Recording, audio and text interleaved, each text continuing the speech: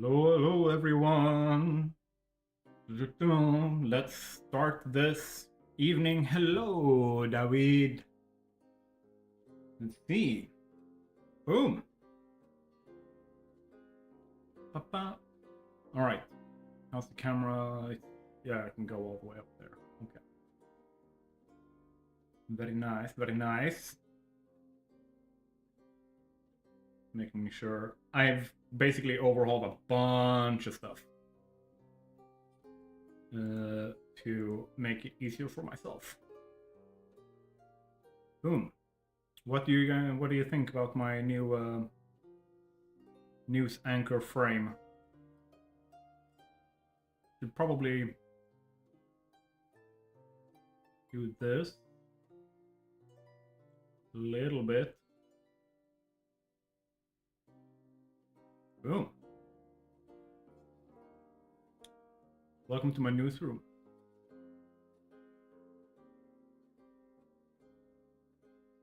I tweaked the background removal a little bit, so it's better at staying. It doesn't like flicker as much, and it's a little bit better.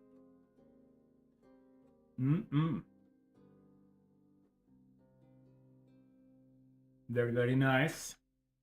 So, welcome to the stream. Friday evening, it's been a week.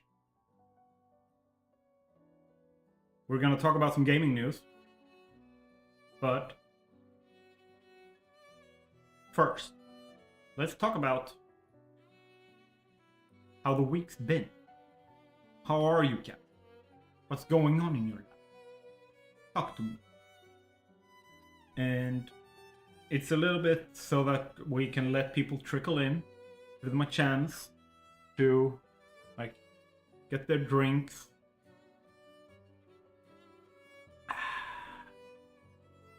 sit down, relax,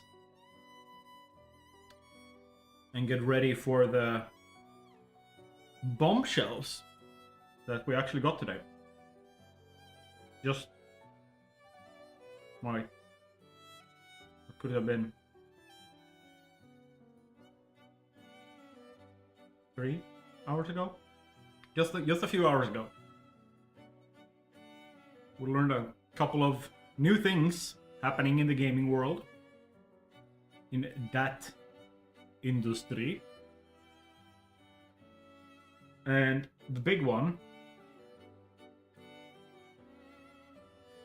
if we skip on over here, if we can make this bigger.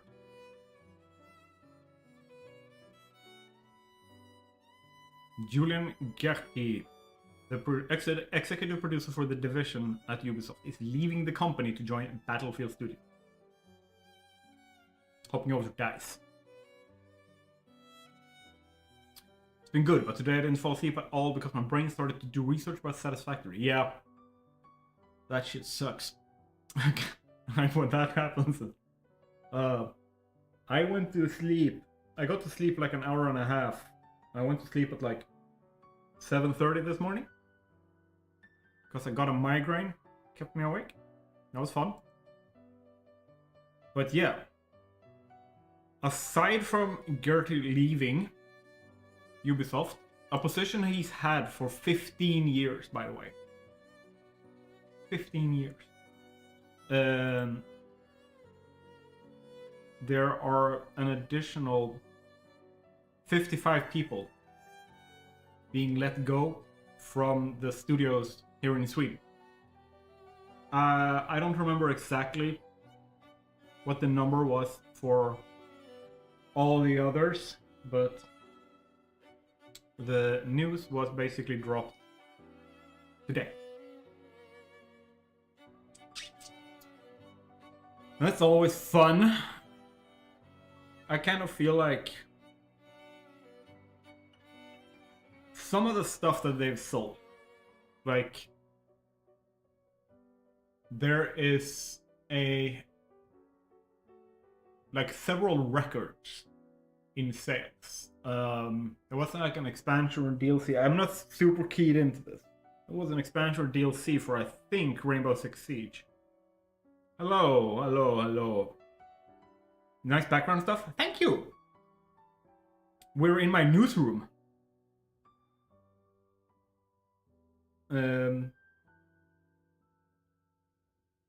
Yeah, it's talked to Empress before about this. Very newsy, yes. Trying to look like a professional over here. I can't use ad blockers because ad blockers also screw me over with YouTube's TOS, so can't block ads. But so just ignore the things on the right side. But yeah, talked about before stream started was that it's kinda even if Ubisoft does something good, even if they manage to break a record, do a really good content release of some kind for a game, which they've done for Avatar as well as I think it's Rainbow Six Siege. I'm not certain. I might be wrong. Don't quote me on that. They've broken records. Like in Ubisoft history, nothing has sold more than what they've sold. But people don't necessarily see it as a positive. Like when this happens, Gertil's leaving Ubisoft. Sorry if I'm butchering that last name. And they're laying off 55 people in Sweden.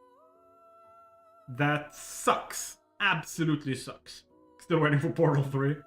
I'm waiting for Half-Life 3, but I've been playing Half-Life. I played Half-Life 2 when it came out, so. Hard G, otherwise correct. Gurgty. Garrity.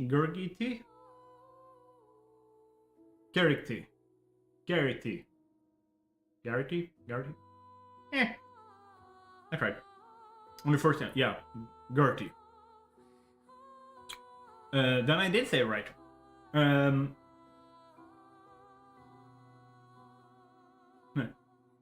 Garrity.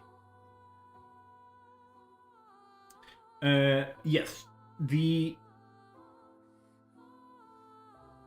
general public will jump up down their throat for the 55 layoffs, 100%. I think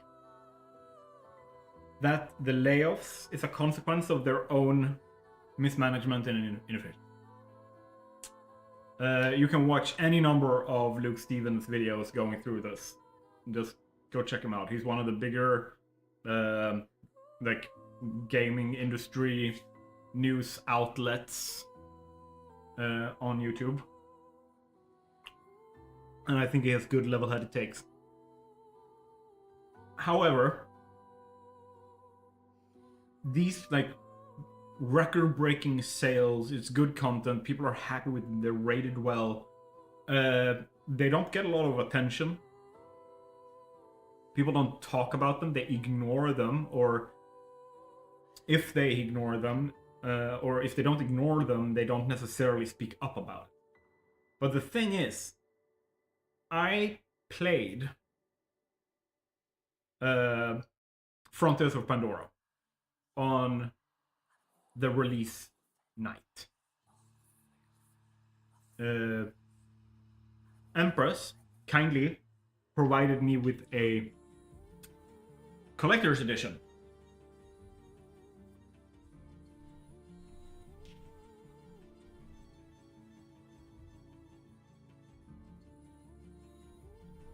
That ended up netting me one of these. Haha. Can I do this? Can we see it? Now let's do this. Check this out.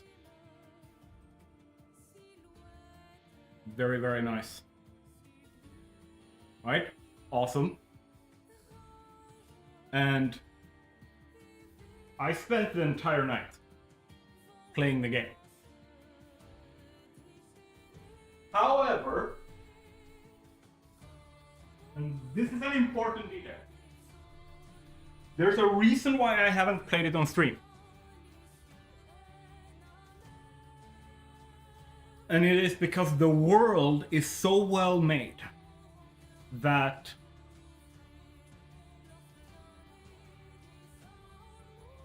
I don't dare to keep playing because I'm never gonna stop.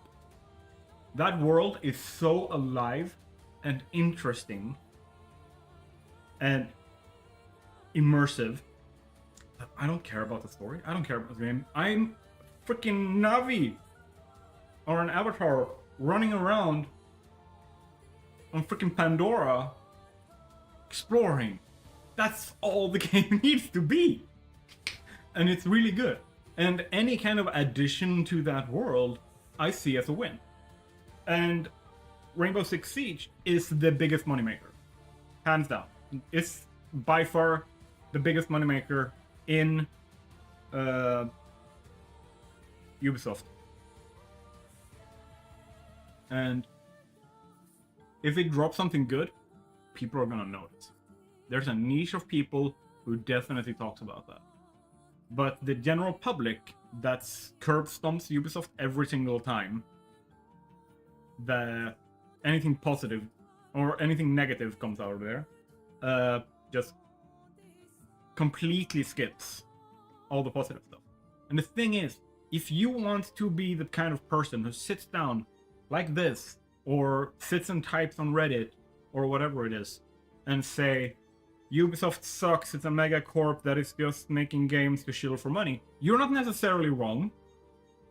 Like, I think that they have been corporatized to the point where the ability to have any kind of flourishing creativity is what's it called? It's the exception, not the rule. That's the word. That's the phrase. And the thing is, I've met these people through Empress, and they are amazing people. They are creative, they're energetic, they have awesome vibes. But everything is filtered through so many layers of corporate approval that by the time it hits publish, identity is gone. The creativity is gone. And what comes out is no longer a creative product. It's no longer a game that is a creative product. It is just a commercial product. And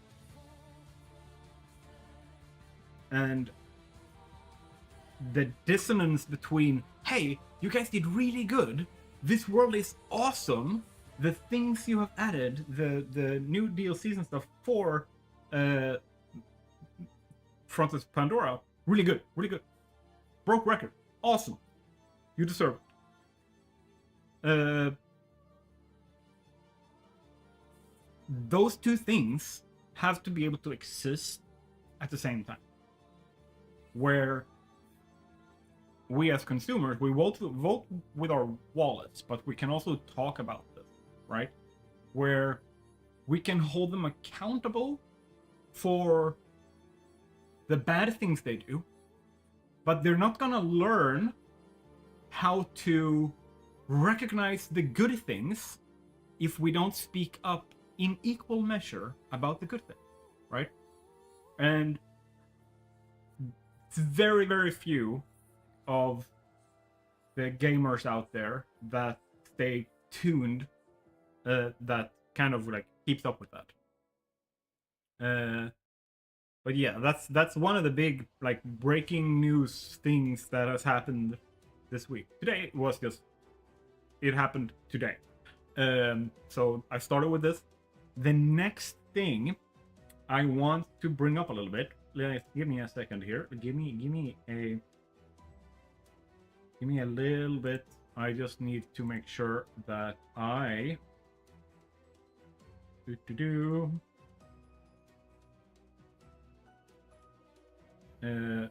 I'm not missing anything here. Right. I promised David a little bit of a story from my childhood with some of the nice burns that I've delivered. Empress has heard of this story, 100%.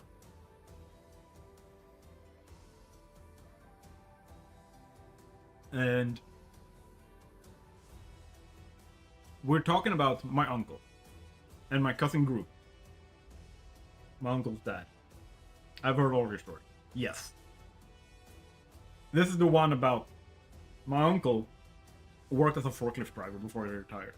And he had gotten run over or been in some kind of accident that broke his leg. So he was in a cast. And this is like the day after or a couple of days after. A couple of days after the accident. And I'm supposed, like, me and Groogy's planning on hanging out. But at this point in his life, Groogy overslept. Like, every single day, he slept, like, until afternoon. And that's because he stayed up all night. Meanwhile, I was always going to bed early. And then I got up. And I went, like, don't worry, I'm gonna call him. We still had landlines and stuff. So I pick up the phone. And I call, and my uncle picks up, and I'm going like, yo, is Groogy awake? And he goes, nope, he's asleep. No, wait, he moved a little bit. Just let me go check. So he puts down the phone. Hello, Charlie. He puts down the phone, and he goes and checks on Groogy. And Groogy's still fast asleep. He's just a very active sleeper, like he moves around a lot. And then he comes back, picks up the phone and says like, nope, he's asleep. And I, to this guy with a broken leg, say, without missing a beat, by the way. Like it just came out. Well, could you do me a favor and go kick him for me? And we're just quiet for a couple of seconds in the phone while we're like processing what just happened. And then he just goes like, damn, proud of you. And we just laugh. And then he says like, you know what, you come over and you can wake him up yourself. So I went over and poured a glass of water on his face. He sits up. He's still asleep, by the way, and like picks up a pillow and threatens to kill me with the pillow in his sleep. Like he didn't wake up. He just sat up. Really freaking funny.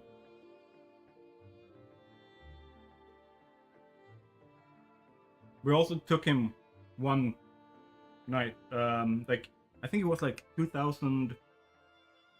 The winter, like 2005, 2006, or 2006, 2007, where he was, like, Groogy was sleeping, like the dead, as usual, and we were like, at this point, his mother had told me explicitly, like, I will clean up, just do whatever you need to wake him up. Whatever you need. Just make sure he gets out of bed. I'm like, that. So what I do is remember that I didn't turn down the music. And give me a second. There. What I do, together with a friend, is we grab a bunch of belts and we wrap him up in his mattress. Big mattress. And now he's just a worm. He's still asleep. And we just open the windows and throw him out the windows on the 3rd floor. Because downstairs was just like maybe 2.5 meters of like a snow drift that had come up against the wall and everything. There was like a massive pile of snow that we threw him into. That was fucking hilarious. Because he wakes up when the cold air hits him from the open window, and we're like carrying him, and he just starts screaming, and you just know like the Doppler effect when he's like, ah! And then like goes very quickly, goes like, ah! And then we just hear because it's more like powder snow. It's fresh snow. Hits and it just everywhere. And he just crawls out, pissed as fuck, and comes in. And we're just like, fucking worth it. Fucking worth it.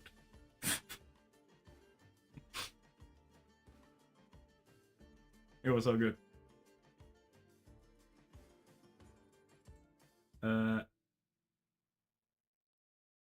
One day when I tried to wake her up, but she started talking about strange things. Sometimes she sings. Yeah, it's really funny. When we were having a role-playing weekend, we grabbed one of my other friends because it was about to be his turn, his character's turn to play in the tabletop role-playing game. And we had been up like for 2 days at this point. And he's like, I'm just gonna go lay down on the couch for like 20 minutes and then I'm ready, because he was still waiting for his turn.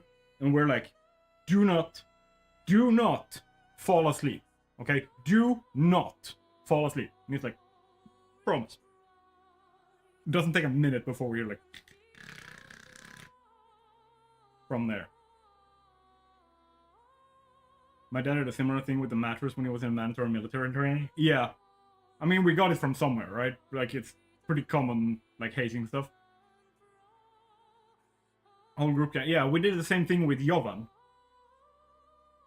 When he fell asleep in a role-playing weekend.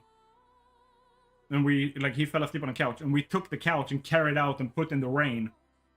On the, at the 4-H club, like, thing. But yeah, okay, yeah. In our case, we were literally just like, he promised not to fall asleep. He fell asleep. Face the consequences. And then we were a bit of a dick and put him outside. Took him a solid like 5 or 6 minutes before he woke up. After we put him out there. It was really fucking funny. But yeah, that was our little bit of an interlude here. Let's see. Yeah, like we talked about before when we were looking at the Ubisoft stuff. We're talking a little bit about record-breaking stuff here. And what I found was something insane. Alert, new Timberborn episode just up. Have fun! Path of Exile 2. There is a concept, for those who don't know. Path of Exile 2 has one central league server, right? And then they have a like legacy standard server where everything gets like punted to after the league server's over. So all your characters, all your stuff and everything just goes shoved into that closet and shut quickly before everything falls out. But there's also the ability to buy new or buy access to private servers where you can use their premium currency, the coins, or whatever they're called, gold, whatever, to actually unlock more slots. And there was a bit of a lull. There was problems happening with the Path of Exile league right now because there was some...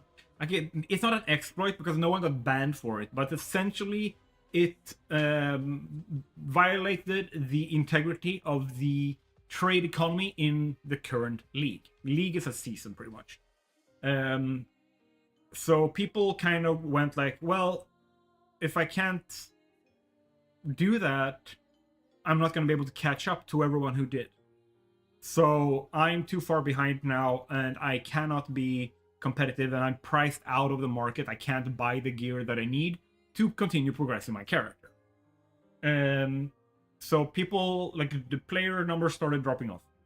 Then a group of streamers, along with some like community support, decided to start up a private server called Second Wind. That private server is like they have explicitly said they expected to have on the high end maybe a couple of thousand people joining. like signing up to play on the private server. Currently, they have over 50,000 people signed up with over 60,000 slots available, which is just... Because here's the thing. On the peak, we're talking like the peak. I'm gonna bring it up here and show you guys. The Steam DB Path of Exile 2. Let's go here. Boom, boop-a-doo. And then I'm gonna show you. Boom. Check this out. Just gonna make this a little bit bigger. On release day, they had over 500,000 concurrent players. This private league, not the main league, not the main server, right? Imagine like if Mojang was running like one central Minecraft server, and then like you had all the private servers, and then some like 4 or 5 people comes in and say like, hey, let's try and like hype people up again. Like, let's try to do something nice and restart the economy for ourselves and just give ourselves a little bit of a chance. And they start a private server. This private server has hit 10% of this. And let me put it like this. The game was so successful that in its, I think its first like 3 weeks or something like that, it completely recouped the entire development cost of the game up until release date. Which is insane. Like, that's how successful this number is. Every league, this is the day we got, like, this is release 0.1.0. This is 0.2.0, 0.3.0, and here's 0.4.0. Okay? And currently, we have 81,000 concurrent players. That's people who are playing the game through Steam only. Like, remember, most of the really like old school hardcore, which is also like a majority of the player base, is using the native launcher for this game. Which means that they are getting, like, they probably have like double this, at least double this concurrent players. And it's insane how a private server is now rivaling these numbers. It's insane. It's completely bonkers. And if this is the number on like day one here, what you can assume is that there's probably like 2.5-3 million people playing. So that's another nice record. And this is the most populated, the most successful private league ever in Path of Exile history. Path of Exile 1 and Path of Exile 2. And Path of Exile 1 has existed since what, 2011, I think? Let's look at that.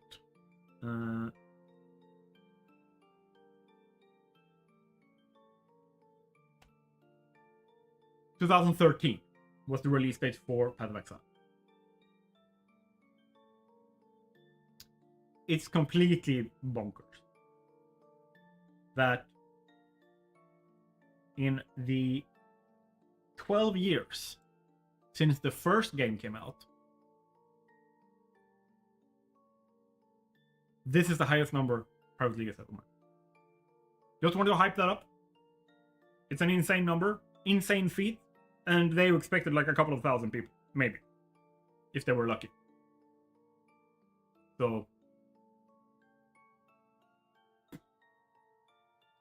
all right. Let's check in. What are your guys' thoughts? Give me your thoughts, give me your opinions. Have you played Path of Exile 2? Do you have any thoughts on it? What do you guys think if you've played? If you've stopped playing, how come?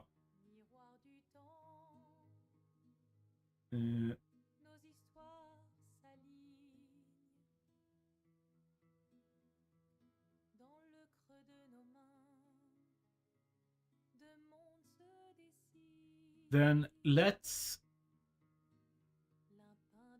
while you guys are thinking, I am going to bring us in to the next big thing that has happened.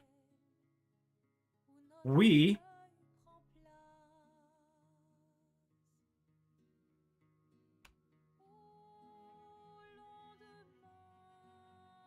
play it and tell how it is. Yeah. Feel free to ask. I have north of 1,000 hours in the game, and while it's one of those games like it's easy to learn, like takes thousands of hours to master, kind of like Satisfactory. And instead of building a factory, you're building a character. That's the difference.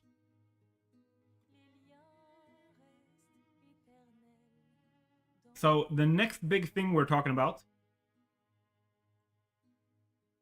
is Hytale. I haven't had a chance to play it. I won't be able to. It's an ARPG, action RPG. So it's in the style of like the inspiration for the game is Diablo 2. And Path of Exile and Path of Exile 2 are including Diablo 4 and Last Epoch and like every other game out there, including all of them. Path of Exile is the titan in the genre. But yeah, Hytale came out January 13th after starting development in 2015. So yeah, there's been a few ups and downs. But Hytale is out.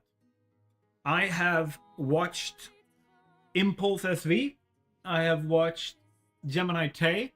I have watched Tango. I have watched Suzuma's coverage of it.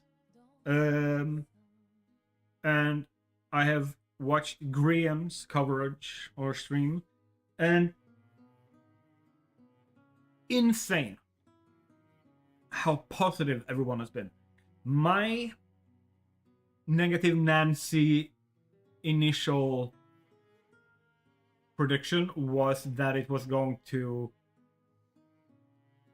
be released and then there was going to be a lot of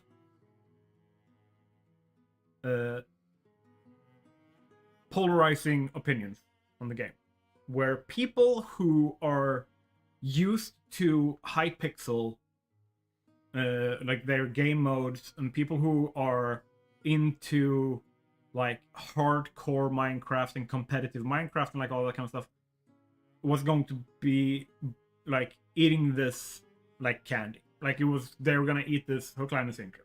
Boom. Yeah.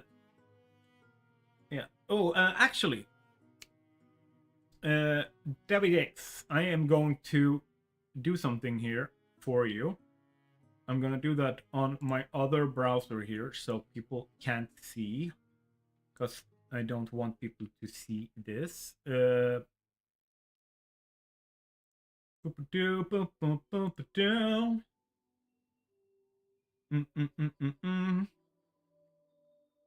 That is the wrong folder with stuff. Bam, there we go.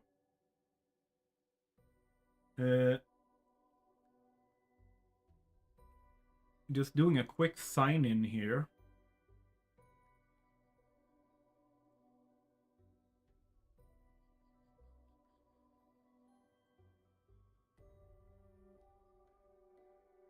Please load. Thank you.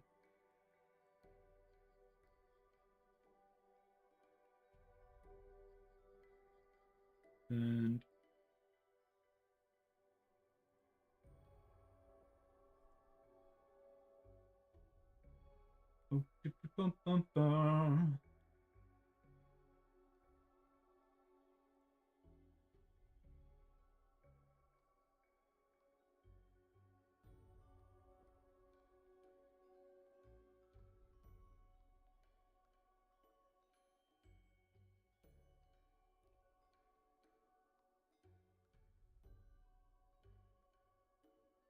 There we go.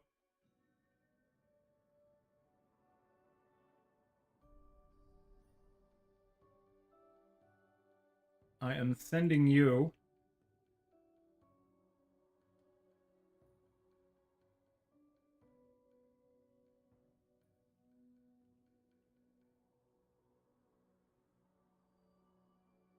this.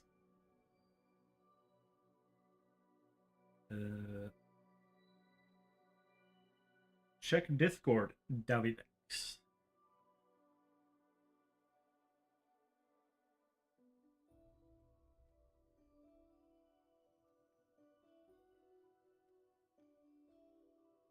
There we go. I have gotten some like supporter packs and stuff like that, some points and stuff, and I've gotten a few free keys that I first of all given to friends. But if you want to try it out, that means like if you use that on their website, not as a Steam thing, you will have early access. Once the game is on a full release, Path of Exile 2 will be free to play. But I wanted in early. Oh yeah, and like whatever you need help with in Path of Exile, just tell me, and I will do my best to help. And okay, let's see. Hytale releases January 13th, 2026. 11 years after it was announced in development. And here's the thing. A lot of stuff went down. Simon Hypixel like started it up. It got bought out by Riot. Riot didn't do shit with it. And then they went, fuck it, we cancel this project. And Simon won't have that. And he bought the project back from them. And now we're here. And it's been a really, really positive reaction to it. Here's my thing. Having watched all the... Like, I've probably watched... Since it came out. I've probably watched like 20, 30 hours of streams of people playing. And there is a thing that I've noticed that I want to segue into. And this is like partially a nitpick, partially a thing like this is something that I reacted to because a lot of people have been talking about and asking the question, is Hytale the game that kills or replaces Minecraft? And I'm gonna say no. And I'm gonna get to why in a minute, but there are multiple factors. The main factor, I think, is that it is such a fundamentally different game than Minecraft that we're looking more at a evolution of a genre rather than a rival on the same level as Minecraft. And that is something that I think Tizuma said, and I think I agree with that. Like, I'm not gonna take credit for his statement, but I'm gonna agree with it. And here's the thing.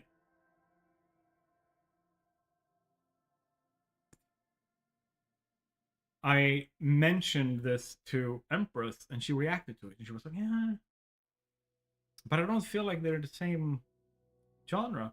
And I agree. Because that's kind of what I want to talk about.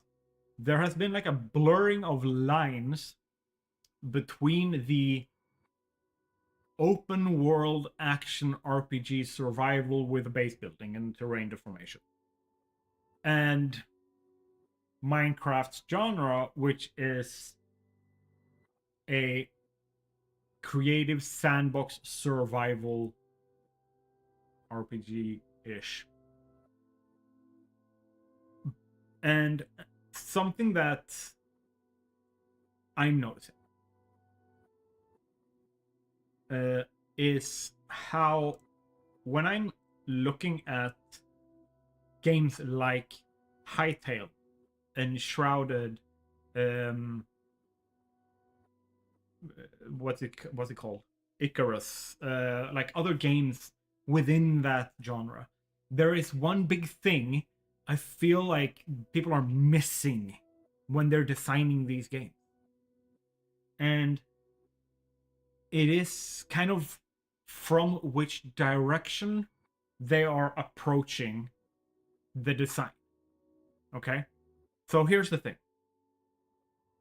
When you design a game, modern game design, you, especially with world building and narrative stuff and lore and all of that involved, what you do is you come up with a story and a world and the concept and the vibe and the tone and like all that kind of stuff. And then you kind of reverse engineer from that and adapt what you've come up with so that it fits like the available technology, or develop the new technology that you might need to make the game, like all that kind of stuff. And then you have a game like Hytale or Enshrouded or anything else like that, where you come into the world, and here's a big thing. It has a story, right? The world of Hytale, if I remember correctly, is called Orbis. And here's the thing. That little detail means that the world is already named. It's kind of like when you open up a new save file and like you open a new world in Satisfactory, regardless of how many times you open it, the name of that planet will remain the same.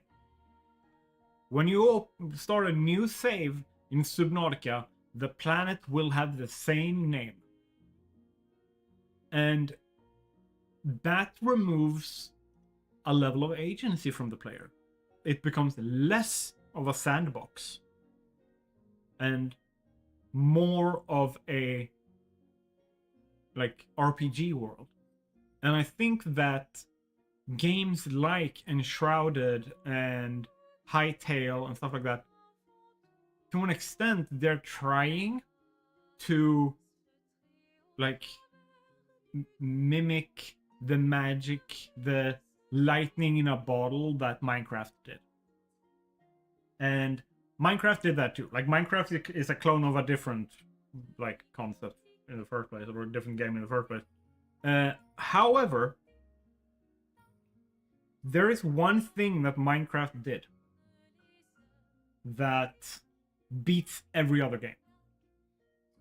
And it's something that Satisfactory is close to. Like, I think it's closer than Hytale. I think it's closer to that than Enshrouded is. And that is player agents.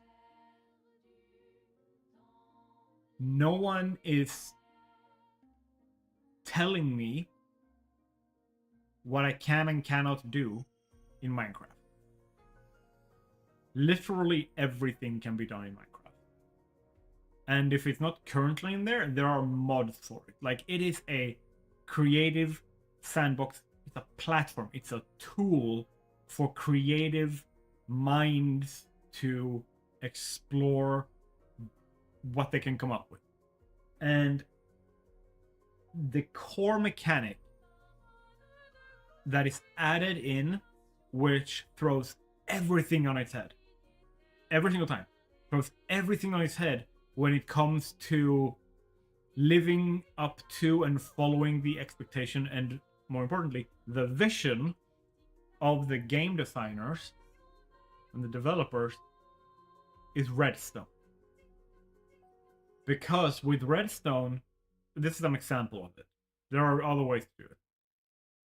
Redstone allows you to be building things that the developers and designers never conceived of. Like, I don't think anyone, when Redstone was implemented, like, thought that, you know what?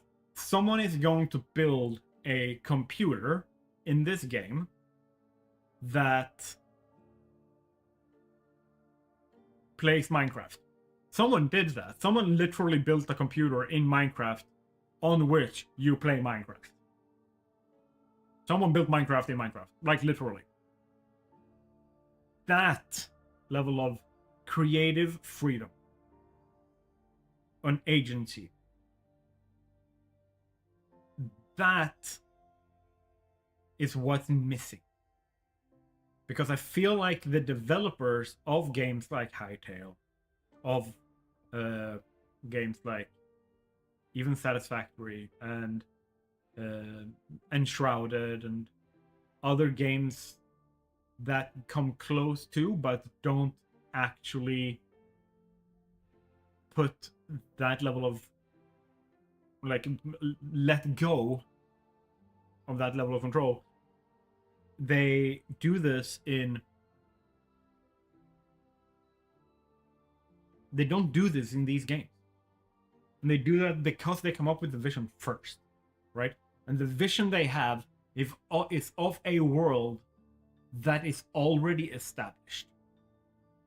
Or an empty world in which they can place updates. In a world where they can add lore and world building and story content. Which I think is the wrong way to go about it. I think that what they should do is look at something like Hytale and break it down into, how do we have this world that looks this good, that feels this good to play, which have all of these features, but also where at its core what it is a toolbox for creative discovery and exploration. And that is something that I feel like Hytale, Satisfactory, Enshrouded, like, there are so many games that are saying, hey, here's a sandbox. And then they're like also going, well, we're not gonna put in logic gates for you guys because that just means you will absolutely break the game and like break the balance of the game. Like, here's the thing. Yeah, that's the point. Like,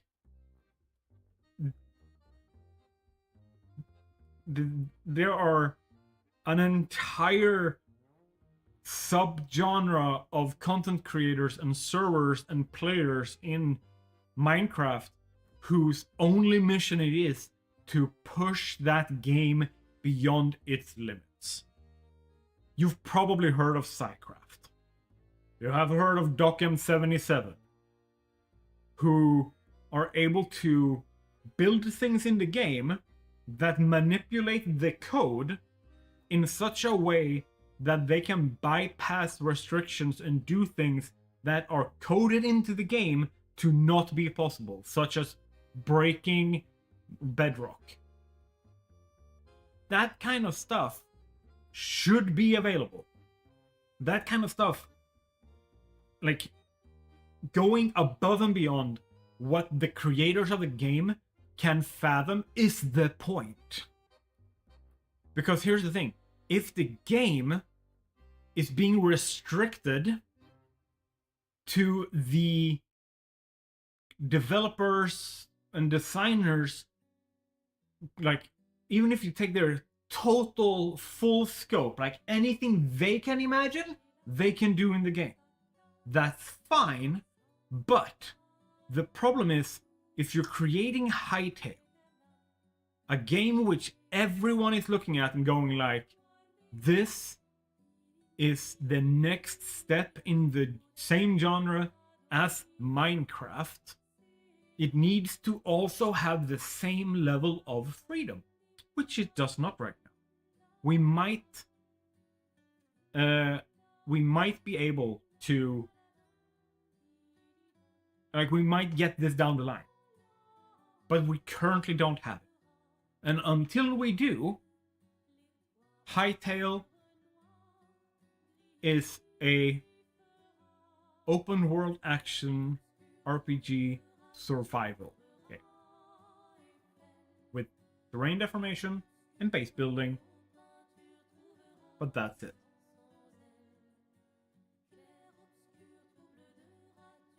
And when you look at it in that specific genre, it is not the next step of the genre. It is not pushing the genre forward. Because on the throne there right now, you have a game like Enshrouded. And in my opinion, Enshrouded is going the right direction.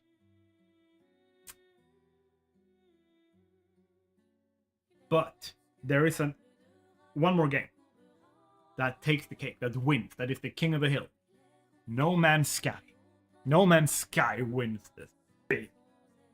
Because they are teetering of the edge of you can be Minecraft in space. They're so close. And let's see, what did you say? Can you give me the link to redeem the code because I can't find it? Let me look it up for you.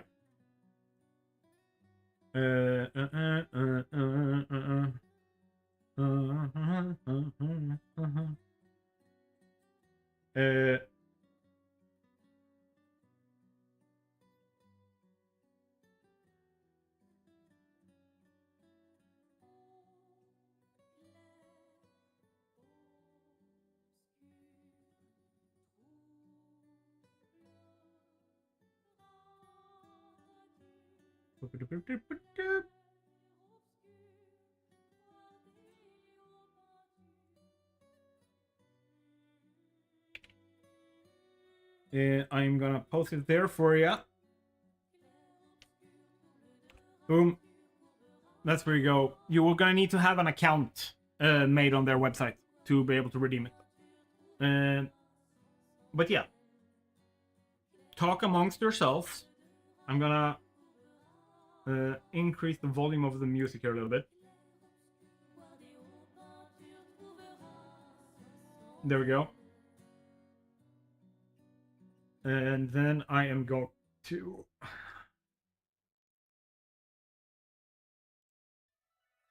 do this. And I'm going to just head to the bathroom. I'll be right back.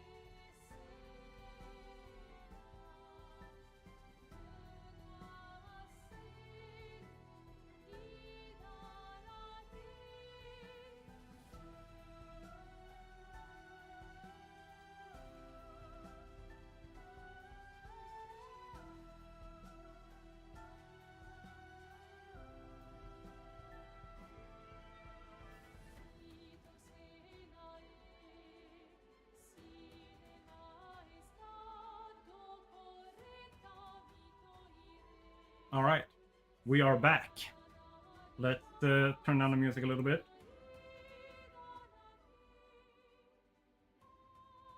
There. All right. So yeah, what I think is that instead of continuing, because it's not too late. It's not too late. This can be fixed. This can be saved, in my opinion. Like, the game's probably going to be great in the end. Have no doubt. However, what they kind of need to do is come at it from the other direction. Like, they need to stop predetermining the scope of the creative vision of the game and just make the toolbox and give it to the players. That's kind of what they need to do. And then they need to keep expanding that toolbox. Like how Minecraft does. They don't, like, if they add in implied world building and stuff, they still don't give it, like, here's the origin, here's the story, here's the important characters, here's the name of the world, like that kind of stuff. Aside from giving the dimensions name, I decide what the world is called, right? And hopefully, the Hytale developers know.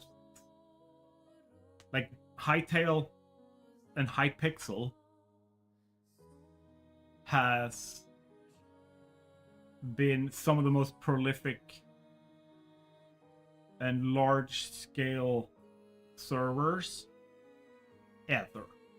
Like, literally ever. And it has created some of the most legendary Minecraft players, like Technoblade. And there is no way, just no way, that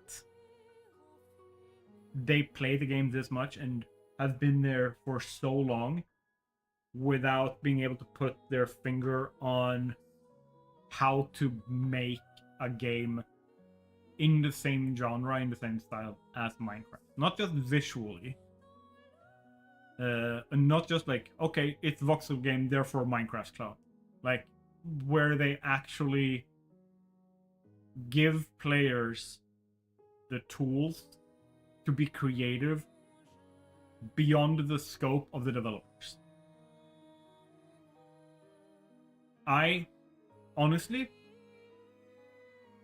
I wish and I hope beyond all hope that they do the same thing for Enshrouded.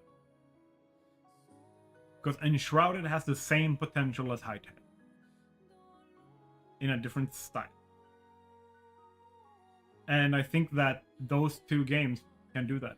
I think that the only thing required by Satisfactory to enter that exact same playing field is adding in logic to the game, as in like logic blocks, logic buildable. Give us gates, give us wiring for like programmable stuff, and you've got it. You've got it.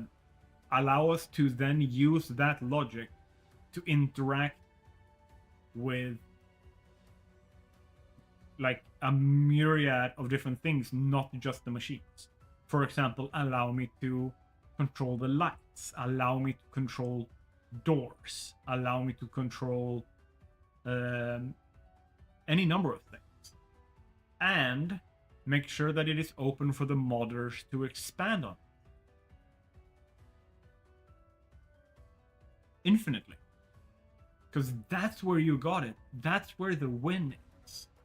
That's where the actual longevity is. It's why Minecraft is one of the most played and highest number of sold game copies in gaming history. It is because is not like the developers that are making the game that we're playing. They made the toolbox, they made the sandbox in which we can build with that toolbox, but then they've backed off and focused on just giving us more tools. And then we get to be creative. And I think that because people are trying to kind of do all of it at the same time, they get caught up in the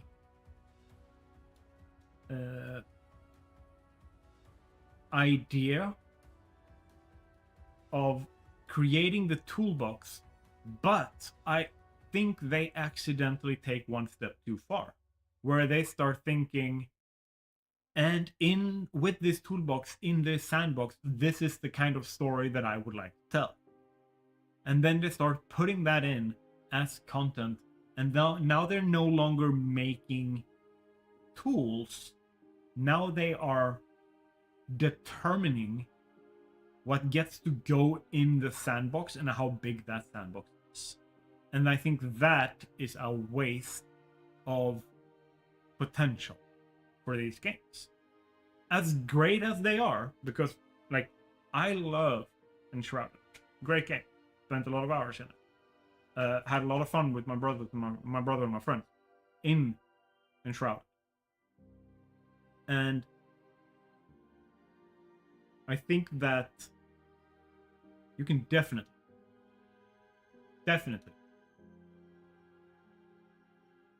get these games to Minecraft level and beyond if they just take a step back, focus on the tool. Please focus on the tools. Give us the tools that we need to be creative. And here's the best part: the tools aren't going away. If a developer of Minecraft goes, hey, you know what? I have an idea.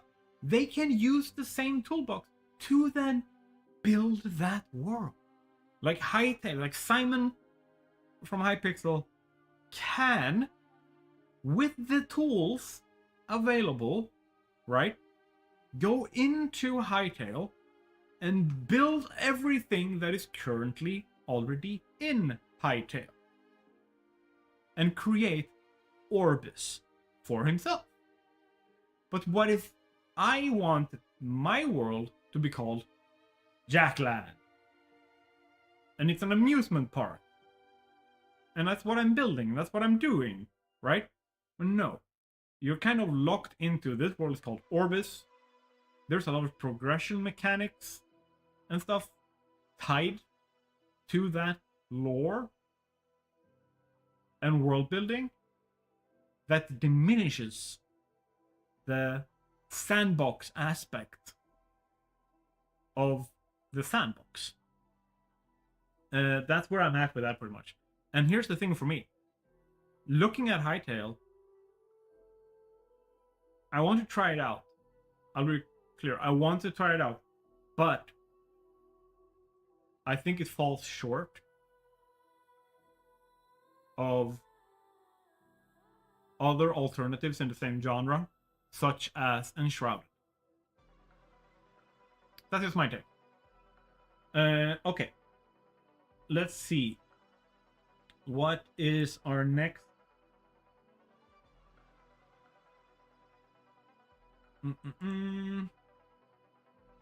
All right. We're actually pretty much done with the gaming news. Please tell me, what do you guys think? Have you seen Hypixel? Have you tried Hypixel or Hytale? What's your impression of it? What kind of thoughts do you have? Or you're like where I'm at, where you're like, okay, I see the potential, but I also see the risks and the potential pitfalls. Or are you like, no, the 10 out of 10 best Minecraft ever, I will stop playing Minecraft now, I'll play this? Or are you going like, yeah, this just reinforced Minecraft is the game, this is the GOAT? I'm not playing Hytale. Bye. Like, where are you at in like on the spectrum? What's your thoughts? What's your opinion? With that said, let me just go back here and round this out so that we can hop over and play some game. We're going to be playing Star Rupture. And when we left off last time, I don't remember, it's a week ago. It feels like it's a month ago. I feel like last time we had just set up, was it calcium mining? So we unlocked like some stuff, some parts that we're going to need. I feel like that's where we were. That's what I can remember. All right. I'm going to pause you.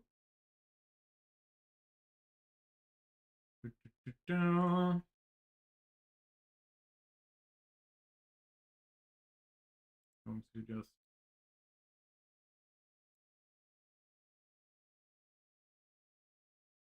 do that. I'm gonna do this. And we are going to boom and do that. Can you guys still hear me fine? Boom.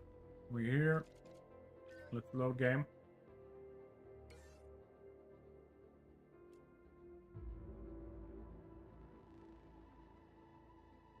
And then once it's loaded, I will bring you guys in as well.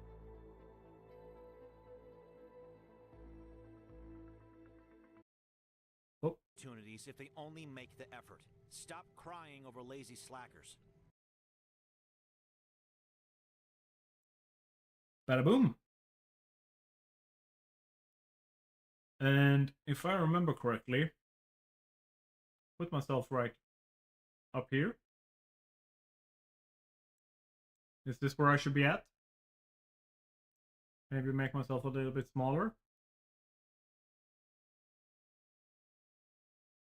Or do I put myself... Nope, then I am in the way. I'm just gonna put myself here. Bam!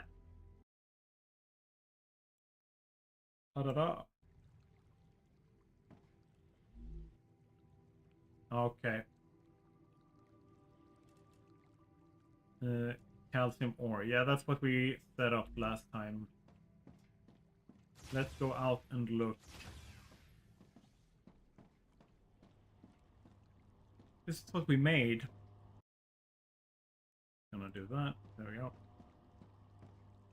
Feel like it didn't save audio.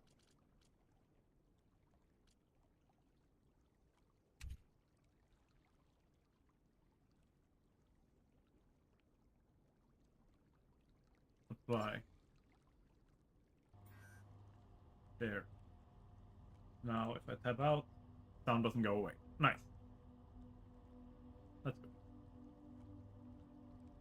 good. There we go. Right. And some stuff is being made. We're bringing in titanium and wolfram. And then over here, some of this stuff is going into this. What are we... Like, we're sending in 3 things.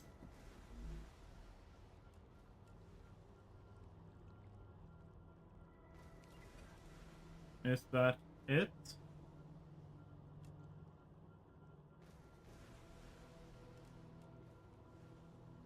And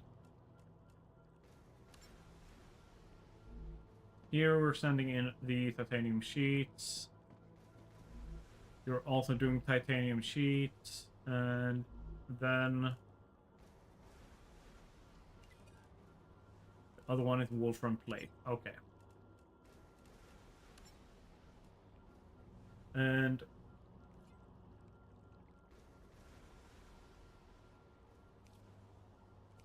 I'm just looking at what do I need. I might need to look at the screen thingy to be able to do this. Here.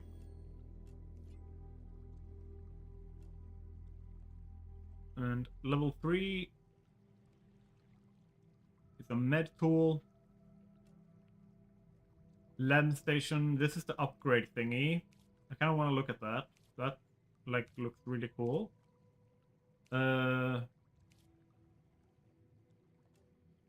Compounder. Bada boom. Helium extractor is a level 6 thing. I have level 4 in the Selenium Corporation. Large kind of mega press, refinery, assembler. Is it here?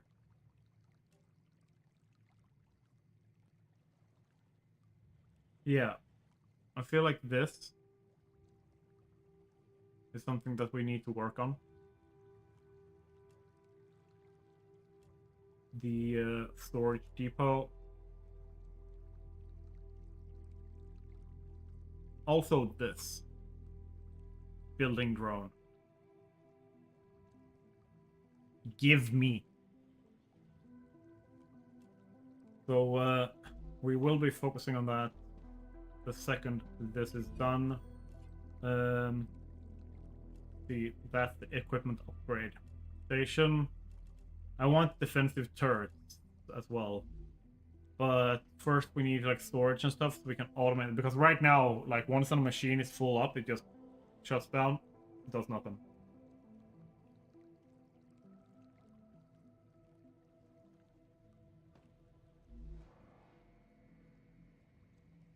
Let's do that. Because we want to build more. My question is, how much space do we have?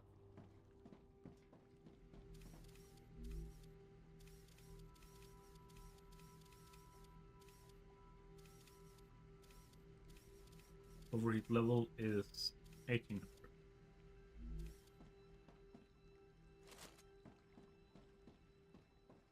Can we potentially scavenge stuff that will help us with the research point, like the tech point? Because that might help.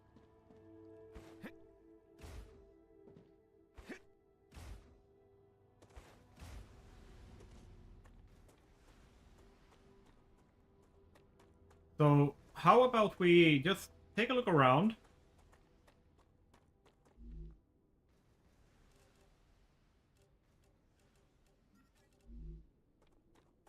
And find more helium.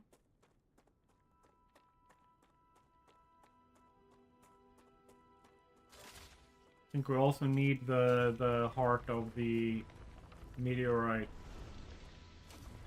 stuff here. Bada boom. Bada boom.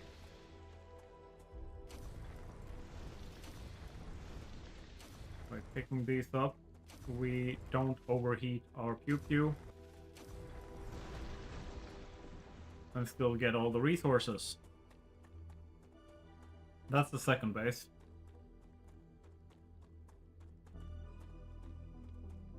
Let's pick this up. Acquired.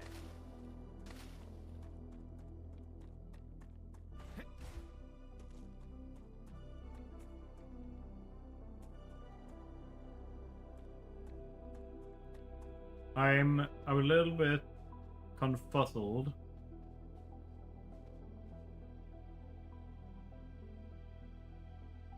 I have no sense of scale for how large the world is. And I kind of feel a little bit lost. Like, can I go to that? Or is that a backdrop thing that I can never get to? Same thing with that. Same thing with that. Like, how big is the world?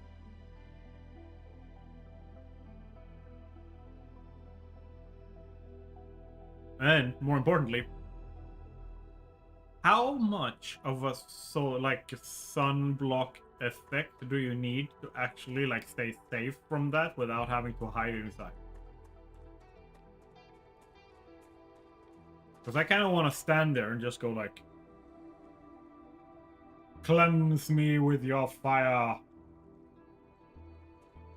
We'll see if that works.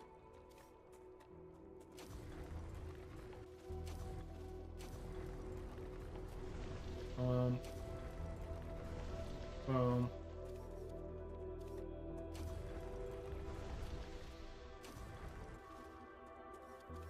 There we go. Boom. Boom. Boom. Bada boom.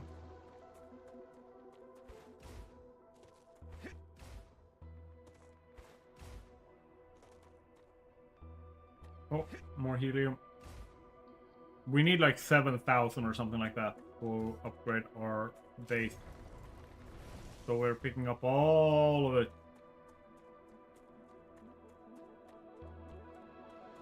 Because we can not extract it ourselves yet. Oh, these are bad boys.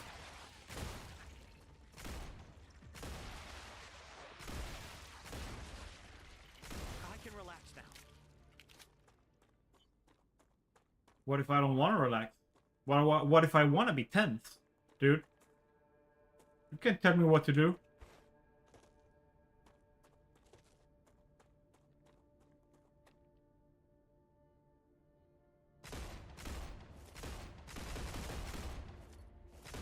Changing mags.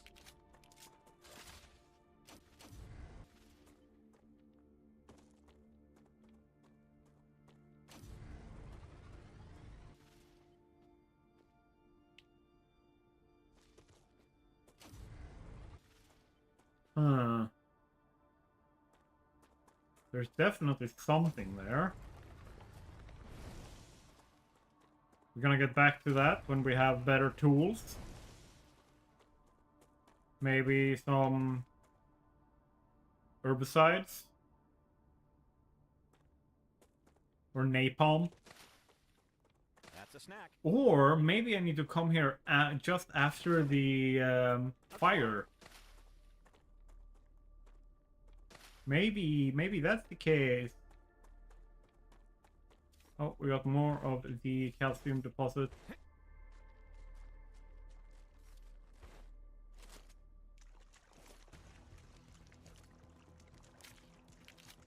It helps a lot more if I reloaded. Thank you. There we go. Come at me. Congratulations. With another order fulfilled, you were able to increase your trust level within the Griffiths Blue Corporation. Oopa. Whoa, shit, that scared the crap out of me. Should have paid attention to that the music did not change. Oh, there's another of those monoliths.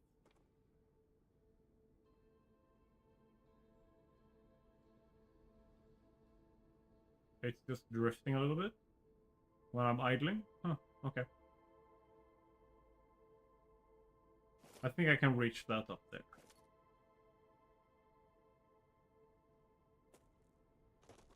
I'm gonna try that, but I'll do it after the next solar flare, I think.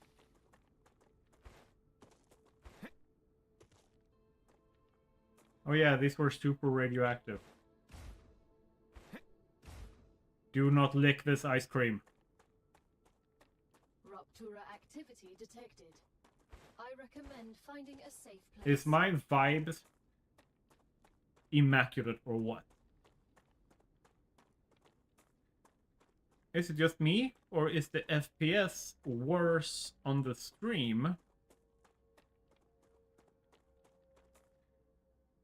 than it is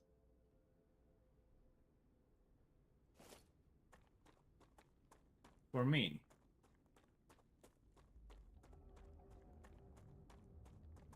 Nope. It's just me being paranoid. Alright. Let's see. That's a snack. Nom nom nom nom nom.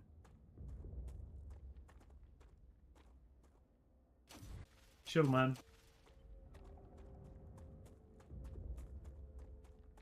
No need to blow up at me.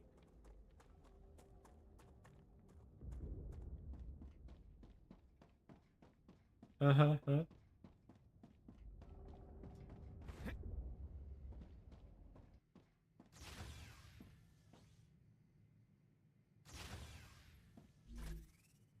Boom. And put that away. Wave warning. I don't know what you're talking about. I'll wave. Hello. Hello. Or that wasn't what you meant? Shit, I'm sorry. No need to blow up.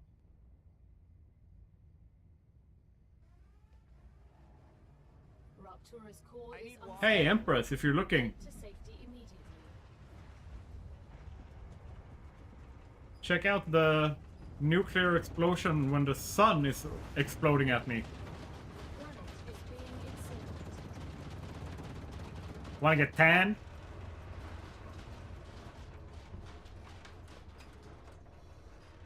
Tanning booth.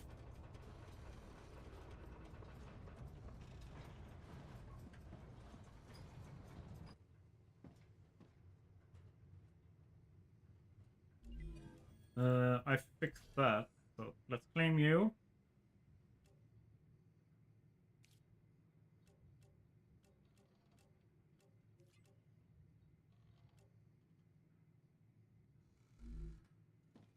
And when we can get back out again, we'll start this up. So we get the storage depot thingies. We also want a different perspective for building. And pick up some of that stuff while we're at it. Oh, it's so much to do. How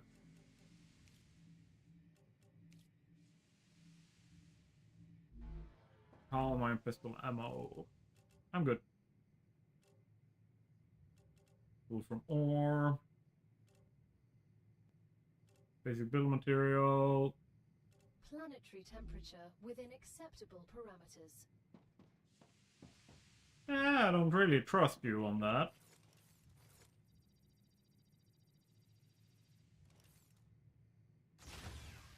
Let's go have a look. Yeah, those are not blue.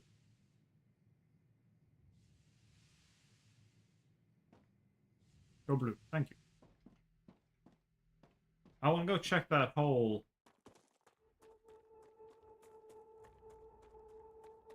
I have yet to see a hole I don't want to get into. Please don't take that out of context. I just realized what that can sound like.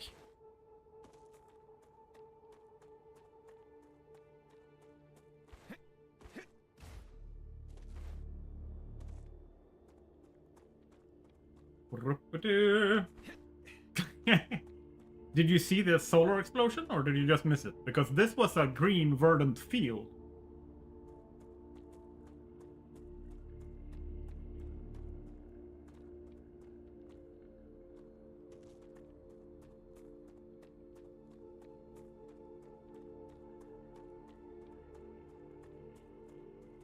Ah, the hole comment. Yeah, okay. Yeah, no, I found a hole before that was overgrown with vines and stuff. But I have a feeling they are slightly less present after a sun has sneezed at the planet.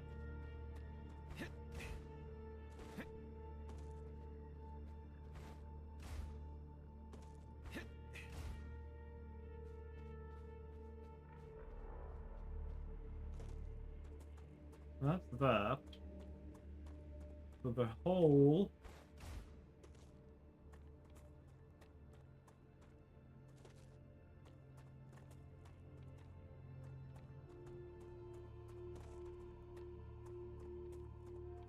You didn't follow the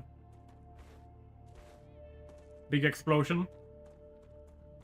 No, the thing is that sun, we can't see it right now because there's too much ash in the air. But that sun is incredibly volatile. And the planet we have been dropped off on has a lot of incredibly important resources and scientific value. And our job is to kind of secure those resources and do the research. And what that comes down to is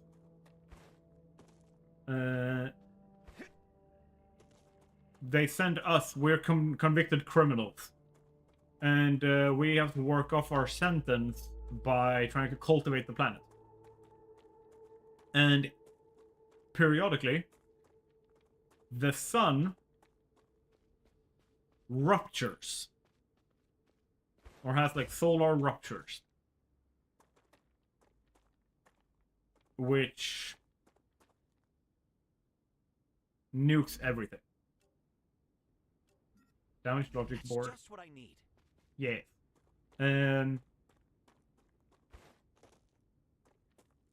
It kind of like resets the planet a little bit.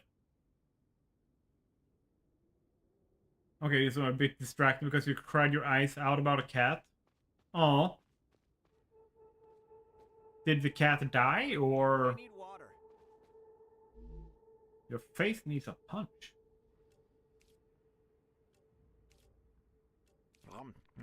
No. Chew your mouth closed.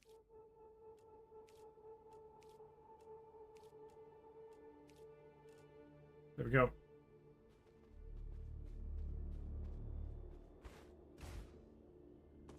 Now I lost where that hole was.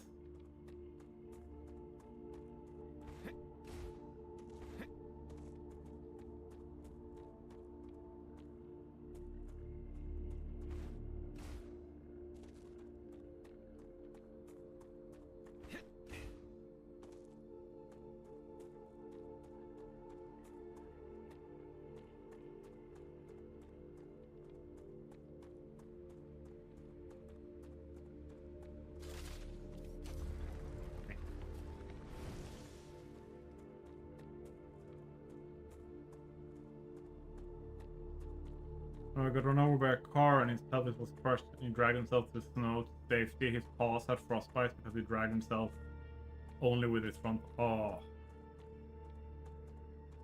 That's horrible.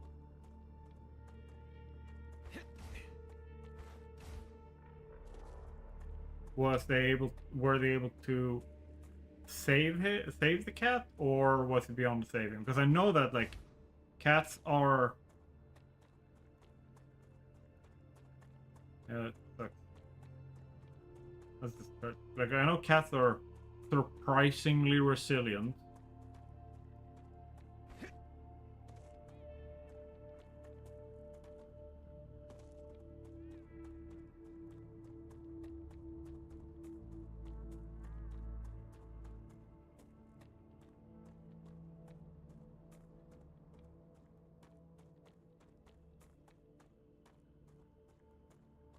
Ah, here's the hole.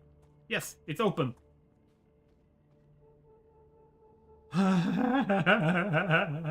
No. No. Shit, that looked like I was going to crawl into, like, Cthulhu's anus or something. The vets are hopeful, but the surgery costs 60 to 100... Oh. Ow.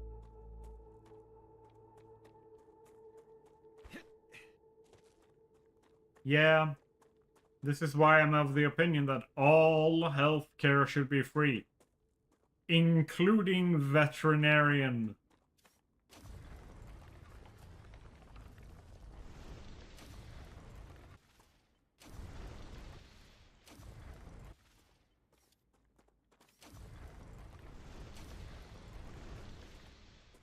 Yeah.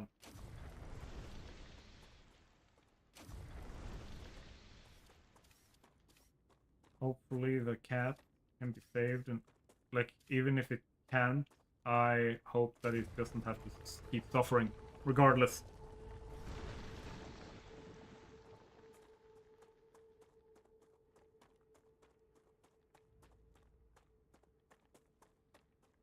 Yeah. Did you see the hole?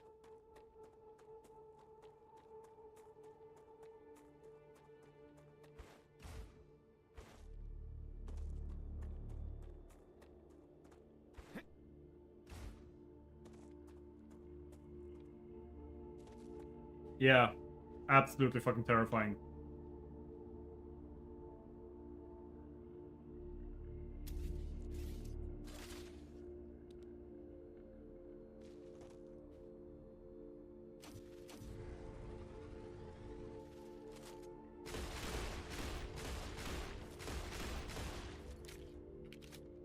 I'm getting hit markers.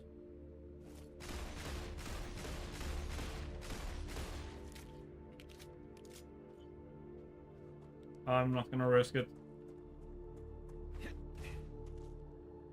Yeah, I really do hope that the cat, regardless of outcome, doesn't have to suffer. Because we also have, remember, humans. There's also the risk that these humans will force that cat to live potentially for years with massive pain because they can't let go and do what's best for the cat. Come here.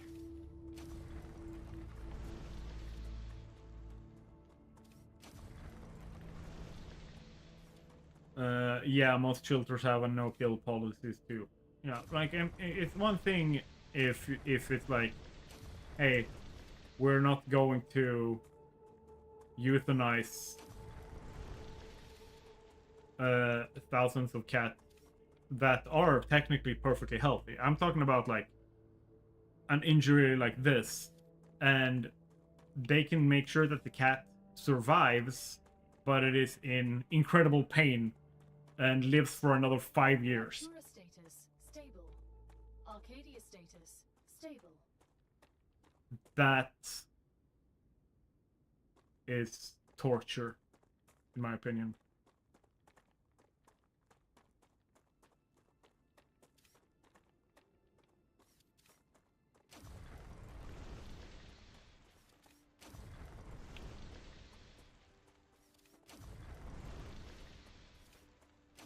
Because there are plenty of humans who will do that.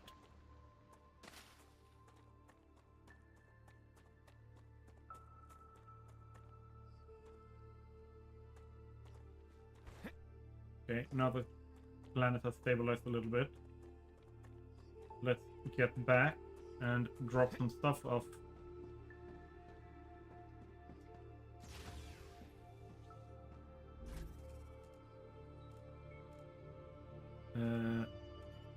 Here?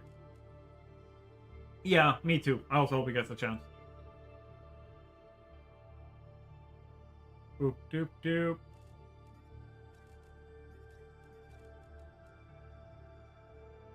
And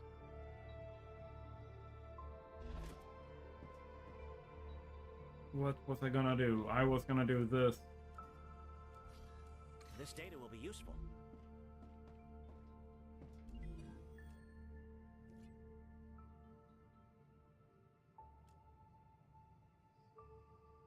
Order completed. Clever Robotics cares about you, and so they have another reward waiting for you in the terminal. They also ask that you keep an eye out for old model drones lost on Arcadia. Yeah. They might contain useful items. I know, I've already picked those up. No, it's fine. Like, it's fine. I'm happy that you come and share. I think it's good in one way. Like, absolutely horrible. Let me preface. Okay. Absolutely horrible event. Absolutely horrible thing that happened to that cat. But it puts things in perspective. It makes me realize, and I hope that it makes other people realize as well, that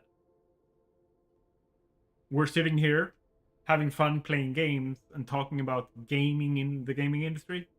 And while the gaming industry has a very real effect on people's financial safety and health, it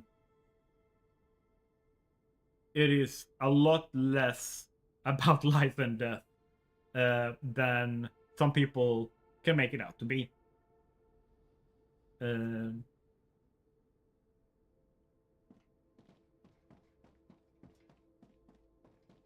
Let's see. Just what I need. I don't need that.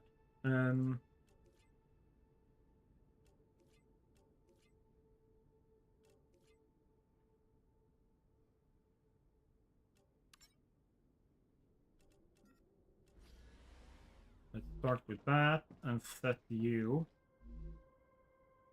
to now make those instead. And put you guys in there.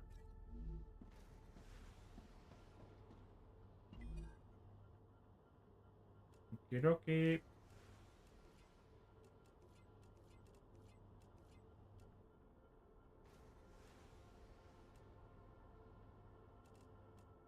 And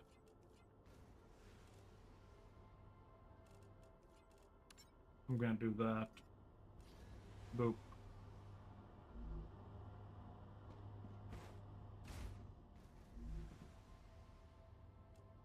I'm gonna pick you up.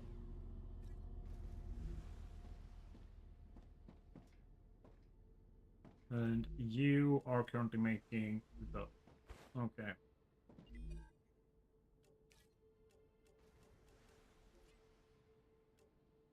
Boop.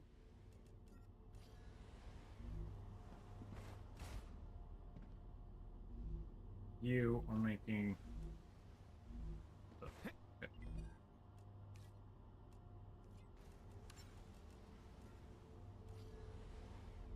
There we go.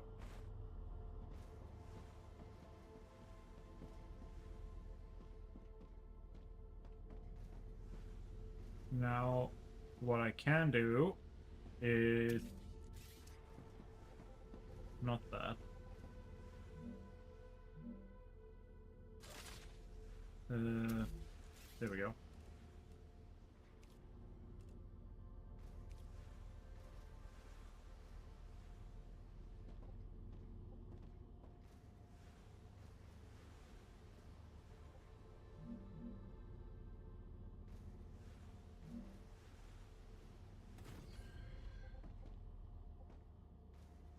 And rail.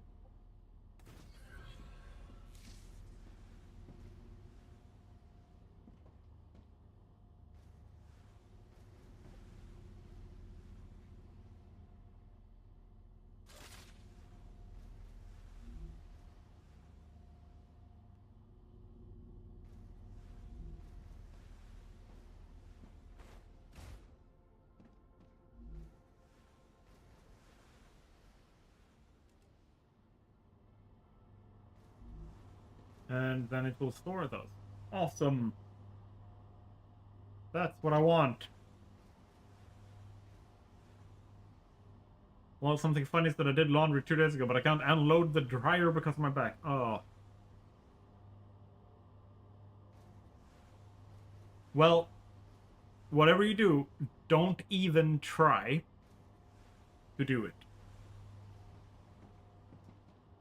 That's a great way of screwing yourself over even more.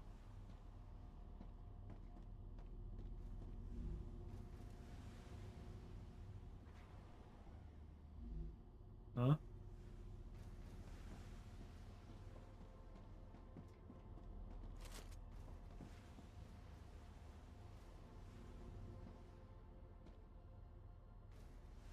But all my socks are in there. Yeah, well... That's okay. You're not going anywhere.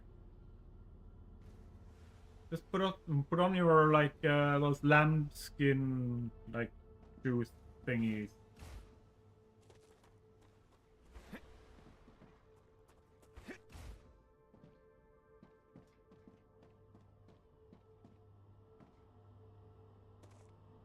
Eh.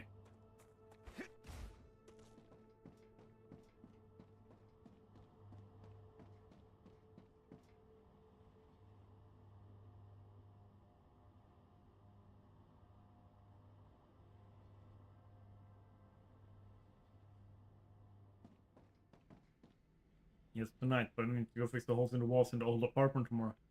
Yes.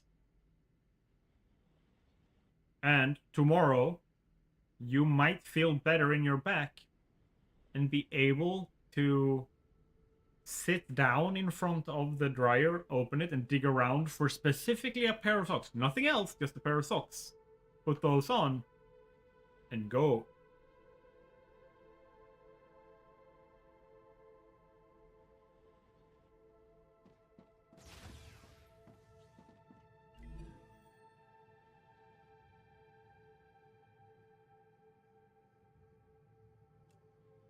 Awesome.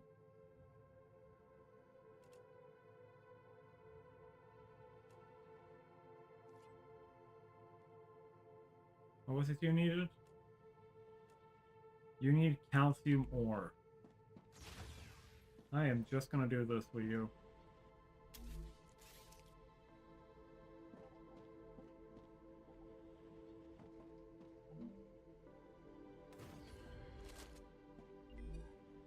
And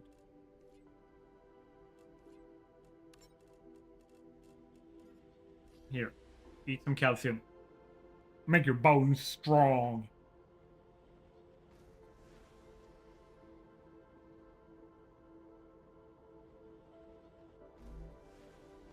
Okay, so I'm going to need 300 calcium.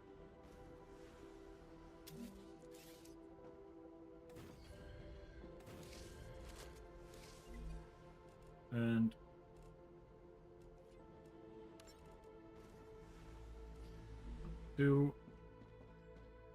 have I put calcium in here, or do I need to go over and pick up? I need to go over and pick up some. Whee! But the world looks good. I mean, this looks amazing.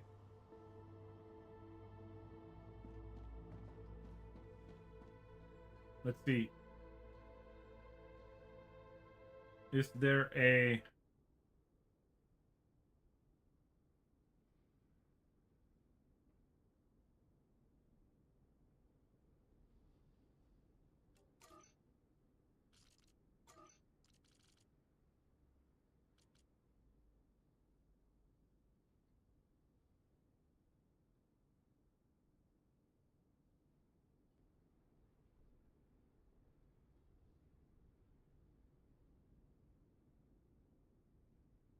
Nope.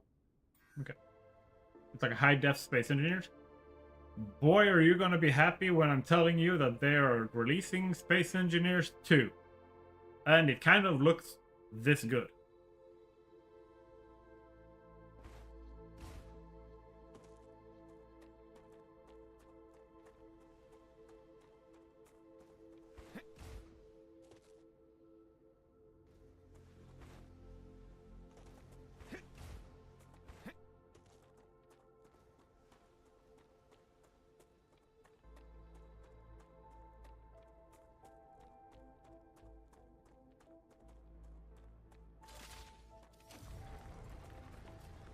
Let's just hold out, and we will soon have another rupture, and you will get, like, that thing exploding.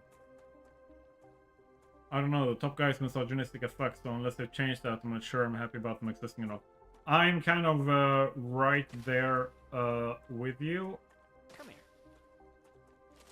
here. Changing mags.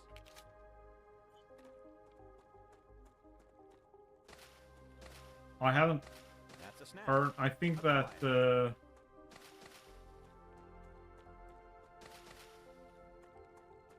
I think, what is his name? Marek Rosa, I think is his name. I think he's still involved to a certain degree. And I'm kind of right there with you. I kind of said it as a joke, just so you are aware. I'm gonna play the game.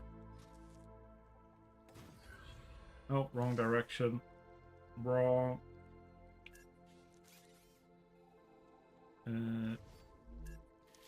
Because it's my side hustle, like I kind of need to know about the game. But ever since that came out,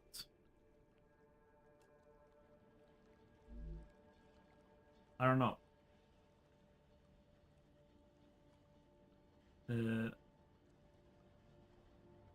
I just got a bad taste in my mouth playing the game, even if the game is good. Like, my major reason for not playing Space Engineers, like the first one, is because it has so many flaws that it feels broken to play.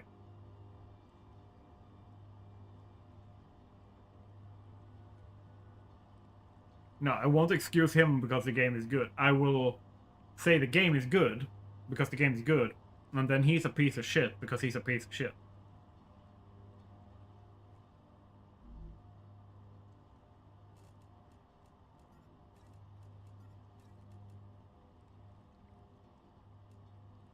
Also, let's be clear. Most of the money that Marek Rosa is making, it does not come from Space Engineers or King Softworks or whatever it's called. If I remember correctly, most of his work, like most of his money, comes from licensing fees for the physics engine that they're using in their game engine. Because it's so good that it's used in like research and stuff.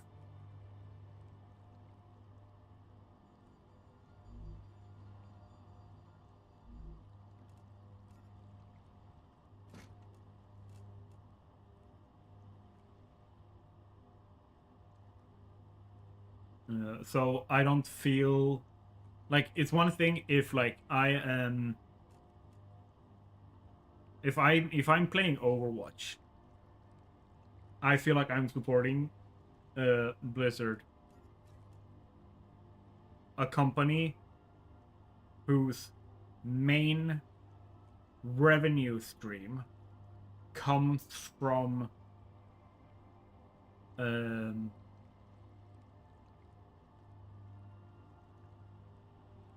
the microtransactions from games like Overwatch. I don't want to Oh, yes. feed that machine. But for a game like Space Engineers and Space Engineers 2, it's like That's a snack. it is such a minor amount of the resources that goes into their pocket, even if you take all the players combined, that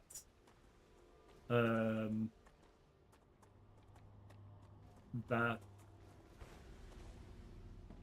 Marek Rosa will be able to do the Marek Rosa things anyway.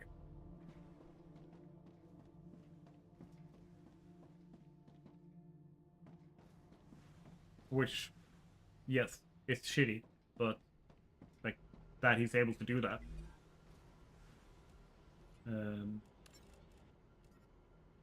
But I feel like me spending a little bit of money to try the game out and see what I feel about it doesn't platform or fund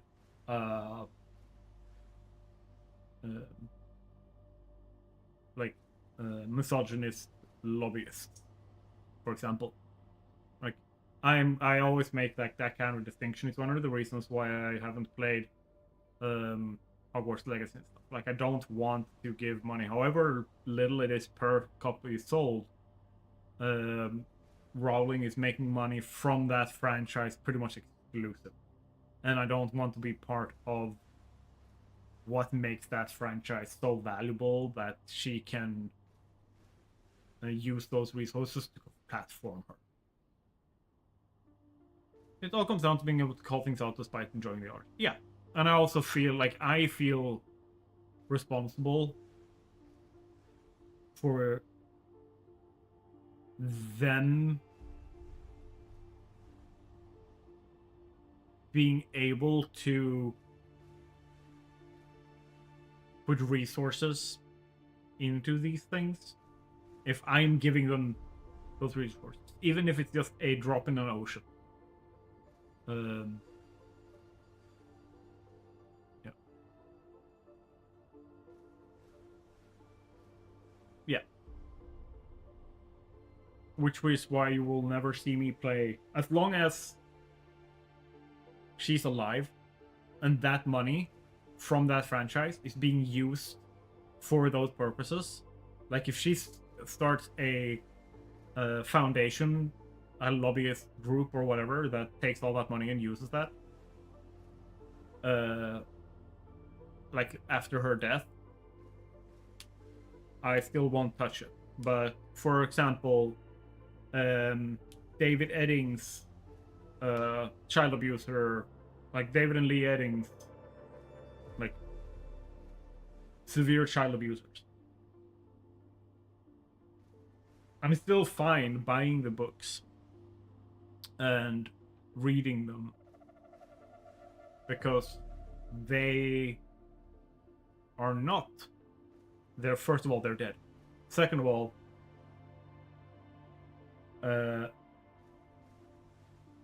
they aren't using their resources to fund lobbying groups that says child abuse is okay.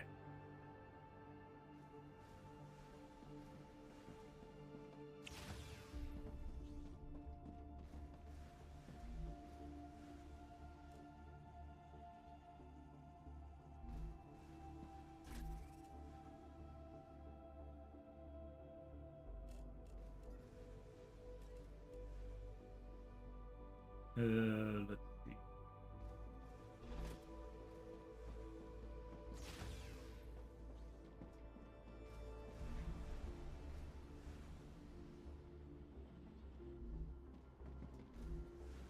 You're almost done. And you're doing your thing. Ta-ta.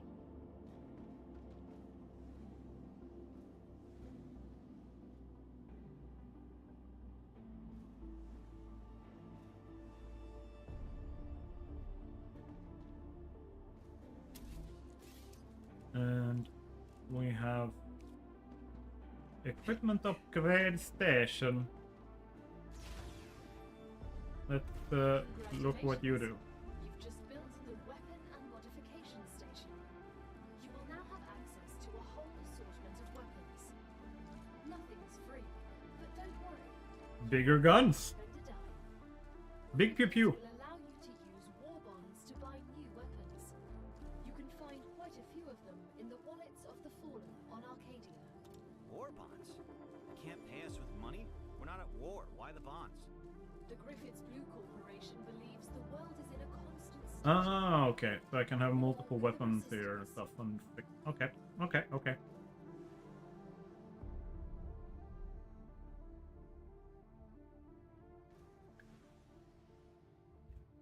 But yeah, so far Space Engineers 2 looks really impressive. I can see from what I've been shown and what's on YouTube, it feels like they are doing like the building it back up from the ground up with fixing the architectural problems that was in the first game, specifically when it relates to multiplayer. I feel like they have that in mind. I also feel like they have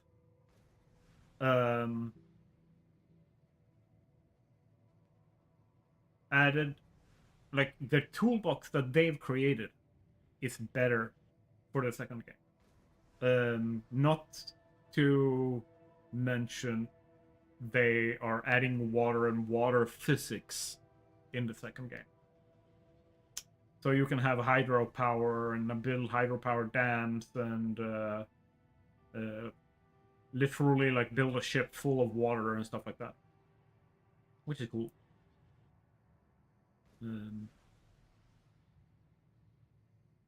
I feel like in the build system as well looks like it has gotten, like, quality of life has gotten a big facelift for second game. But I'm still gonna, just like I did with the first Space Engineers, I am basically going to wait another like year and a half before I take a look at it. I feel like it should get chance to be like feature complete. It was fun but it was a bit potato, yeah. You took that dope. Oh, that photo.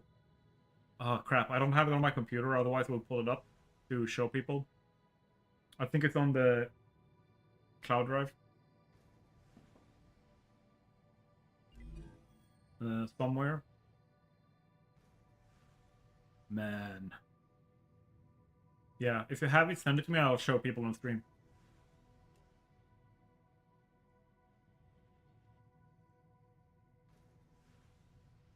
It'd be so cool.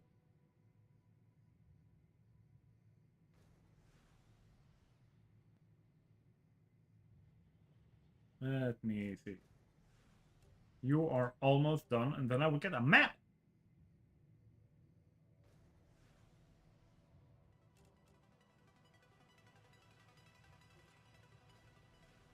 And soon we will have the building grown.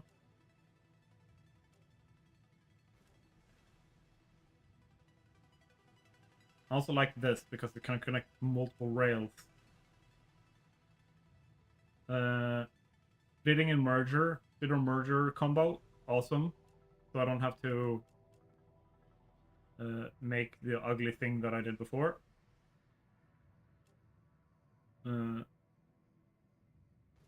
Oh, that's cool.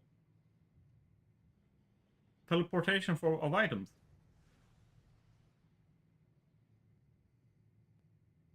Multi-rail, 5 rail.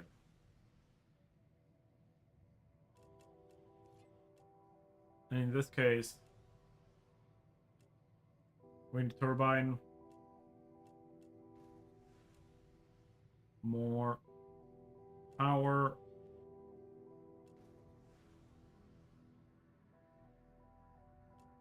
Wind turbine 2, and inventory upgrade.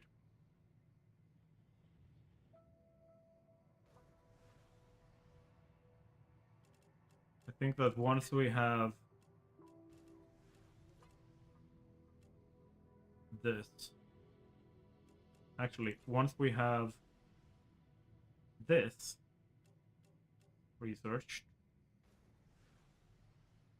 we will switch over to doing more defense stuff, because I really want the defensive turrets, because I don't want the base to be wrecked because I didn't put up turrets. I don't know how intense the base defense mechanics are going to be.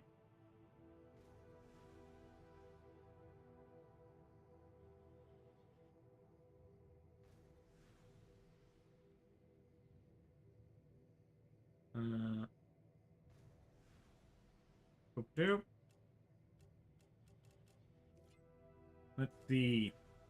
Oh, there we go. Almost done. Gimme map. Gimme.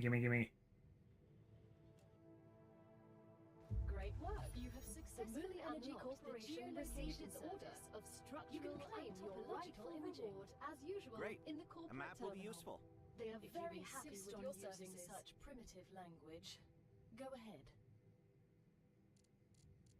All right.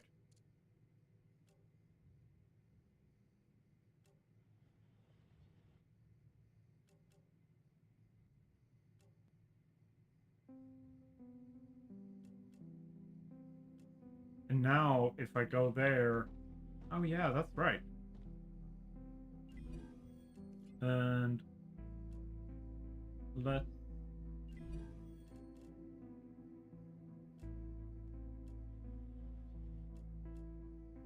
Wool from plate, wool from wire. You two, keep going. Meanwhile, before it says kaboom again, we will go and check out that satellite thingy majig that reveals map, so I can see more of the map.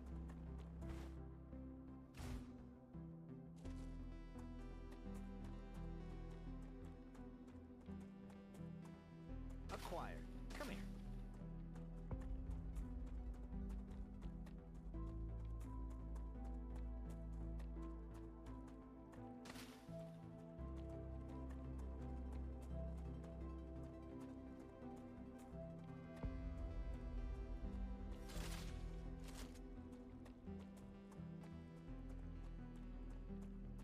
Come on, come on, come on.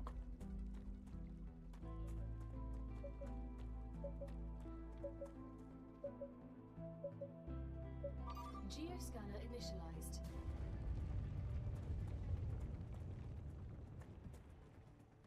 Oh, did I just piss something off? Yes, I did.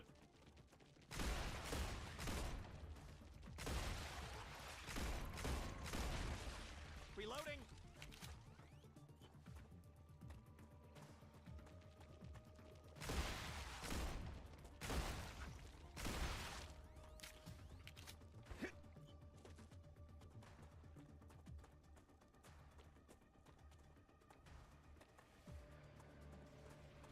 Yeah, I heard you guys pop out.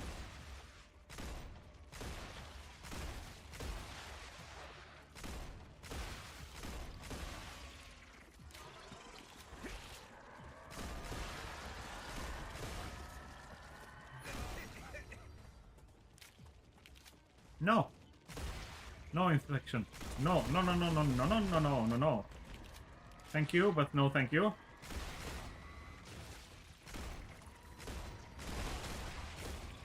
Ow.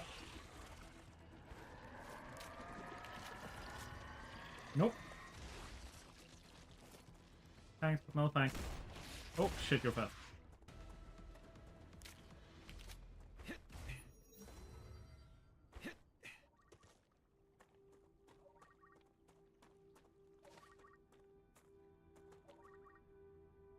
I'm getting better and better.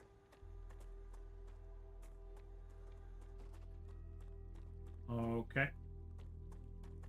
Let's say that.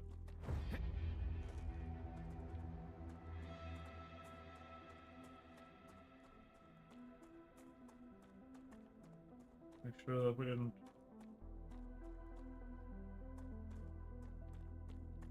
miss I need anything. water. You need a bigger gun.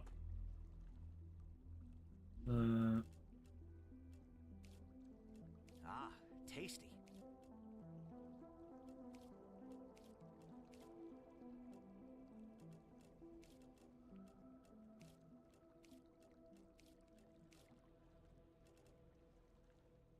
We might have lost it.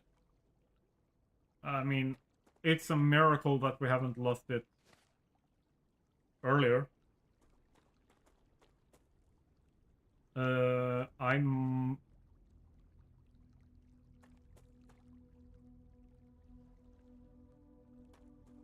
not sure, but it might be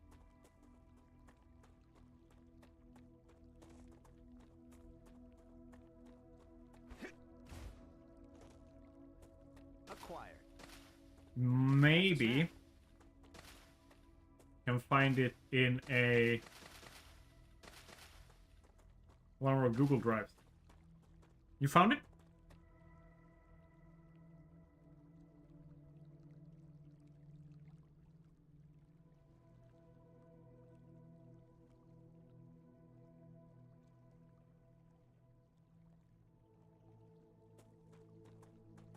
Maybe?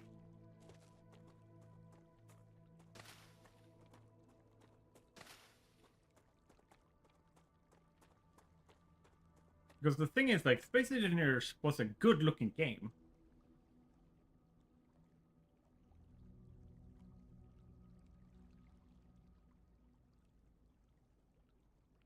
Very atmospheric. And that, like, Space Engineers was an awesome sandbox. It was just that the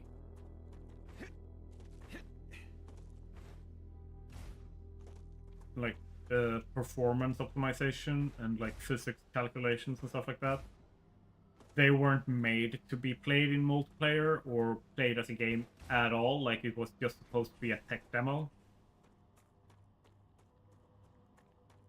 Kind of mutated.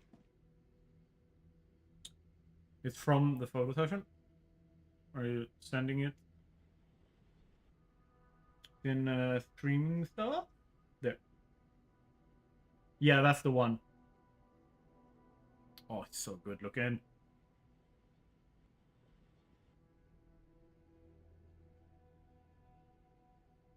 Let me just do... Oh. That is so good looking. Absolutely insane.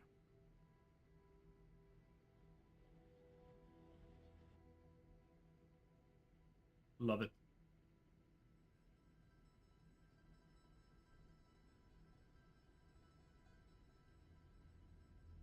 It is great. And I'm looking forward to that atmosphere. Yes, hell atmospheric. I'm looking forward to what we can do in the second game that would have the same level of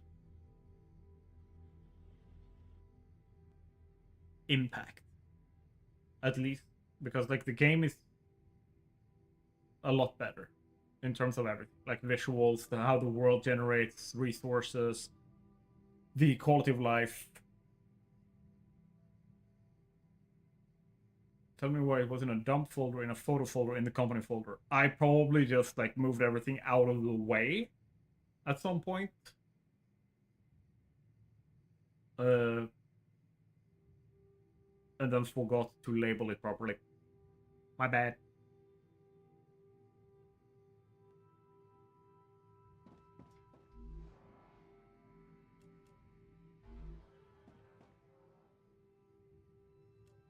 Alright, so when I did that... Oh, that's a pretty sizable chunk of revealed. Drone wreck. Drone wreck.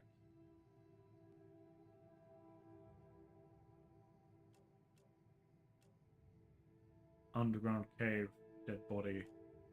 All of it. Alright.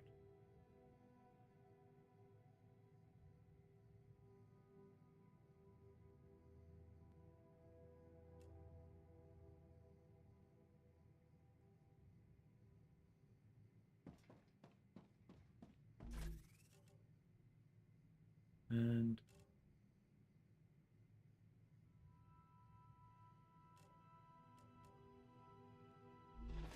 renaming it so I can... Yeah.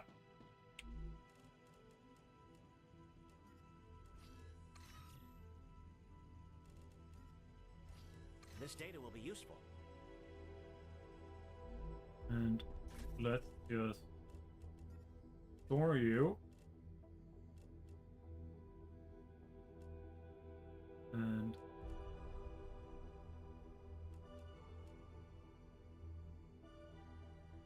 up at the bomb.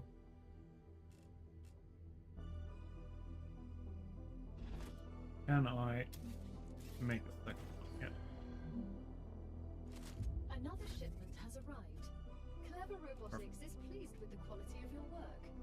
There are rewards waiting for you in the terminal that should help optimize. Took a great photo in PlanetSide 2 as well. Oh yeah. Oh. Check that out.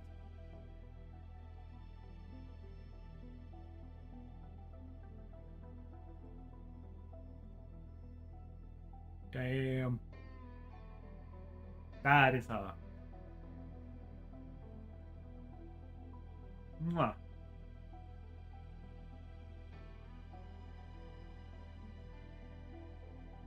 Yeah. You're the kind of person who would walk around in an MMO first-person shooter and go like, photo op.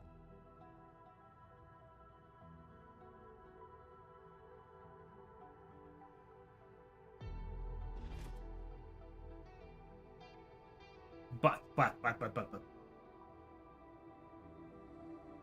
Have you seen or heard anything about the game Light No Fire? That is the important question. Have you heard about this game?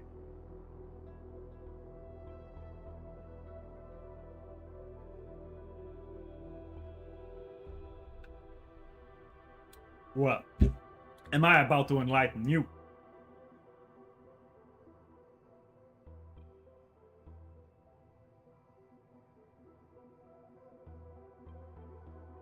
Let me bring it up here.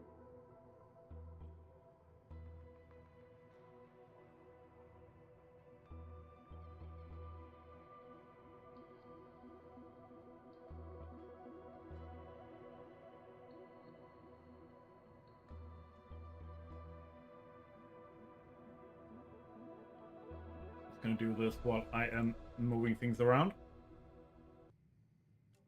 Oop. And then we are doing that.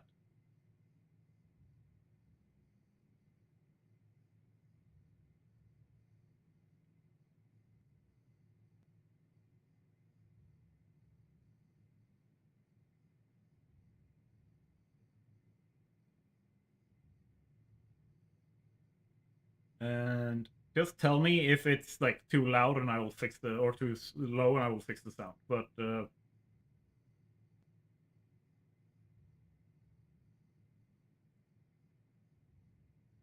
this is the announcement trailer for Light No Fire.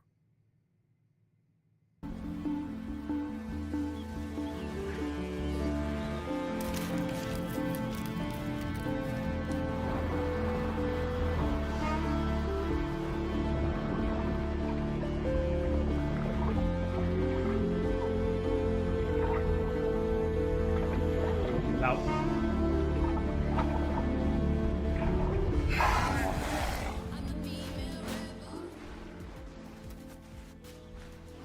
Better?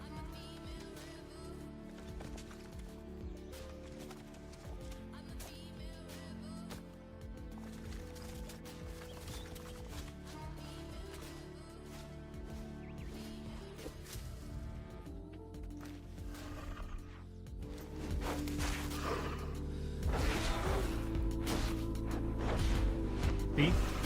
Flying on dragon.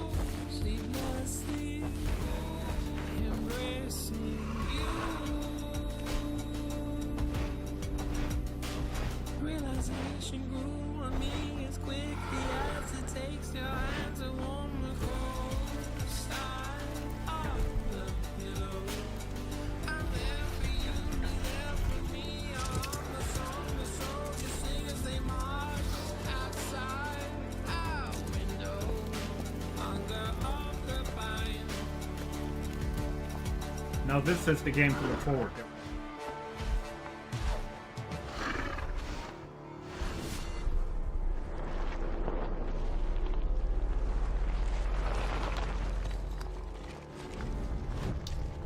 This game is made by the same people who is making No Man's Sky.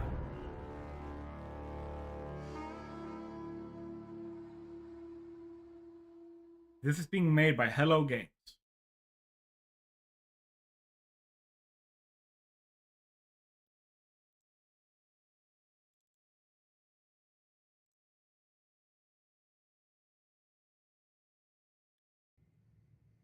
Yes, let's be careful with expectations. I think they are very careful with expectations. They have been very muted. Like, they've shown us this, but they have barely said or shown anything else. Even if the quality's a bit lower, it'll be a real cool game. Yes. Like, they fixed like No Man's Sky, right? So that it is now fully online, right? And everything is happening in the same universe and everything. They're using that same technology to it's multiplayer, yeah, but it's multiplayer in the same way that No Man's Sky is multiplayer. So there are certain like online multiplayer hubs, but otherwise you will only be able to like play multiplayer in the normal world as if it was a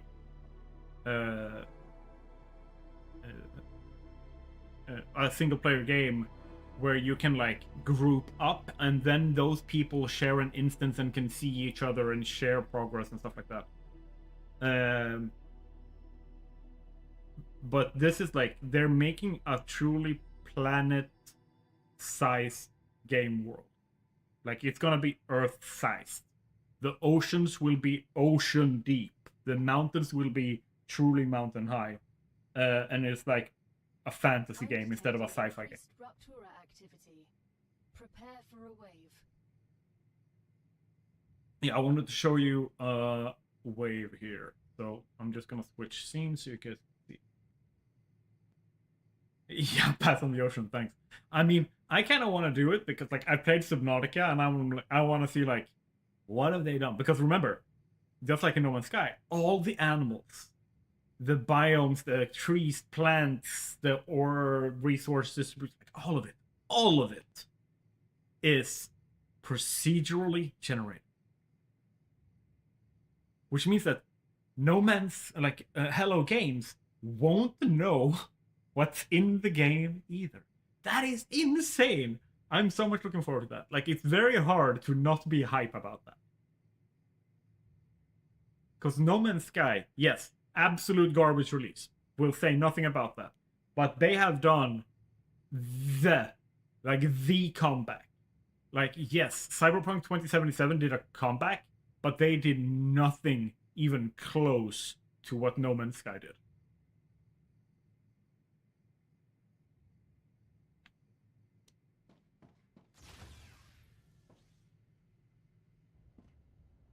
It's gonna heat up a little bit. Good work.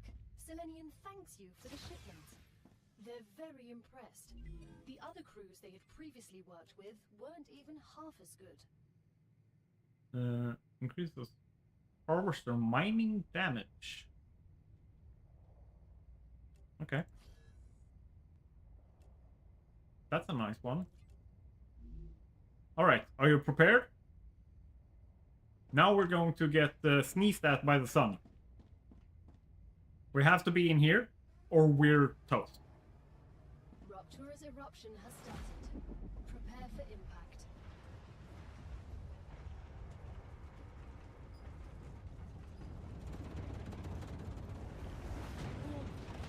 Extreme temperature detected.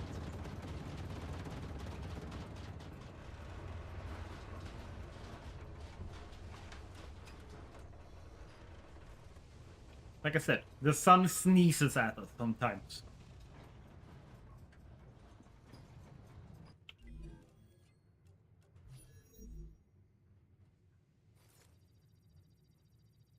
Marshmallow time, yeah.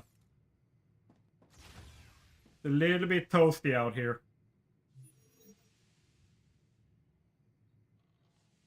Tiny bit. Tiny bit toasty.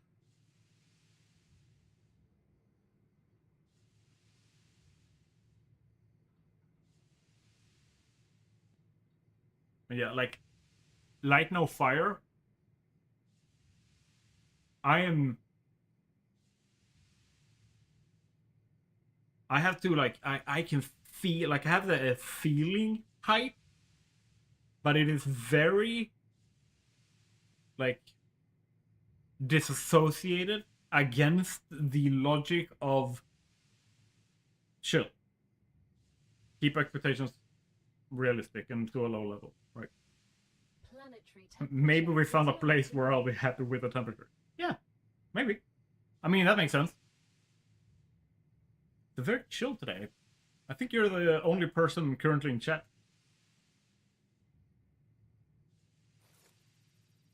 Which, fine. I'm assuming, because I saw that some of the, like, big people in the same niche is also streaming. So I have no high hopes for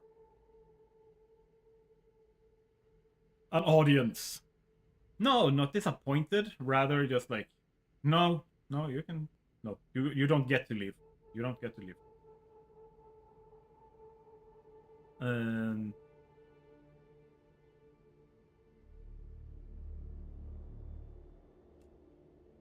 More worried that, yeah. More worried because I told you guys, like, before like when we met today, that like, oh yeah, I have had great streams, like lots of viewers, like, oh, it's been awesome. And then now it's like you.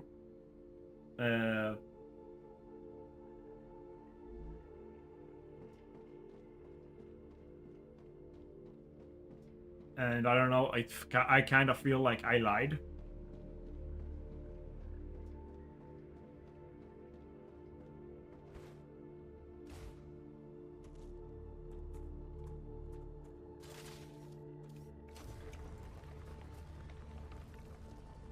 Hello, HR, I left you report hostile work environment. I'm holding them hostage too, so they can't do shit.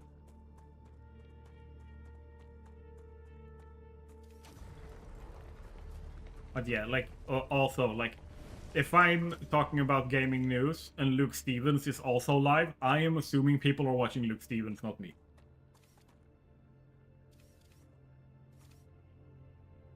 No line needed, I had 151 time, and the next day too, yeah.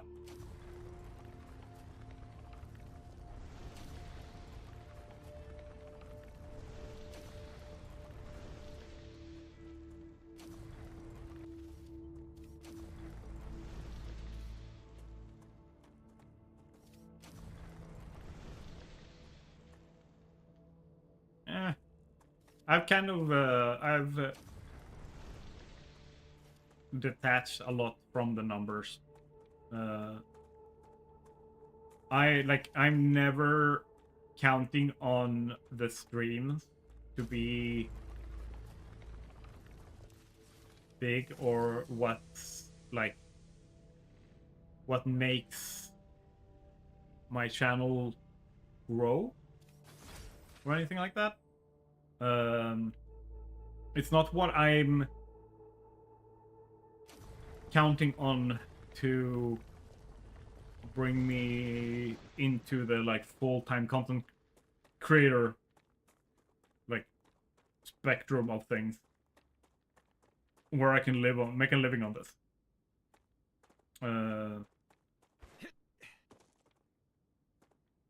What I want the streams to be is kind of like what we're doing, like just hanging out with the community and chatting, to build bonds. Long term, not yes. What I am counting on to actually, like, grow there is evergreen video content, like long form video content. That is where I'm counting, because the oh, there, Ignitium, come here, come to Papa.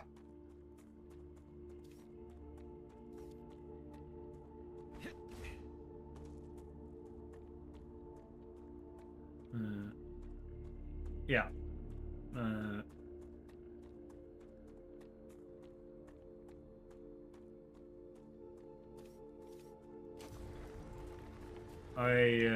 I basically spend so much energy right now on trying to sort out, like, a stable job and trying to get away from like social benefits and like all that kind of stuff, that I kind of feel like I don't have enough energy to make a good video. Like, even if I script a good video, it won't come out good. So I'm basically just scripting videos, keeping them in the pipeline already, and then when I have a stable job and I can stop stressing over not having a stable job, I can start making videos.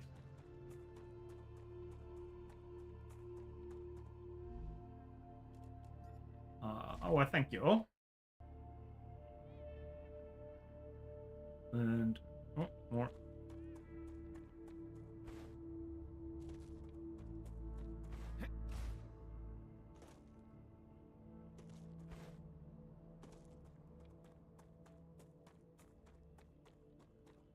I recorded one the other day, but I didn't script it. And I was going to the library and trying to edit it, but I might just re-record it instead. Yeah. Which is like, if you're not happy with the video, that's what you should do. Like, I did that. I remember I did a video which I re-recorded like 3 times. I recorded it, looked at the footage, and was like, nah, I'm waffling too much. I'm not staying on topic, and ultimately this video could have been a third of the length that it was if I just stay on topic. And it's going to be a better video if I do that.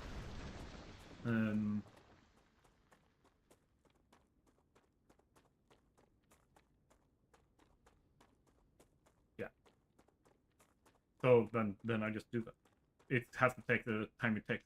What I then also learned to do was kind of have simpler videos also in the pipeline. So if I do recording for one that is like more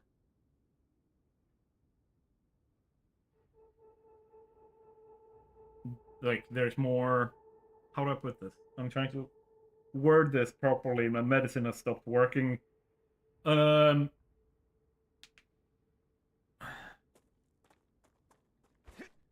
Yeah, and it's scope creeping the videos, man.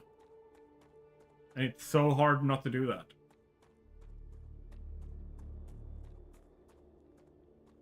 And I think for me it worked with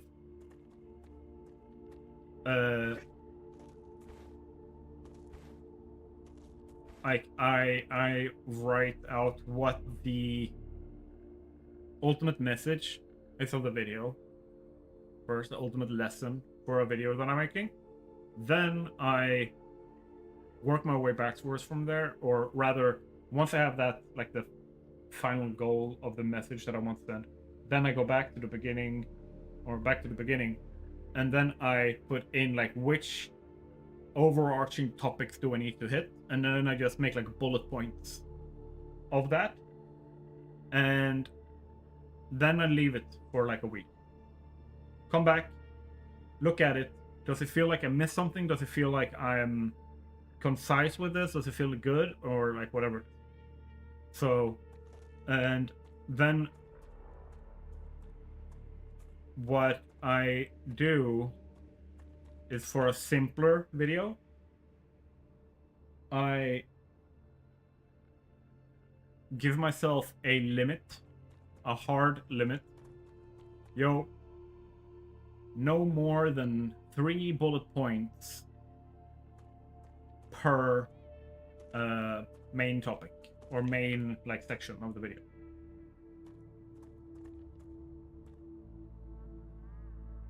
Yeah, that's why you like that's the first question you need. Like, the point of the video is the video idea. So here's the thing. For example, like now I've started doing the gaming news segment at the start of my, at least my Friday streams, maybe also like when I get my Wednesday streams working like on a regular basis as well, then I will have those segments there. And Raptura is in its stable stage. Thank you. climate of Arcadia is returning to Like I said, like, for example, like, I started doing my news segment at the same time Luke Stevens is live, doing his news segment. Not smart. But it is cathartic for me to do that. And it lets me sort thoughts I wasn't necessarily aware of before. Like, they were feelings that are now sorted into thought.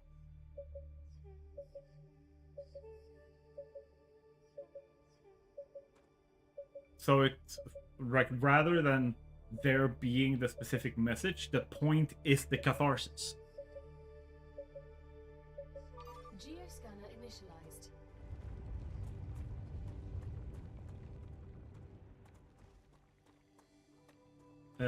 But if I'm making a video explaining how Satisfactory Modeler works... Oh, shit.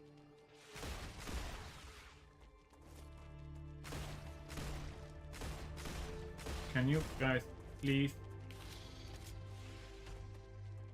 Ow. Reloading.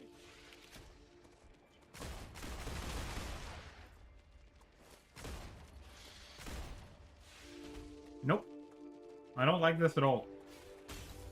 Changing max.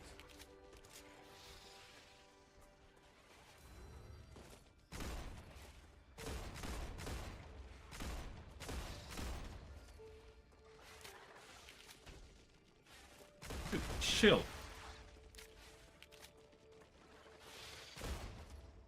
Why did the monster suddenly level up? Owie.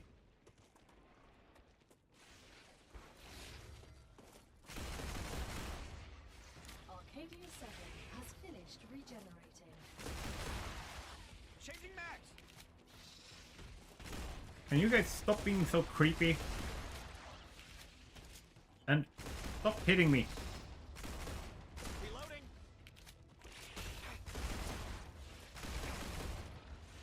Changing max. Ow, ow, ow, ow, ow, ow, ow, ow, ow, ow, ow, ow, ow, ow, ow. Ow, ow. Nope, nope. None of that, thank you. I just need to figure out to get that rant stuff into video form. Practice. Start with just thinking about it as making video diaries or something.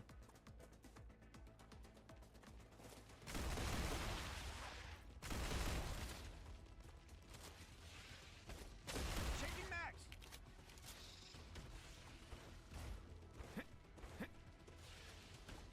Like, just record them for yourself.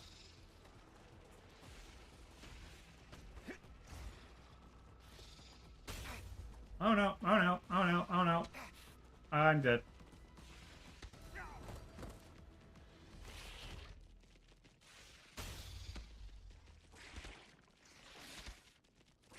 Yeah, but then you are moving your own goalpost, right?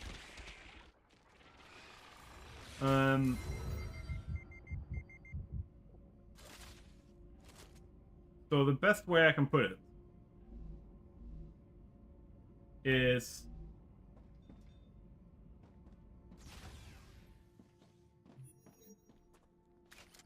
if you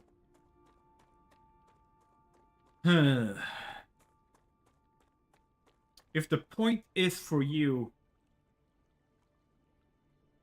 to cathart, to practice, and that's it. Right? That is the point. Nothing else. However, then it gets to the whole, what you're saying, like, what's the point of this? Why would anyone listen? Like, then you have changed the point, right? Because then the point you made the video for, or made the recording for, is not the same point that you are now looking at the video. And holding yourself to that original point is really important.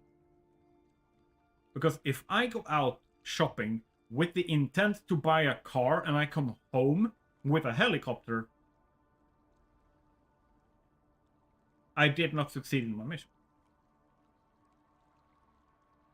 Right? Then I can take my fluff and fly away and fix my mistake, right? And check myself. Go get that car. And the point was go get a car. So I'm going to go get a car. And then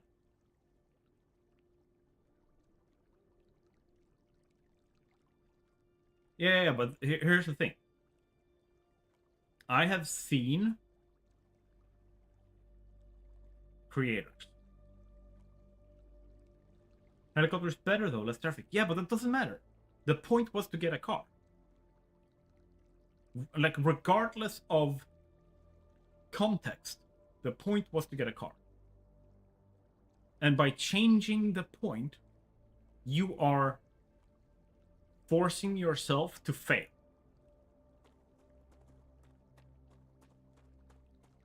Like, you are giving yourself no chance to succeed.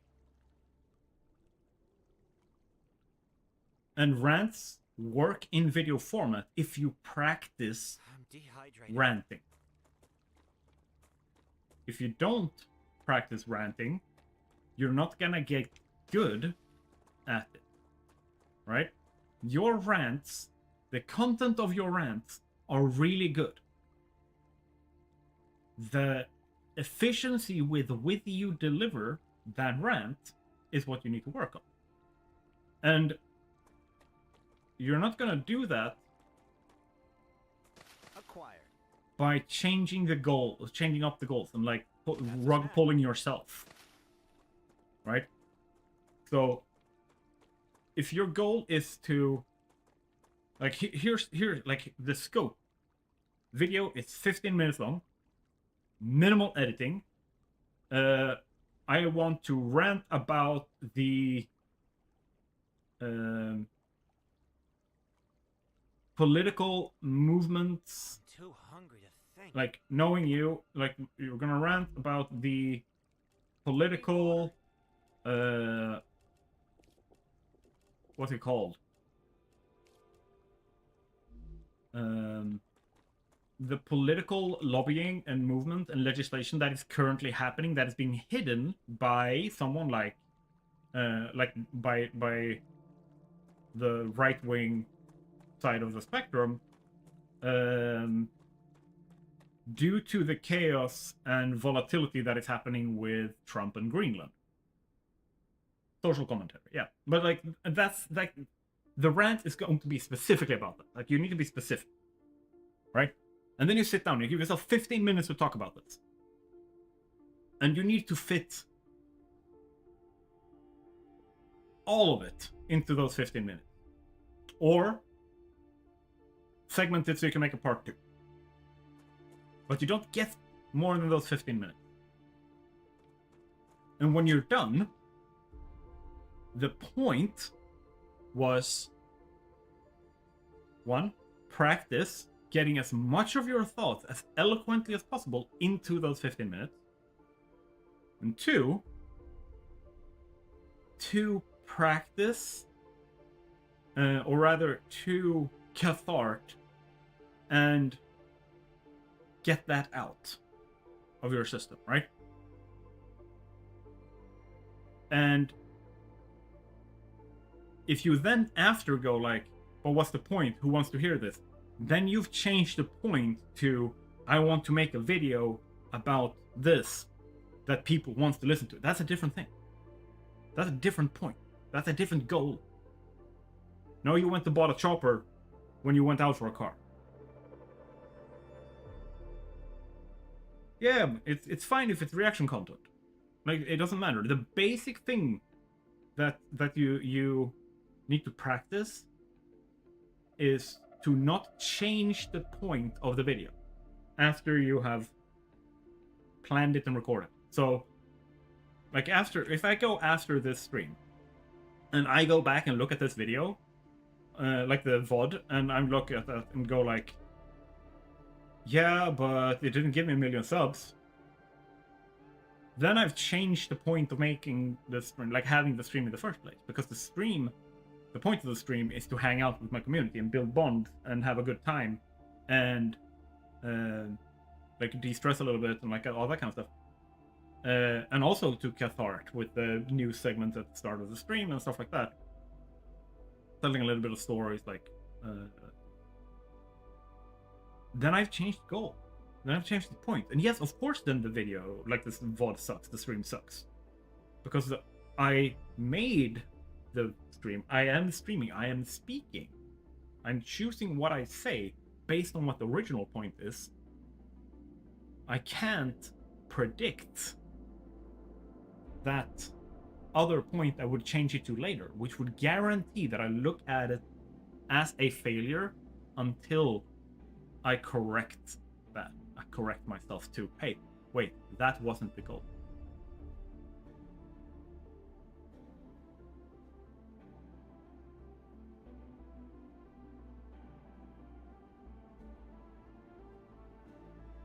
Two very different things. Okay? Social commentary is not one form of video.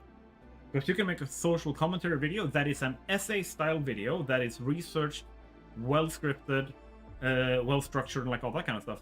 But that one is assumed to include facts, sources, blah, blah, blah, like all that kind of stuff.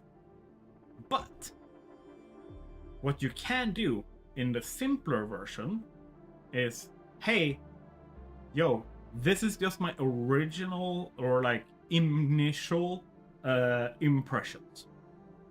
I will get back to you guys with a longer essay style video later if that becomes necessary and I feel like that there's enough interest in it. Boom, done. So one of them is just like, hey, based on my current knowledge and what I have read so far, this is my opinion. Right? This is a subjective viewpoint. And then you give an opinionated commentary on that. But then you can go and say like, okay, this blew up. People have been reacting to this and they've been interacting with this video and there's a lot of views and blah, blah, blah. The topic is relevant and like all that kind of stuff. Okay, now that I know that people will watch this stuff, I am going to make an additional hour-long video that I spend the rest of the week researching.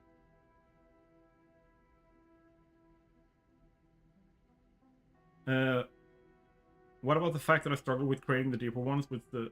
I need water. Because the research is heavy and there are so many sources and shit?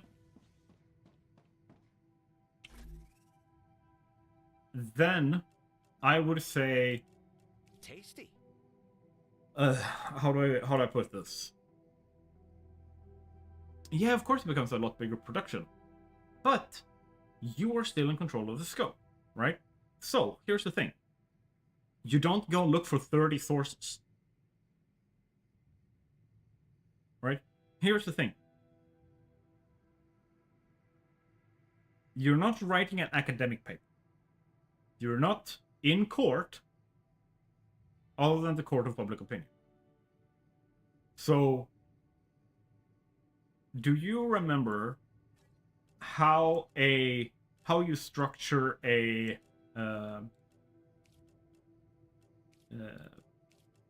paper, like your BA paper or stuff like that? And what do you do? How the scientific process, right?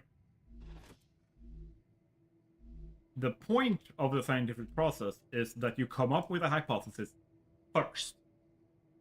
Okay? Yeah, but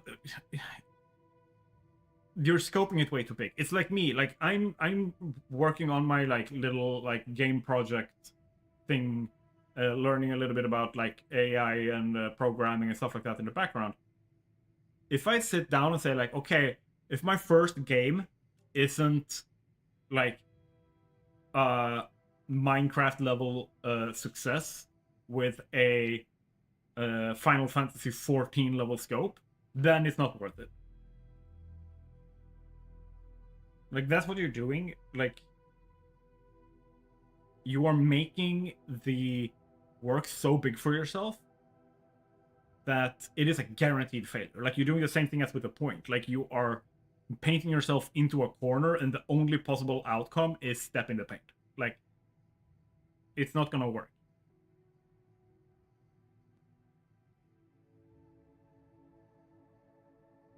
Yeah, but here, like, okay.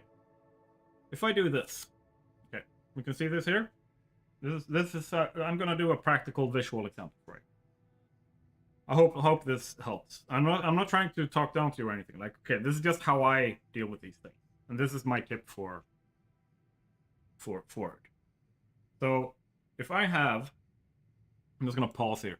So, if I have, I do this, okay? That's what you're doing. Like, you're saying, like, that's what my brain does, and that's the struggle. So I'm gonna do this, right? Because that's what you're doing. You're allowing your brain to dictate. Can you even see that? Or is it too bright? No, it's too bright. Okay, well, there's a bunch of, like, squiggly lines on it.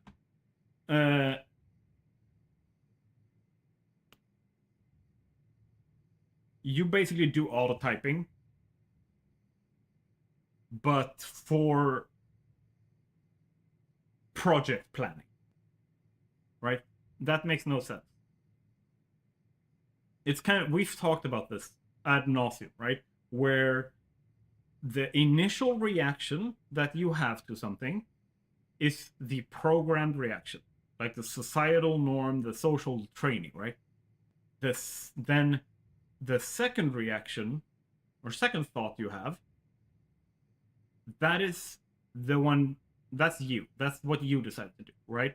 So, like, if someone slaps me in the face and I punch them back, that is the first part. That's my training, that's my experience, that's my whatever. But the ability to stop myself and go, like, okay, no, first try to de-escalate and have a conversation with this person and see what prompted them to take this action in the first place. And then, if they try again, then defend yourself. Right? Then that's the second reaction. And that's an in situ reaction, like, thing that people need to do, right? But in this case, you write something down, you go back over it, and you edit. You go, like, no, I can't have, like, this big of a scope. It won't fit in a video. Right? So if your brain is haunting you and, like, doing, like, you're like, okay, I need 4 parts to this video, and this is part 1, part 2, part 3. This is the topic for part 1, topic for part 2, topic for part 3, part 4. This is the red line across them. And I have 3 bullet points with subtopics within each of these parts. And then you look up and you're like, ah, shit, there's 5 on one of them. Scratch 2. So there are 3. Kill your darlings, darling.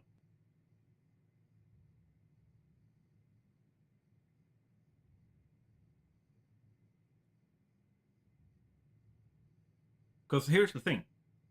The other option is don't do that. Allow your brain to go nuts on that. Spend a month researching and making the video. And regardless of its results, what you essentially did, to put it in a, like, writer's, like, author's space, like, metaphor or analogy, that's the word, analogy. What you did was write a book and publish it without editing it. Alternatively,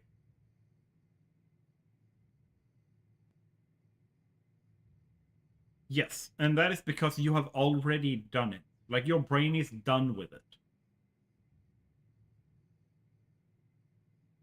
Remember how we read this, like, article stuff about how the like if we talk too much about a plan or an idea, what happens is our brain doesn't recognize the difference in conceptually talking about a potential idea about something to do, or like brainstorming or like project planning and stuff like that, and actually doing, right? So it's gonna give you the same happy-go-lucky feely chemicals and check it off the list as if you did it. No, but you talk to yourself about it. Like when you sit down and you're too detailed in your planning, that's what you do. So, right? So, for example, like I told you before that I make a bunch of videos, scripts. I haven't recorded them or anything. Like I'm just making the scripts. I'm not going to record them until I am confident that I can record them and be happy with the recording. But let's bring this up.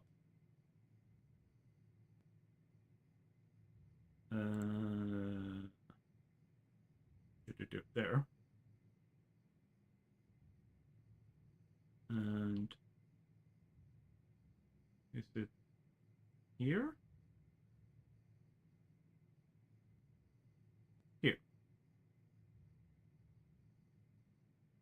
This is parts for one video. Okay? But I'm planning on this video being an hour long. But the first thing I did was say, I will only include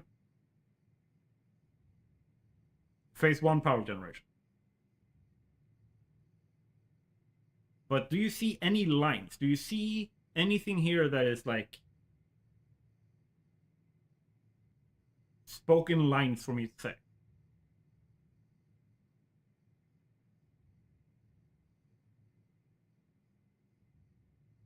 Yeah, and my solution to that is, like, when I had the idea for this, I just wrote Ultimate Power Guide series and then put that like this. And if I needed a little bit of extra context, I wrote this. I keep it minimal for myself as well. Yeah, but then from this is supposed to be like an hour-long video. And there's going to be 5 of these videos.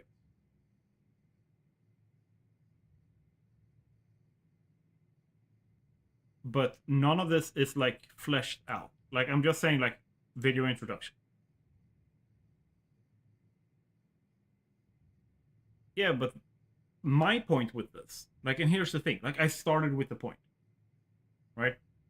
And I could write that, you can do this. So for me, I have observed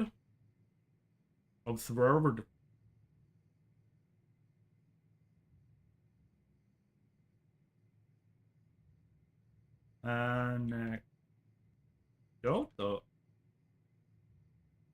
See that there are few concise guides on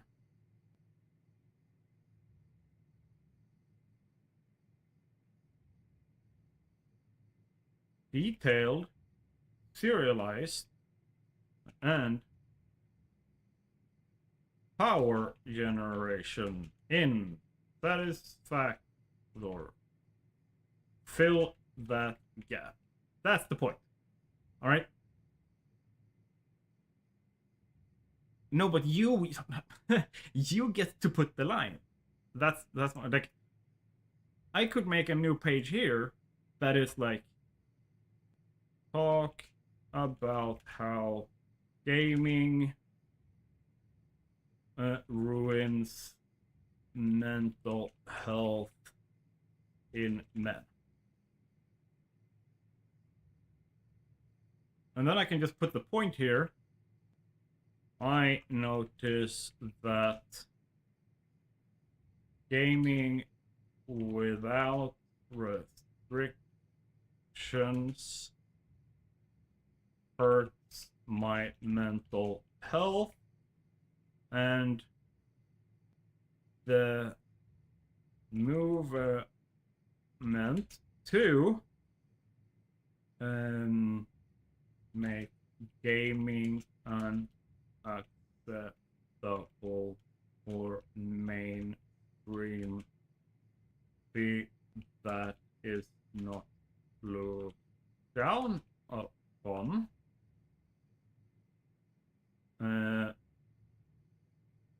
Make it isn't hard, and the backlash is real. Make a video with the point of explaining your perspective and experience. All right.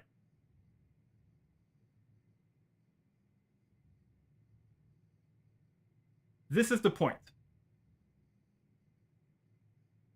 Nowhere in this has it to do with anyone else's interest in this topic. And it should never have that. Right? Any video, any content you make has to be exclusively about your interest in the topic.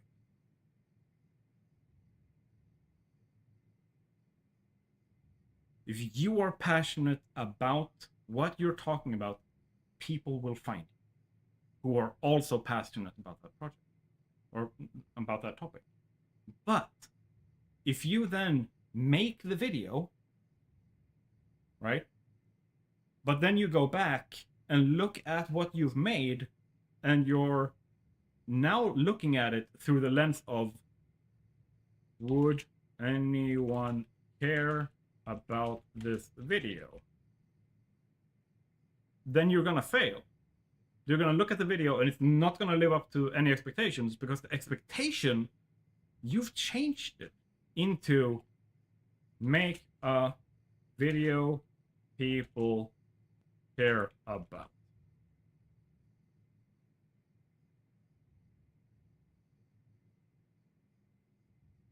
These don't like that, right? These don't match up. These don't match up. Like this here doesn't match up with this, right? Because this is a topic I care about, and this has to do with everyone else, and you can't control them. Yeah, fuck that last part. Boom. Get rid of this. Only get this. Right? And if you want to have an extra reinforcement, make this video because I care about the topic.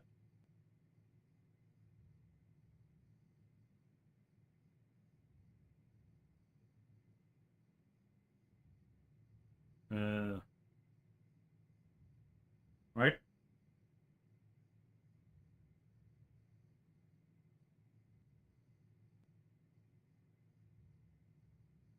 That's it.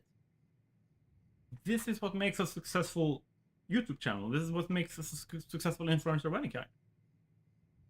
At any point, when you are looking at your project and your work, and you feel like, and this starts sneaking in, you notice that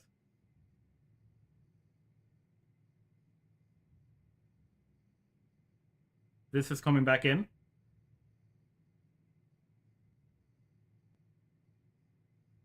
You do a self-check, like you check in with yourself, like you have an update meeting with yourself. Hey, am I doing this now? Right? I have to do that all the time.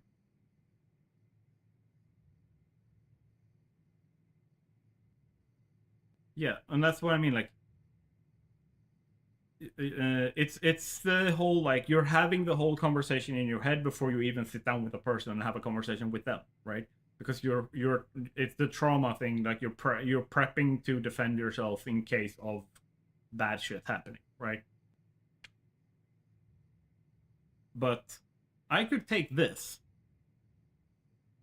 and spend tomorrow just researching this topic, doing nothing else, because here's what I'm doing. Scope. Find 5 sources talking about this topic on a clinical or academic level. Akasham. Oh, okay, let's change this. Let's find 2 sources that is talking about this on clinical. But I also want to find 2 sources of gamer content creators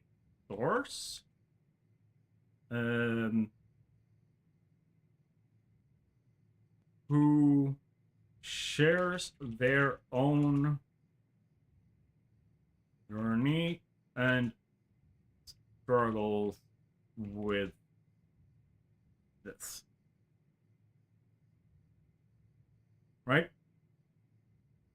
I don't get to sit and find 10. If I find, okay, this is a potential source, I check it immediately. And then I go down here and I go, boop, and I put the link. And I don't touch it. I don't prep my brain. I have the source, it's fine. I've read the source, I have the information. If I need it specifically for saying something in the video, I will bring out the specific quote and put here. I would put like link, quote 1, 2, right? But I will also limit this. No more than 2 quotes. Like, don't use 10 quotes, use maximum. And they're not. And here's the thing. I don't have a hypothesis here. I don't have a predetermined outcome with this video in terms of my takeaways. I only have a point, which is to talk about the topic.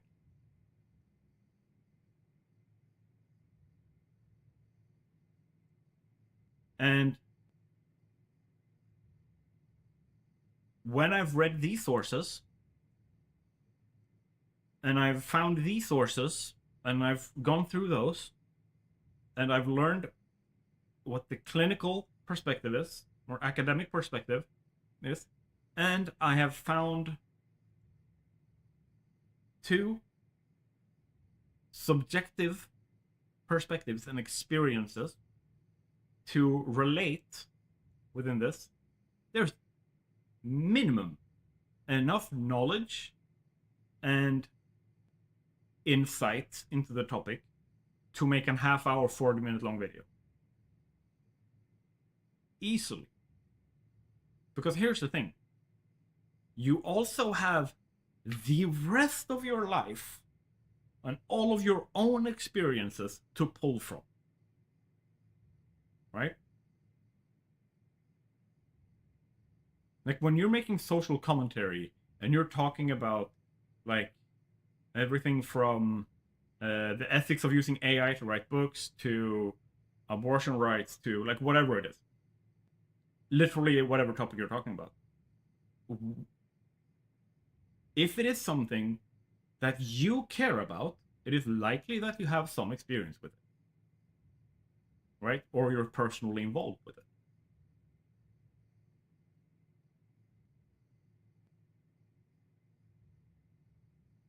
it is research.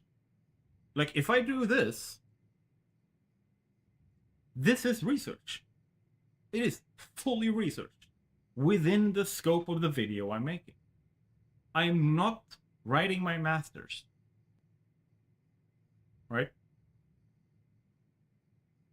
There are scales to this, which you would need to like install.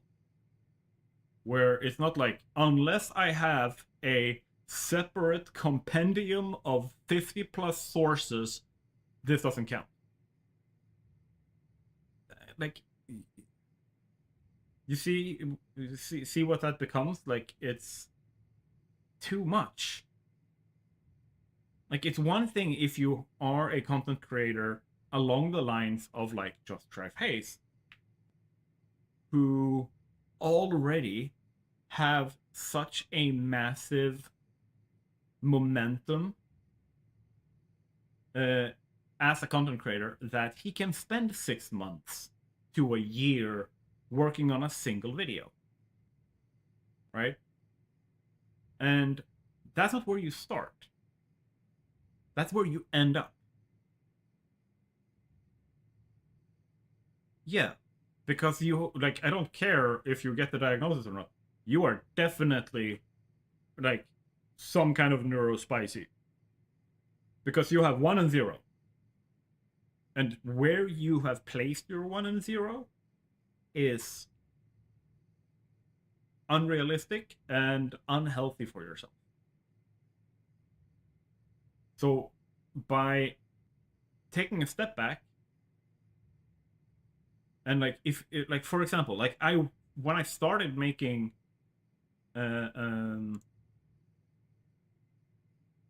this one, when I started making this, the idea was to have it in one video.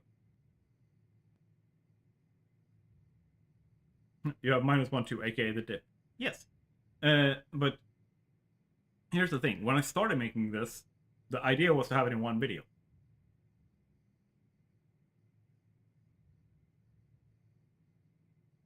I mismanaged the scoping. So I went back to the drawing board and I was like, okay, how do I still get my message across? I have my point, and don't skip important information that people might need to understand the full context. Multiple videos, segment them as a part, make a mini-series, something like that. But the thing is, before I make this, right,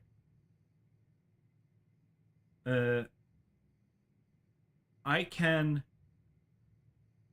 go into making a 20-minute video about how to use Satisfactory Modeler to plan your factories, right? Because then when I am showing stuff in this series, people have a greater understanding if they've watched that video before. And I can also reference that video in the beginning. And I know exactly how to use Satisfactory Modeler, so I don't need to research that. I can just pull that up and start doing it. Kind of like, you know what your own opinions are. You know what your stance is. When something happens, when some new, like, horrible thing happens, or some development happens in the author space, or whatever it is, you can immediately, like, on the minute that happens, the minute you read that, you can go like, video. Sit down. Record 20 minutes, 15 minutes, 10 minutes. Just, here's my initial reaction and thoughts, whatever. And then, with that as the basis, or like as a reference thing, you can then make, okay, in 3 days, I have 3 days to like plan, research, and look up what's happening, what are the developments, and then in 3 days I will sit down and I will make another 10 to 20 minute video. This time there will be a little bit more like links, like a little bit more like showing like sources and like showing other people's reaction and takes and opinions and like all that kind of stuff. But that first video is equally as important because it's your test.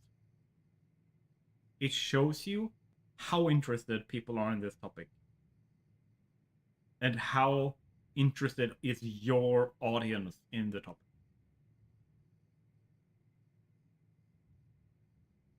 But that is a test, not the point. The point is for you to react. That's it. Because when you do that and you keep it to that point, regardless of what comes out of those 10 minutes, 15 minutes of you ranting, is the video. And it is correctly made. It is good. Like, I know you are a better editor than I am. You're better at the whole video production thing. So the editing, that's going to be good. Like, no doubt about it. That's not even a question. And then upload. Once it's uploaded, let it go.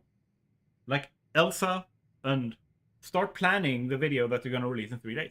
Because now that video is done, you don't have time, energy, or infinite mental bandwidth to sit and continue thinking about that video. You have the next video to make. And that is the cycle. That is it. What's important is that whatever you say in that first video, that 20-minute video of you ranting, which I know you will be, because I know you, is something that you can stand by and take accountability for. That's it.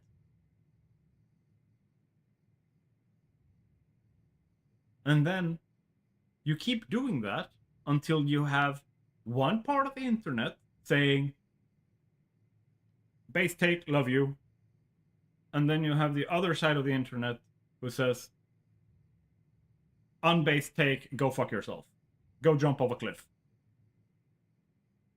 Like, I wasn't joking when I said, for me, a sign of, hey, you're making it, was getting death threats. And that's a big milestone for me, because it shows that I have made enough of an impact and taken enough of a stance on my type of content, my style of content, the message that I deliver, and my personality, or the parts of it that I'm showing on camera, like all that kind of stuff, that there is a portion of the internet that likes that, and then there are going to be people that hate with a fiery passion that will make it their mission to destroy me. And the thing is, if I don't get both of those, I'm doing something wrong. And that first video, it's okay to be that. It's okay for that to be the thing that cements both your haters and your lovers.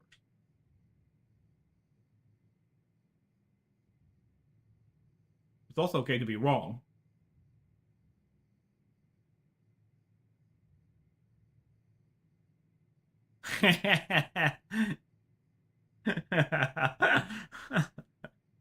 You try to answer out loud. You're like, oh no, debate time.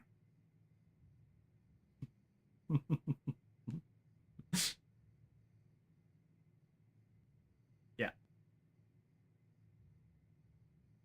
Like, I know you can make good content, and seeing you make content that is successful for both yourself and for others. But it's only successful for others because you're capable of scoping it properly for them. And it's the times that it has been successful for you is when you have followed this recipe.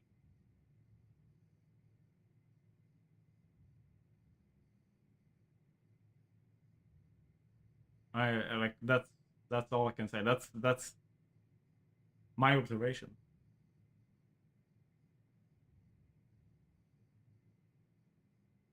What do you mean with keep up?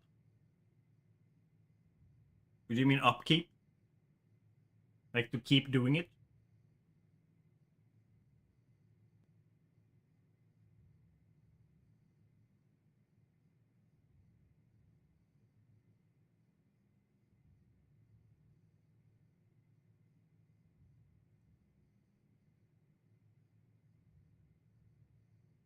Yeah.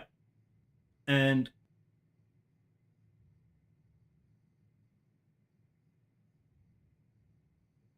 the only way that you get past this, the only way that you get past this is if you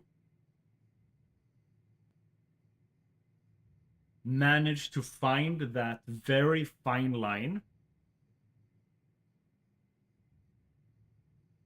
which I know you are really bad at, of treating it like both a job and a interest, a hobby.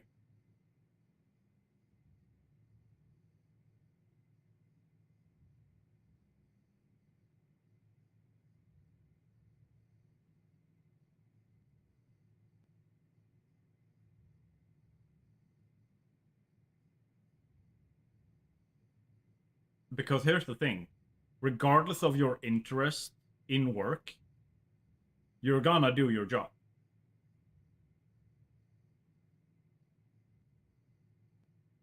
But here's the thing,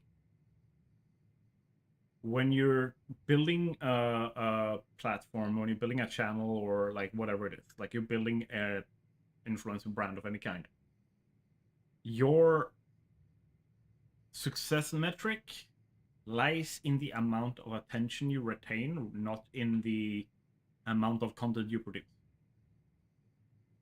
So if you can't find a way to sustainably not just maintain,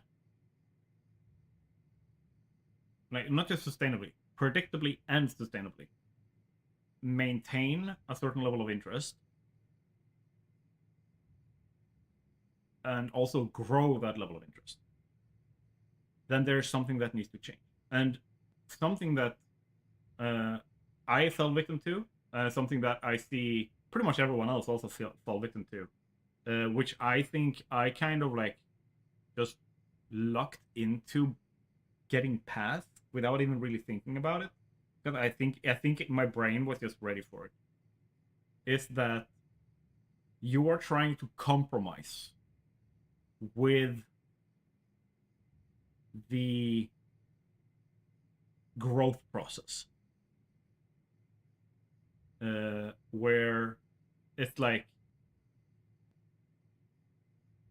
you know enough about algorithms and marketing and digital marketing and content creation and influencer brand building and like all of that kind of stuff, and like project planning, project management, project execution, reporting, statistics, and like you know all of it.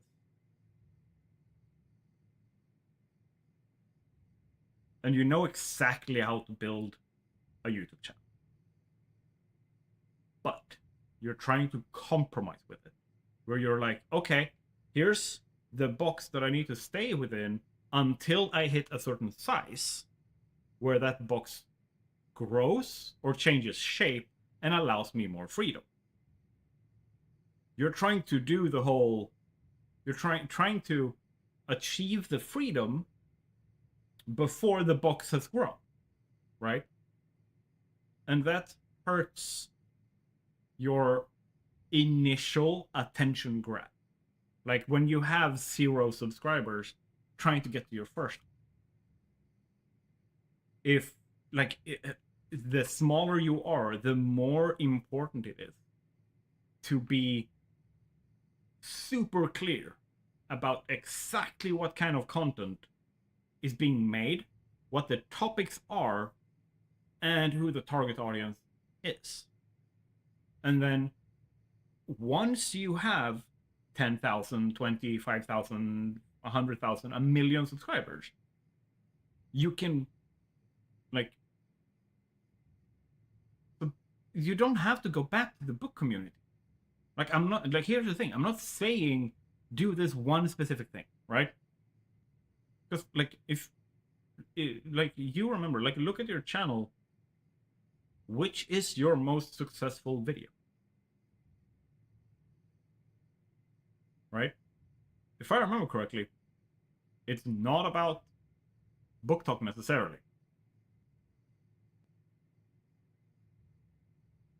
Yeah, but what made it successful?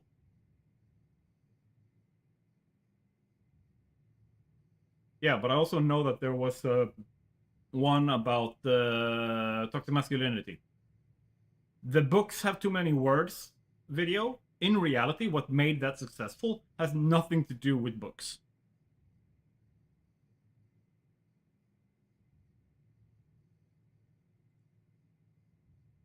Because the topic, the real niche that you've placed yourself in, with books have too many words, which you should definitely spell words. The real thing you did with books have too many words is confront and cause outrage. You were calling people out, confronting them, and it was causing outrage.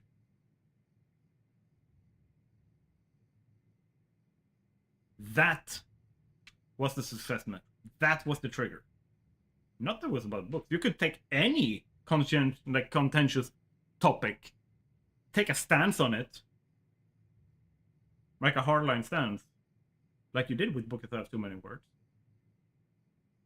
Because, like, how many of those comments, because I remember how many of those comments had obviously, one, not watched the entire video, two, didn't understand the video, or even follow its basic continuity. It was most of them, right? Because none of them gave a fuck about the video. It all had to do with them getting to express their outrage. You confronted them, you called them out, they get pissed because they have two options. They can either accept accountability and say, fuck, I didn't think about this. Sorry, man. Okay. I'm gonna make a conscious effort to, like, read longer, harder books to, like, develop myself. That's incredibly rare. And most of the people that do that, they're not gonna comment on your video. And the same thing was for the other video that you made that was talking about something with, like, masculinity, men. I don't remember exactly the video, but I remember it was, like, it blew up big.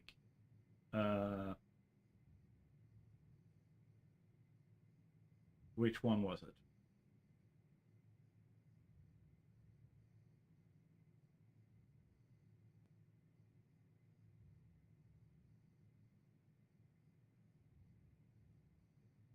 Let me see.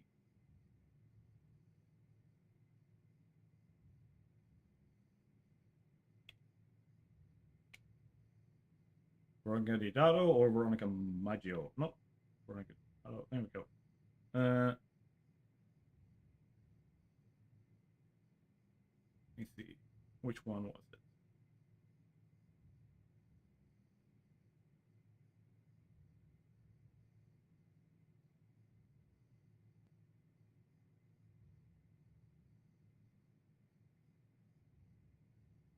Yeah, I have 16,000 views on the books are too wordy.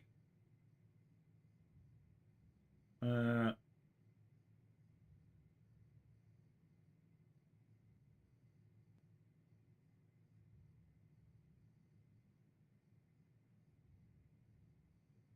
then you got, when you're talking about the Daniel Green stuff. Oh yeah, that's one. Red Pill's favorite psychologist. Reaction to Dr. Orion Taraban.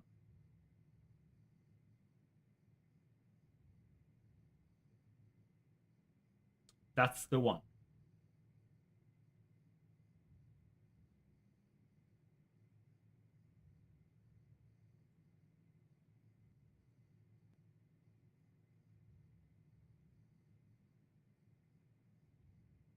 Yeah. But here's the thing. Any video that... yeah, the men try to be sneaky about calling you fat. Yeah. Like, here's the thing. Look at your own videos, like your video library, and all of the videos that are getting views, just like my videos, achieves one thing. They fill an emotional need, not an intellectual.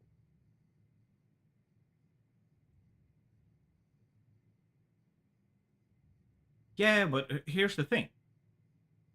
There is an equal amount of people who thinks author criticizing another author is whatever. And or they are on the other end of that going like, you know what? Authors are the experts. They should be the one criticizing. They are the ones writing. They know the craft better than anyone else. They should be the ones calling out shit practices and bad books when other authors write shit. And they are also the ones that are better at teaching us, laymen, how to find good books and be critical in our reading and read with our brain turned on, right? And then you're gonna have the other part, which is gonna be like, author criticizing another author can go fuck themselves. That author can blah blah blah. It's like, and then they start drama, whatever. Either way, you confront something.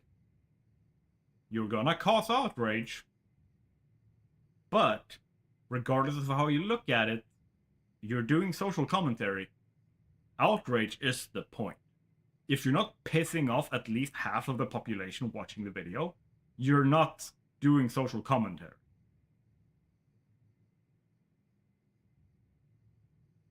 Yeah, and it's fine to be criticizing people. It's fine to do all of that kind of stuff.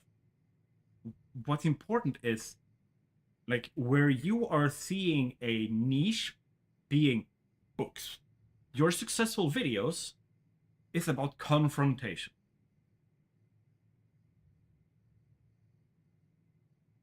It's a smaller, more grassroots version of what CoffeeZilla is doing. That's what you're doing. You're pissing people off.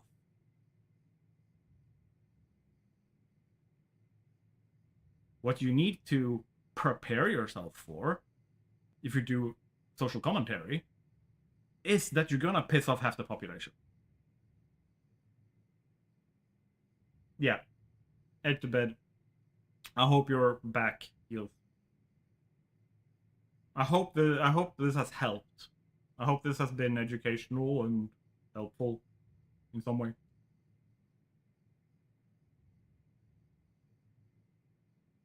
Very nice chat.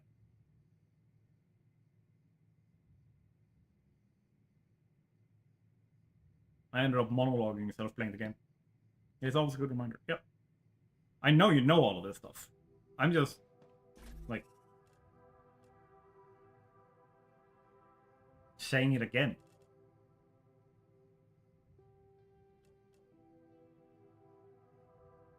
Very interested in listening a bit behind the scenes of video stuff. Yeah. It's a whole damn science. Like, there are literal, like, doctorates that do nothing but study this.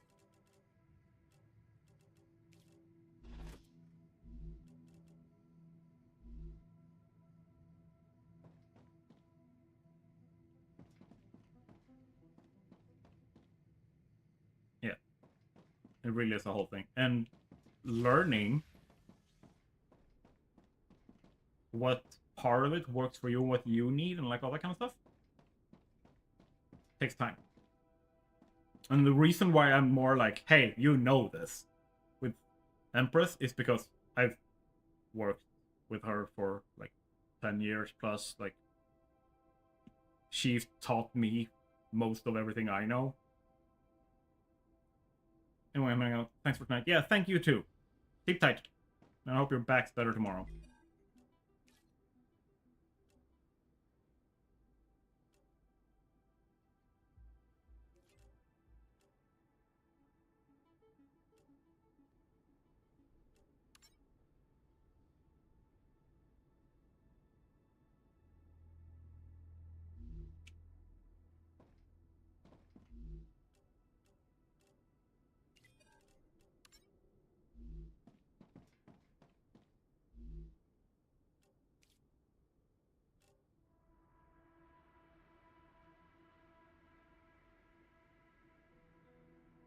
I know, I just overthink all the time and then it all gets messed up and I feel like a complete noob and failure. Yeah, but that's why you can always come and like chat with me. And how like I'm here. You can always write me a message. I'm awake most days.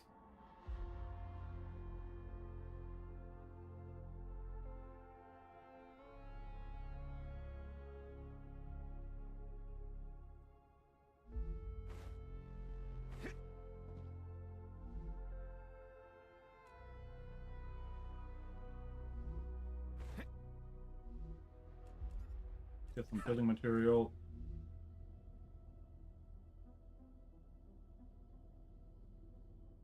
Let's see. I was thinking something. Oh yeah. Furnace.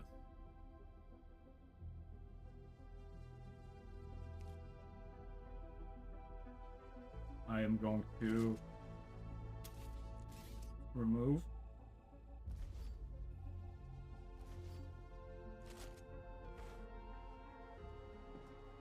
And I am going to check out what the furnace can do.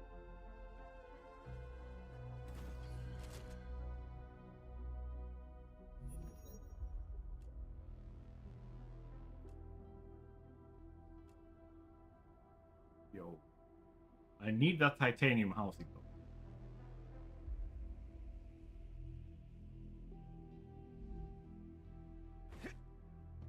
Star Rupture is really fun. I really like it. It's really cool. I just have to get out and get my stuff again.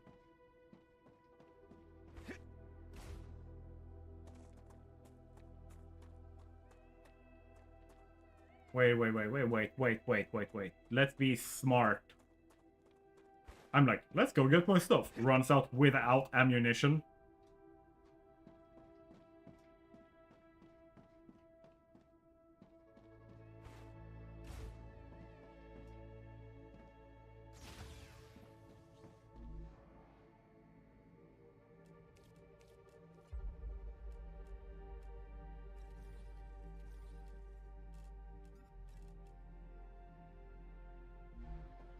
Reloading. Also, this time, remember, I have grenade.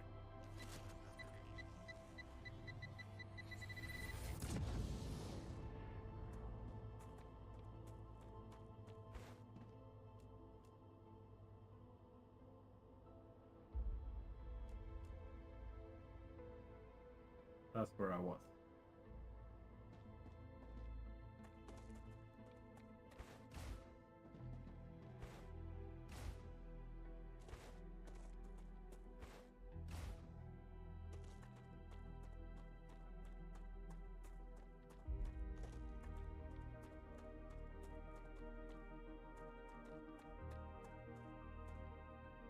I just feel like, how do I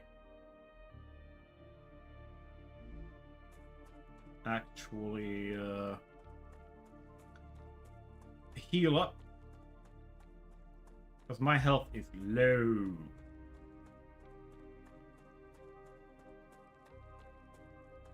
That's a snack. No. Come here.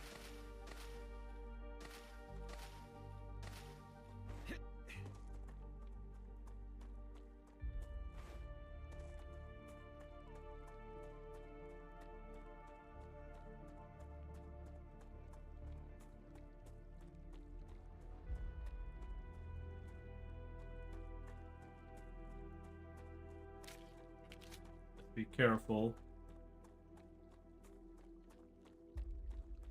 I got killed the last time I was out here.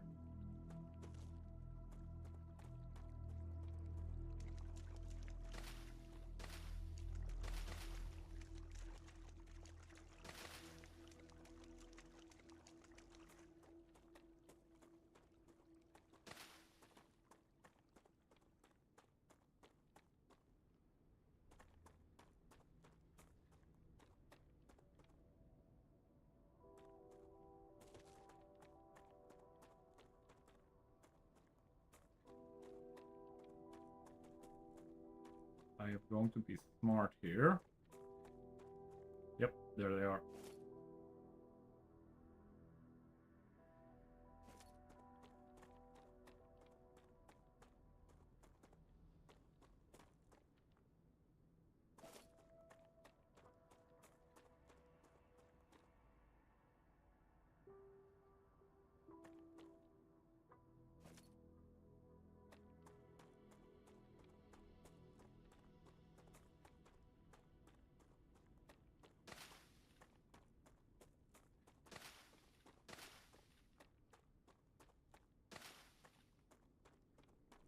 Takes like 5 bullets to kill one of those things, so I want to be keeping my distance a little bit.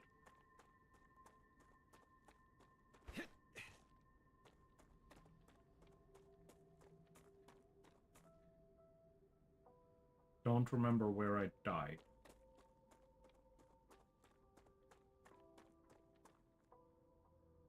Right here.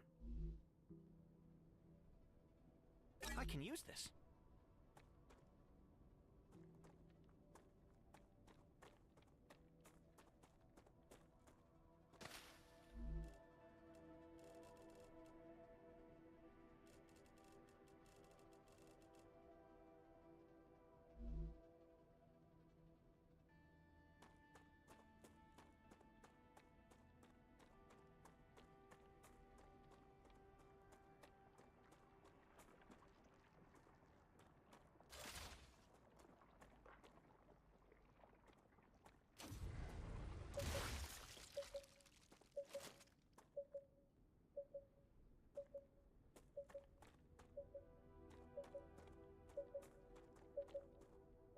Geoscanner initialized.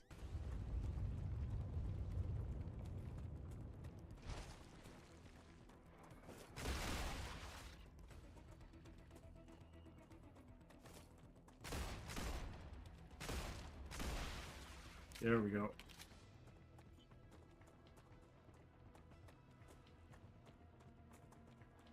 Yeah.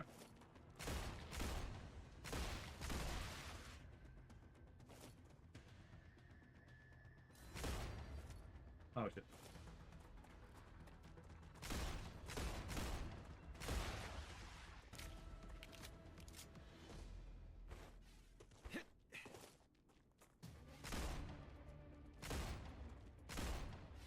Can you hit? Thank you. Reloading. Yeah, there we go. You die first. Rebooting interrupted.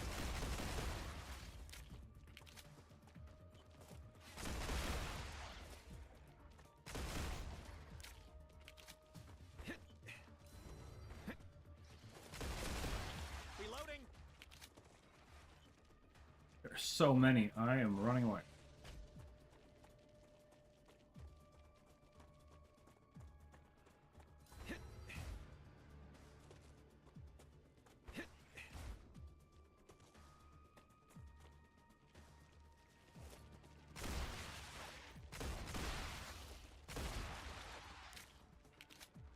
What the fuck? How long are you gonna follow me? I don't know. Reloading.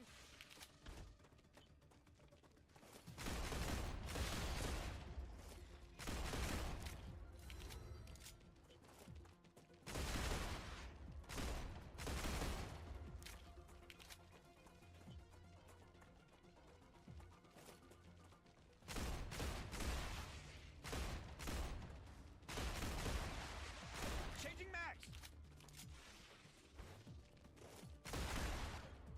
Finally.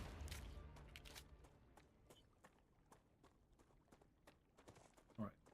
Now let's move back.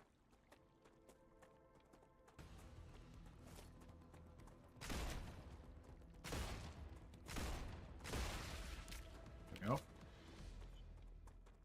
I've seen some news on another very small indie creating a very close factory game. They even plan on having a creator program. Looks interesting. It's in streaming stuff. Is one thing. I'm gonna look at it later. Come here. I just need to actually like win this, or at least like figure out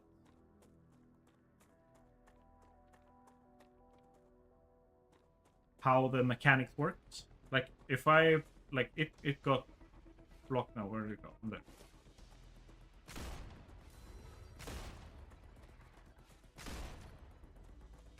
Yeah. I'm gonna run up on you, Reloading. shoot you. Because if I clear this now,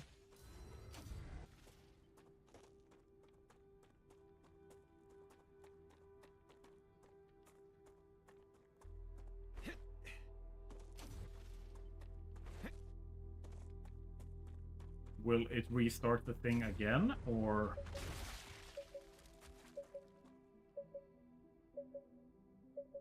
Yeah, that reboots it again. Okay. So basically that means I failed.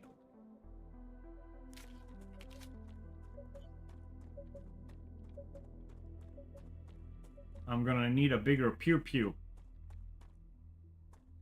And more power.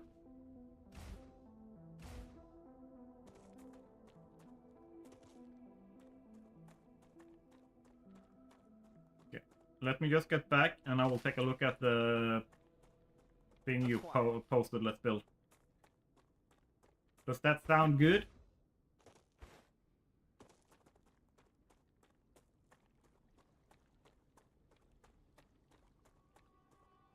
Yeah, that is what I want to do.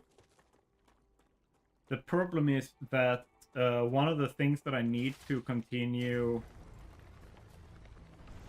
unlocking my what's it called? Access requires blueprints. Come here. That's a snack. Which I have not found. I'm assuming they're like in those structures or something.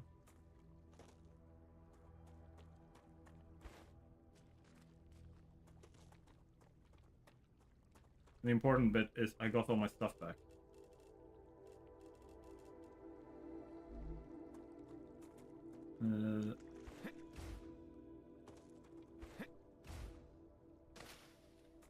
It's more than just like needing weapons and like auto turrets and stuff.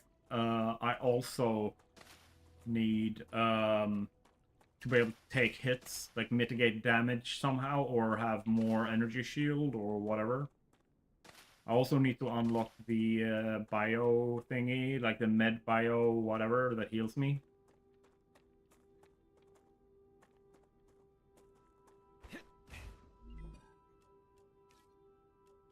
Let's see. Like these, I need a blueprint to start unlocking them.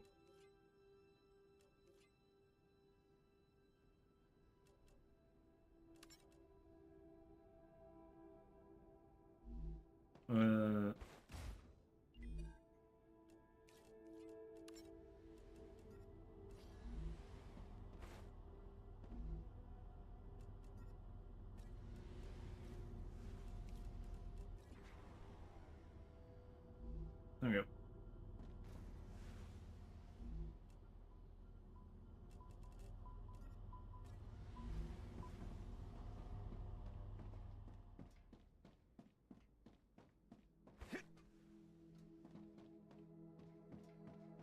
Perfetto.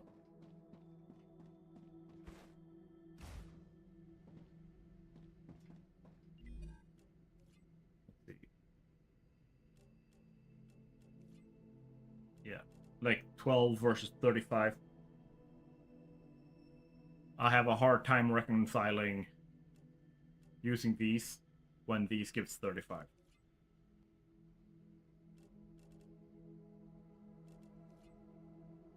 Yeah.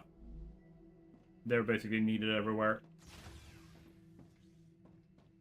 And they are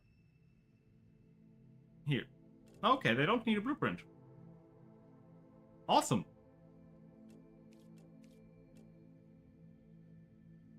Shit, that's good. That makes me happy. And like these.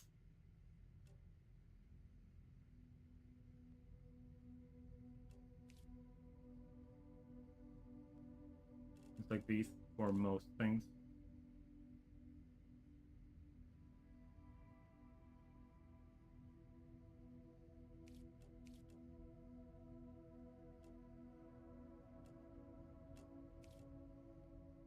And I've unlocked everything. There we go.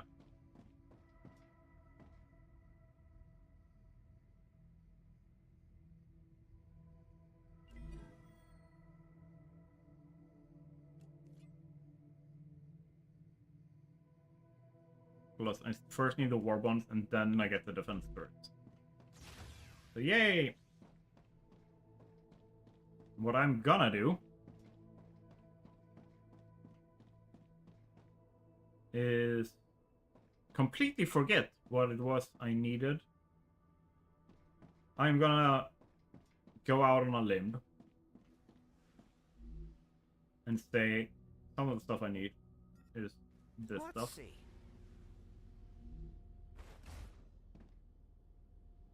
And the other stuff that I need is this stuff. You can go.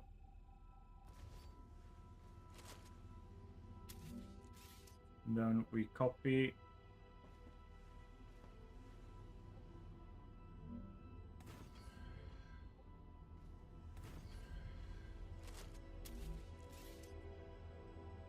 And then we smack in rails.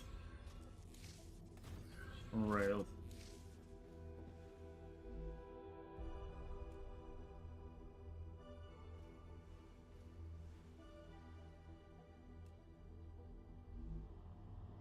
Perfect. And then you do that. Man, having those containers really helped.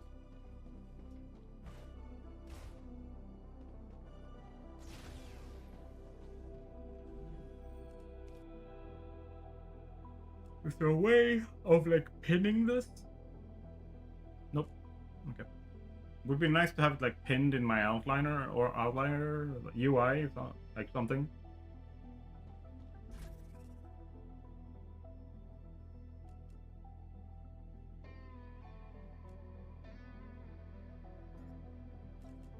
Dip. Dip.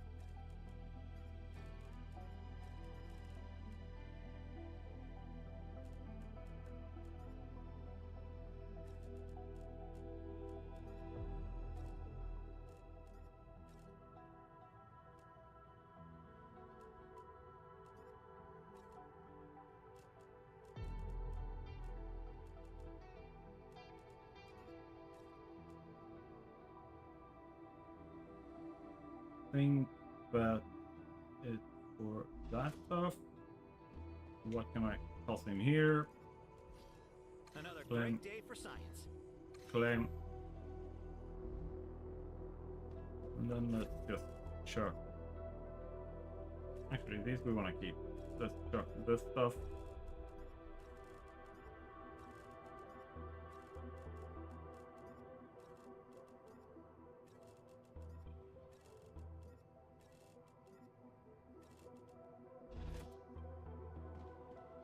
And then let's also make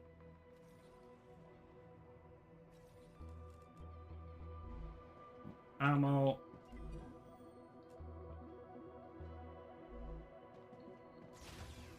And then let's go and pick up whatever has been produced so far. You also start playing Lego Dimensions. Very big game. We're gonna try to 100% it. Really love Lego games. Yeah, like I remember when I was a kid playing Lego Rock Breakers or something like that. Can't remember exactly what it was called, but you were like stranded on a different galaxy or like something like that. And your job was to find a bunch of green crystals that helped you get back to Earth. Lego Earth.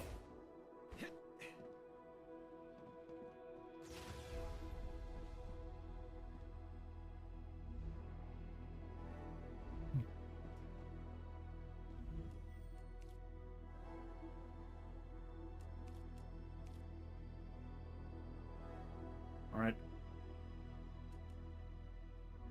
While we are waiting for that, I'm gonna go to that satellite dish.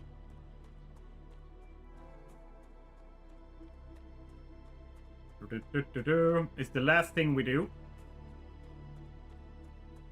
for today. Is go explore over there. And if we get murked, I will blame you. It's chat's fault. Acquired. You made me do it.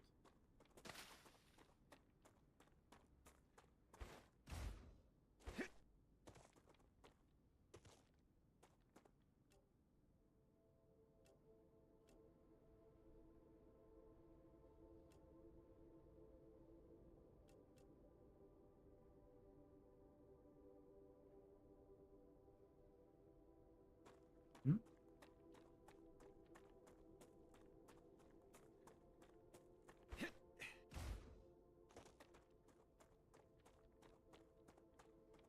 What's this?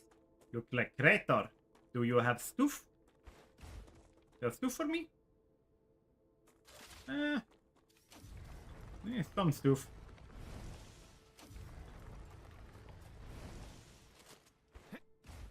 But not all the stuff.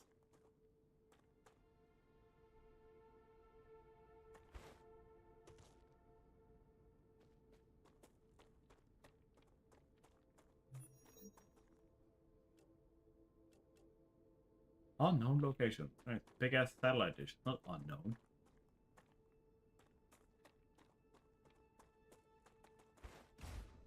Can I use any of what's left standing? I recommend finding a safe place. All buildings were created for a core that was an older model, incompatible with the current version of the building tools programming. But it's okay. Oh shit. Look on the bright side. Anything you find here is yours. I won't tell anyone. I can't even build anything here? Officially, this is still territory belonging to the IRO and its partner companies. Even though they failed, it doesn't change the fact that they were here first. Can I... Can't deconstruct it. You... Yeah. I just took a face full of whatever blue goo that was.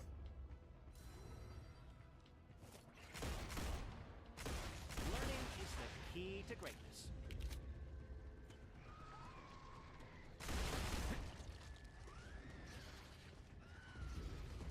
All right.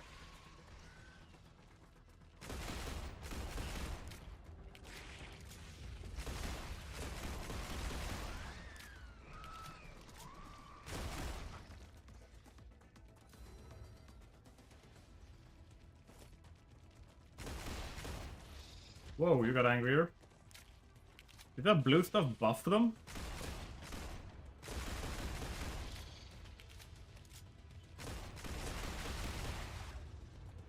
Changing mags.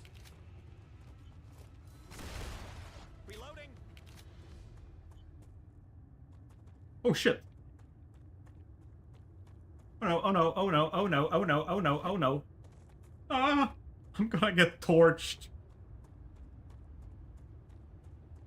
Raptura's core is unstable. Head to safety immediately. Bro, I'm trying. Warning.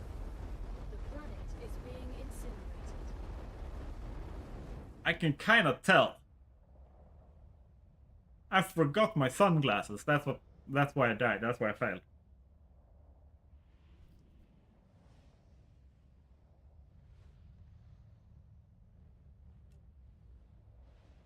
Died? What a waste of time.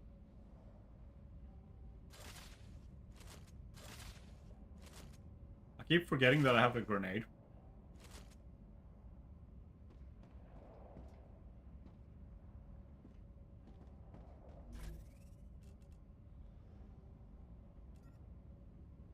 Ah, gotcha. Mmm, delicious.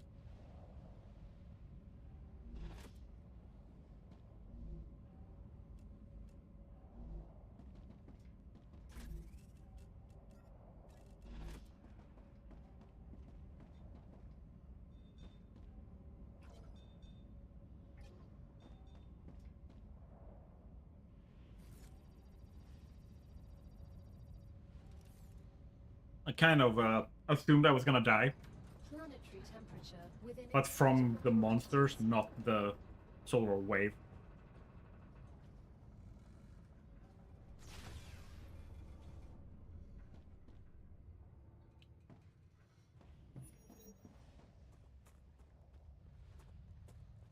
I know I run using left shift.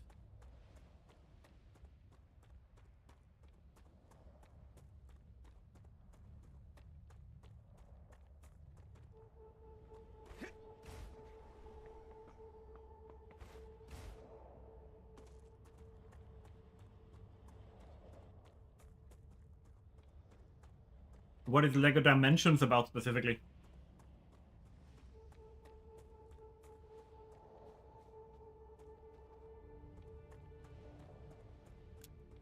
Empty. Need ammo.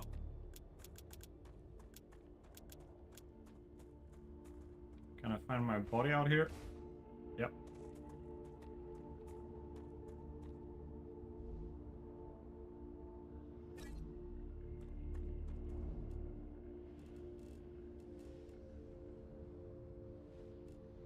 Yeah, I'm just generally underpowered to be running around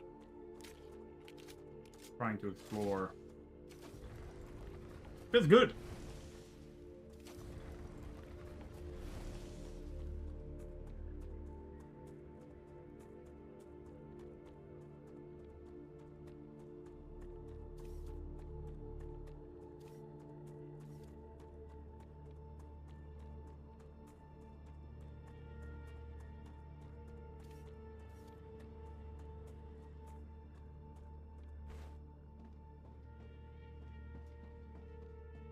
Oh yeah, I got the bot thingy.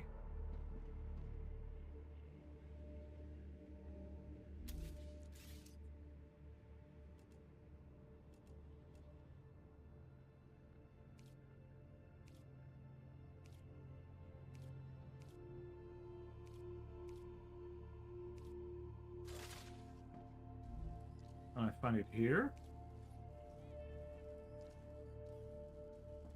So when I do, let's say that I want to build something here. I want to make fabricator. Bravo!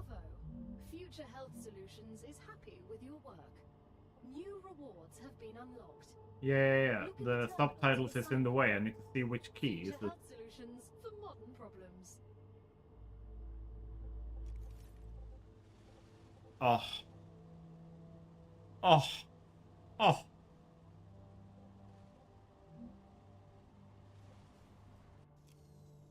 Okay, that's good. That's very nice. That means I can now start Let's see. Modulus. Oh, I've seen this.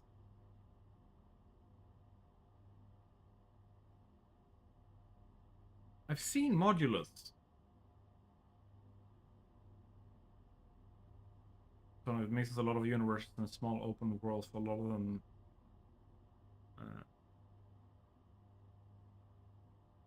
From Powerpuff Girls, Ghostbuster, Doctor Who, Ninja Go, Portal, Harry Potter,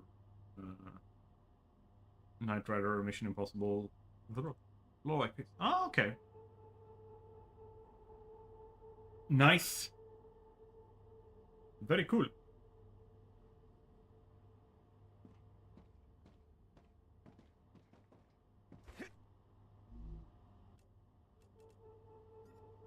Gotcha.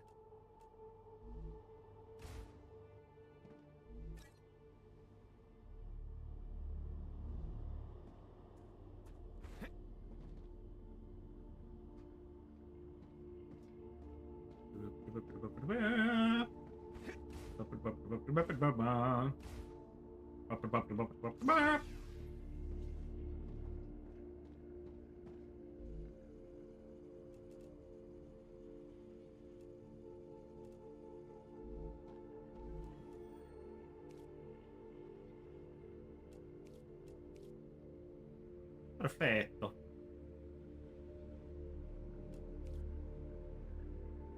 I got the titanium housing.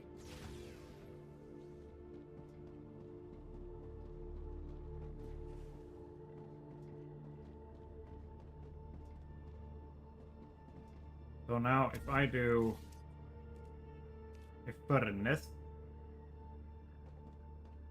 like so,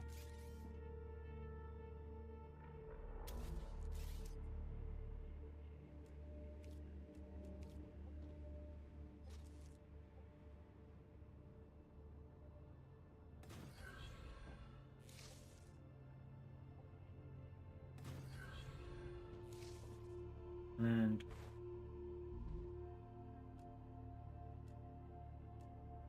I'm telling you to do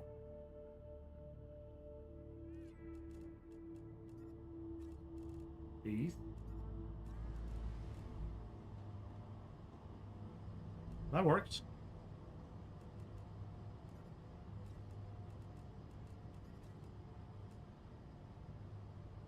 Nice. Have you seen the new Avatar movie? Are we talking about the fire one or the water one? Like how? What are we referring to as new?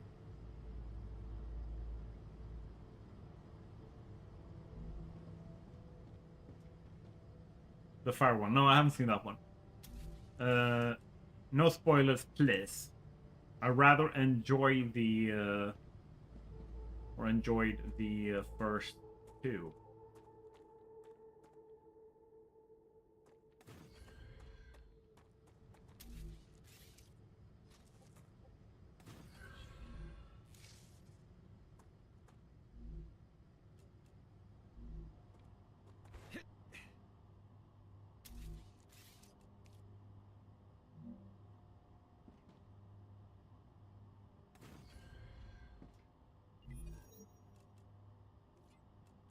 Bada boom.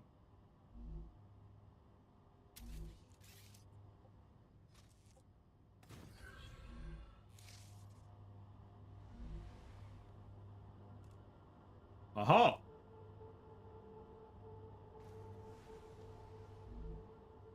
I'm not seeing, but I'm planning to with friends. Nice. Yeah. I really like the concept. If you go back to or the like very early on in the stream, you'll see like there's a segment of me talking about Frontiers of Pandora and showing off my statue and everything. I have a let me show you.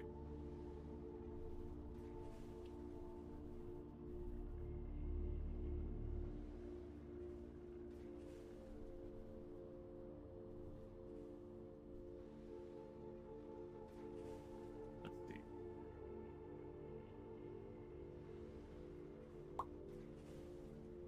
check this out.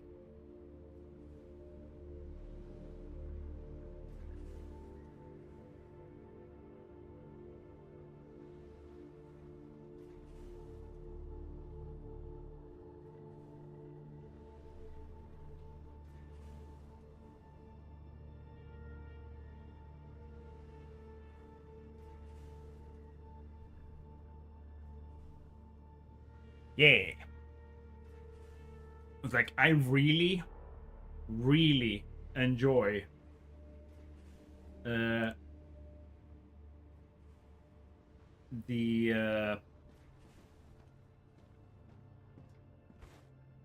Avatar franchise, the concept world building, like all of it.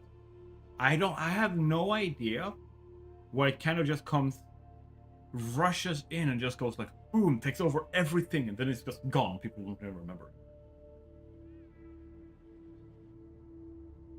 If I had more money, I would have bought a Toothless statue when the live action one came out, but too expensive for me.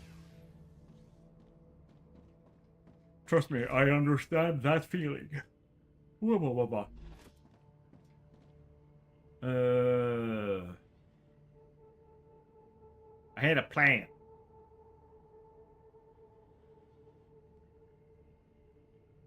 I really like the water one. I love the water animals. Yeah. I basically had no expectations for it because the first movie was so well, like, wrapped up. Ruptura status, stable. Arcadia status, stable. Like, I had such, like, I had no expectations going into the second movie, so I was very open to whatever it wanted to be. And then it turned out to be like a family, like, drama thriller set on Pandora, like, with the backdrop of the military stuff and the fighting and like all that. And absolutely amazing. Absolutely loved it. Very, very well done. I think it overstayed its welcome a little bit. Like, it was a little bit too long. It dragged out in certain places, but it was good. It was good. It was like, but it was too much of good, you know? You become numb to it because it's too much good. And then,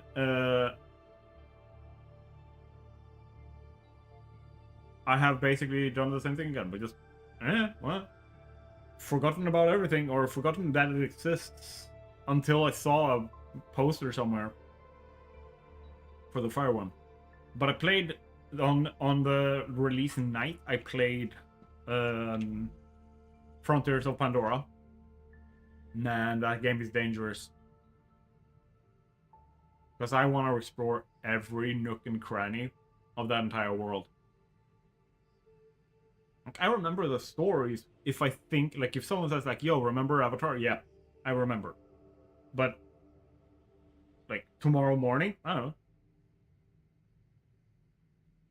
It's taking no space in my brain.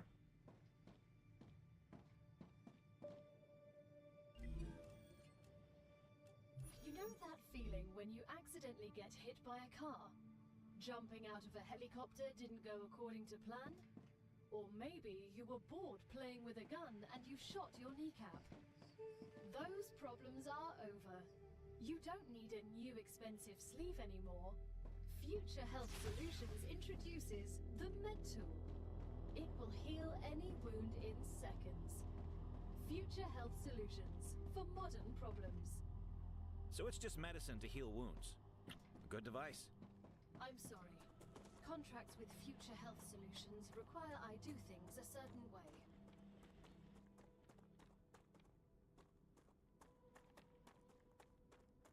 Let's get back out. Go to the voice line. Yes.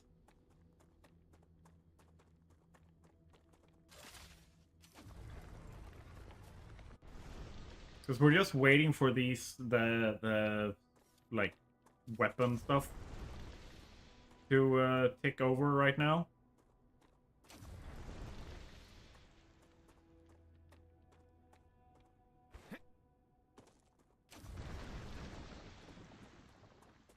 So I'm going to see how much of an impact I can do with the grenades against the monsters.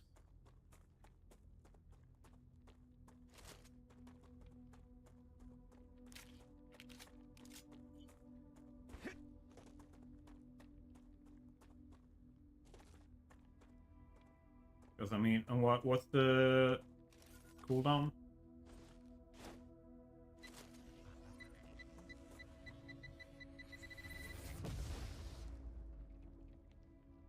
Okay, so it takes about 5 seconds to explode after it drops.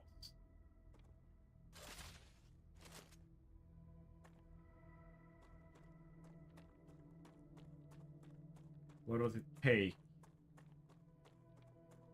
to reach? Changing max.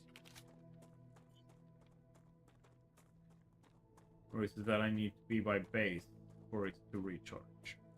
Because if it is, good to know.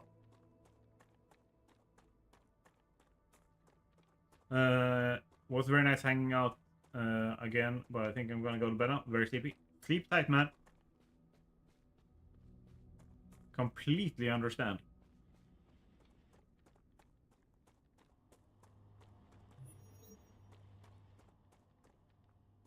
You can recharge it by killing vermin or harvesting meteors. Okay.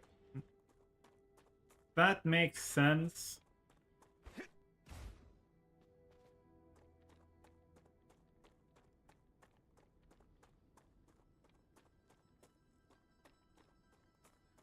Well, get me some vermin to kill then. No, wait, there's a meteor. Hello.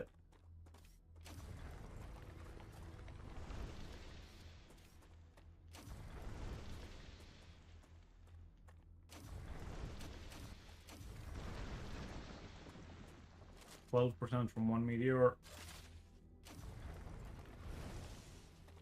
Okay, so I also get from these.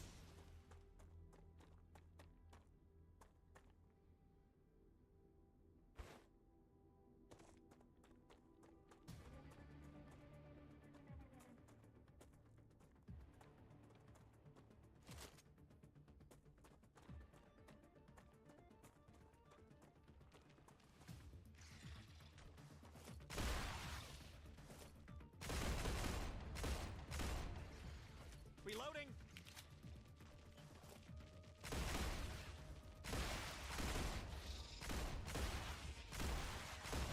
Changing max.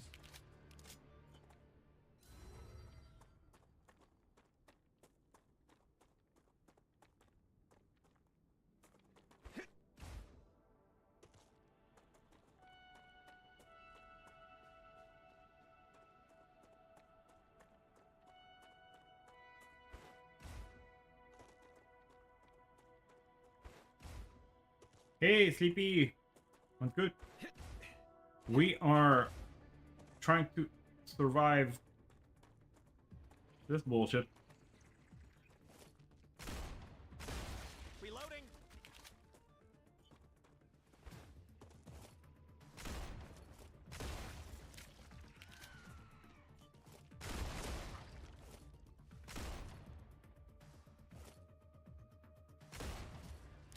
There we go. We're trying to infiltrate that thing.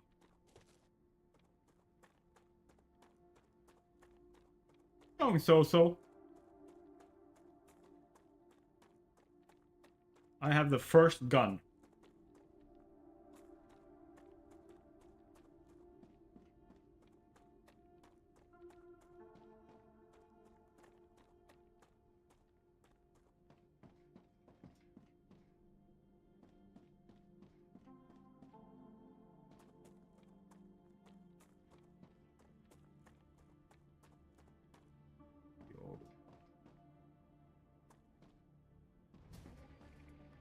Nope, nope, nope, nope. Shit.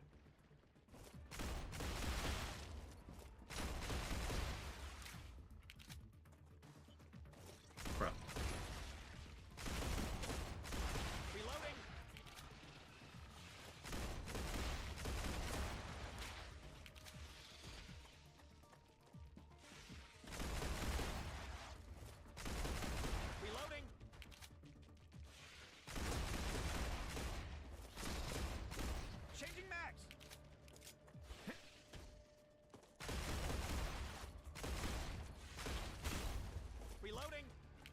Nope.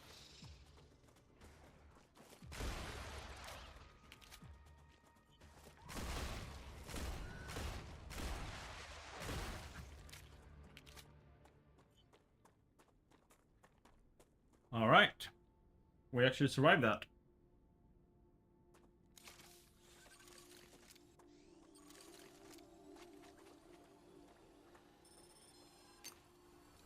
I'm healed. There's a bug there at with the healing thingy. Missing string entry.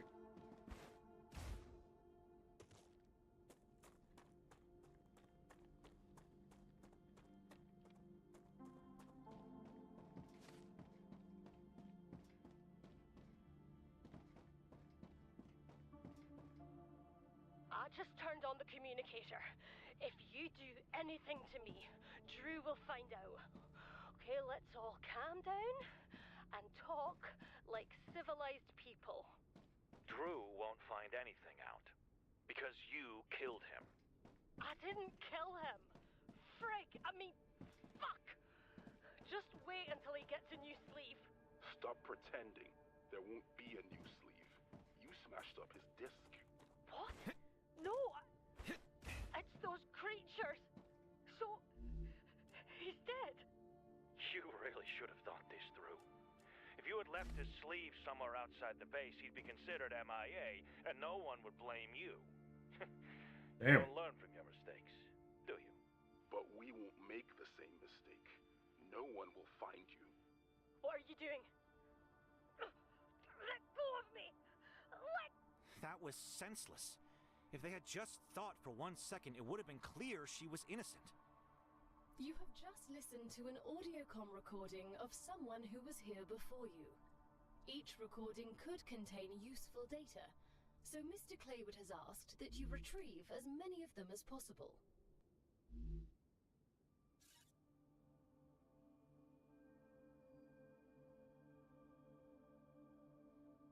I'm supposed to be honest, though. I'll be honest. It pissed myself that they are making normal money here and bragging about what they're gonna buy when they get back to Earth. I'm bragging how many spare sleeves they'll have, and I'm never gonna see the money I'm making.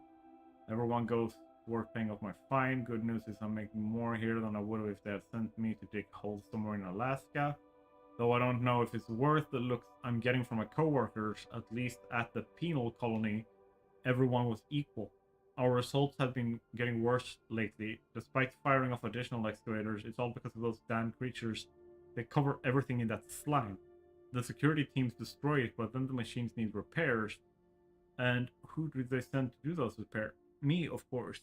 God forbid the scientists get their hands dirty. One positive about working here is I get to curse whenever I want. Fuck, fuck, fuck. Even writing it out is fun. Wow. Okay, so do I pick that up now? I just turned on the communicator. If you do... Okay.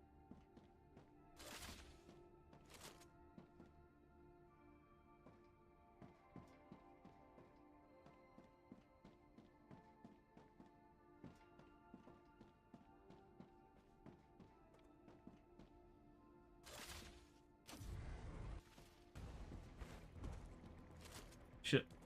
Where are they? Oh. Fuck.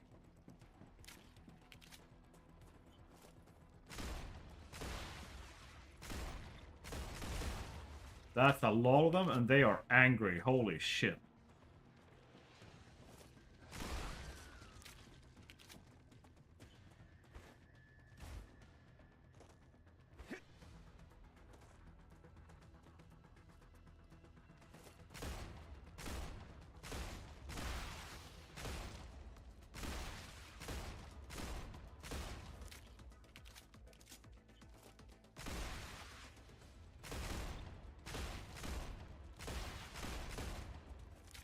Oh, I have the poison spitters too. No, thank you.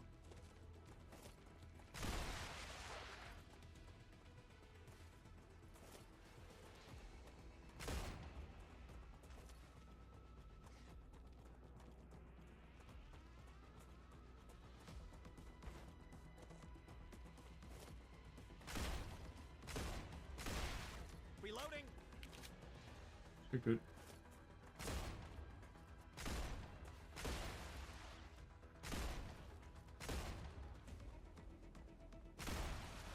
There we go.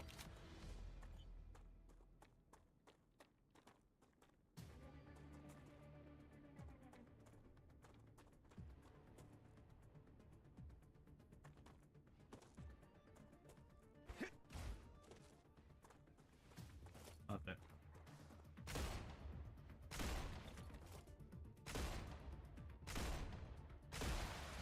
There we go.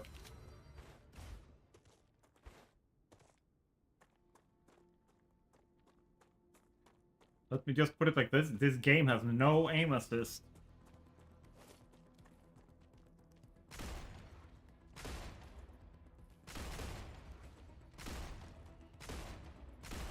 Changing mags.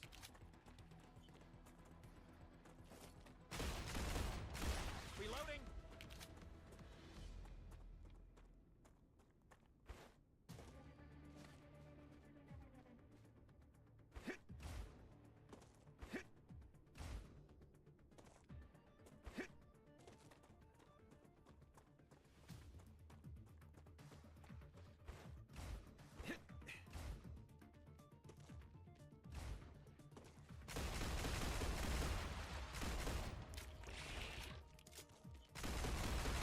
Reloading.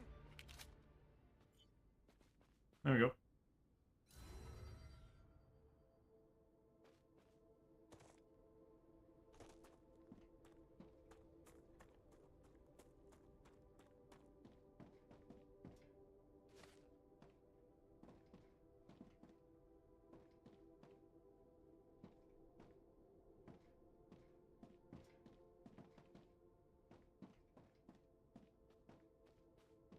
Oh, there.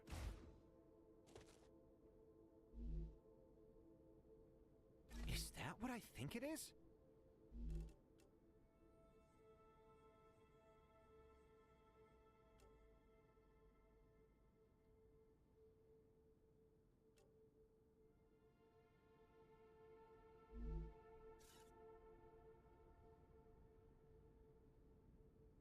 That new girl is weird. She just asked me what the fine was saying. Oh my god. What's fine? They must have had some weird rules at the penal colony. I don't like this. Oh my husband, yeah, I heard she murdered someone and I mean murder, destroyed his disc. Someone from what Chris told me, she apparently carried out some terrorist attack. But Ada says she was convicted of robbery. One thing we know for sure is there's something off about her. We should get a bonus for dangerous working conditions.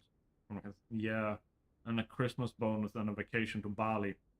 Just be on your guard and keep an eye on her, as if we didn't have enough problems with the aliens.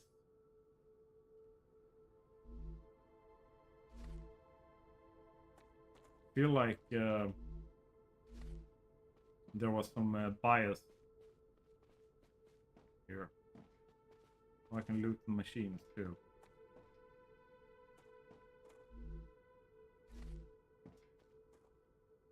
Oh.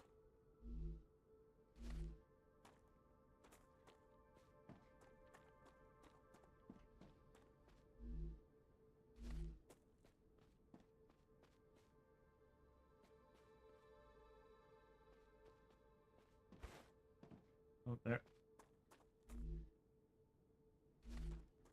All right.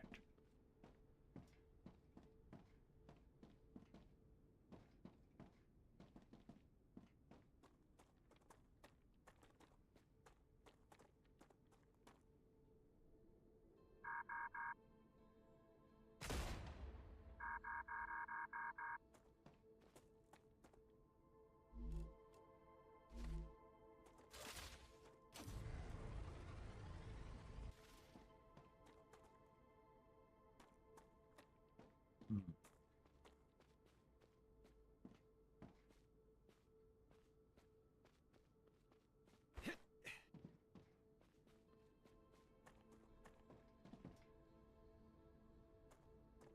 There's stuff.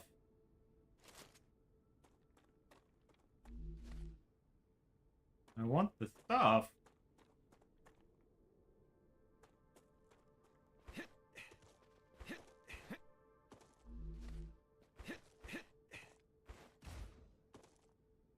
Ah, this is how I get the stuff.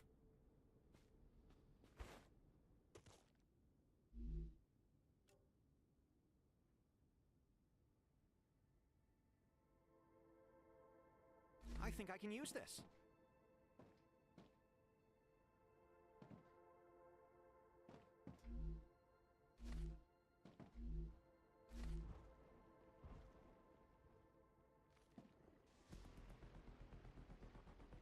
Uh,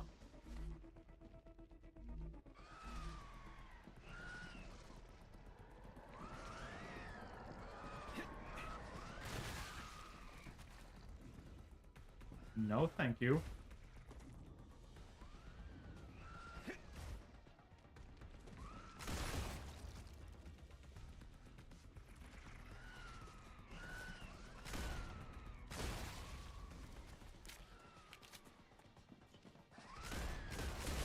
Reloading.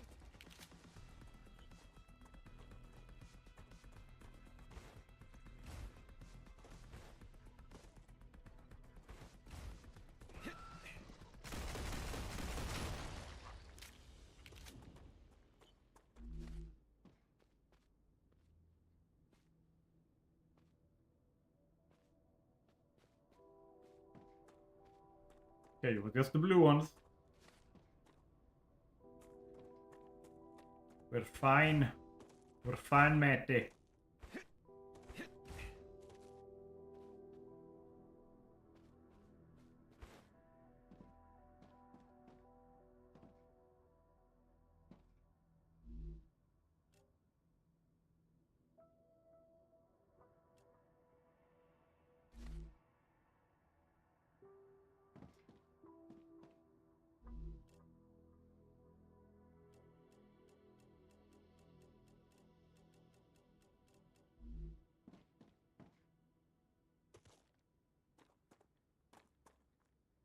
We'll be getting a new employee tomorrow. She'll be working off her punishment with us. We don't have any other convicts on the base, so I'm not crazy about the idea. But I trust the company wouldn't hire just any old criminal. According to the documents they sent me, she has 5 years of experience in mining helium-3 on the moon, a managerial position, a degree in chemistry, but she can also operate a harvester and fix machinery. I'd be thrilled if it wasn't for the fact that I have no access to what she was convicted of. Our head of security has full access to her file and says I shouldn't worry about her conviction. Plus he promised. Ah. That's just what I need. No, we're at full health, man.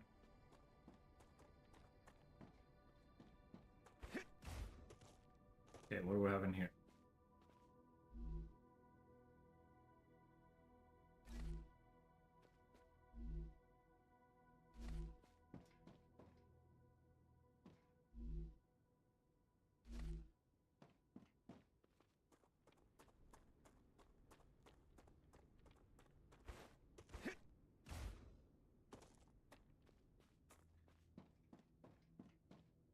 Dead body.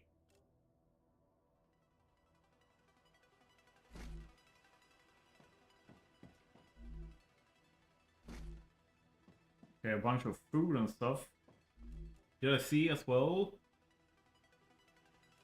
A lot of war bombs. We might be able to unlock a new weapon.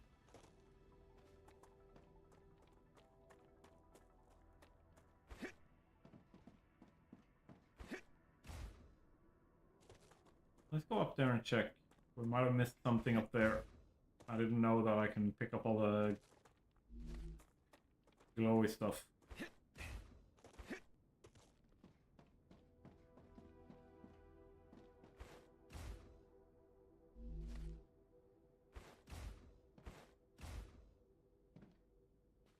Right.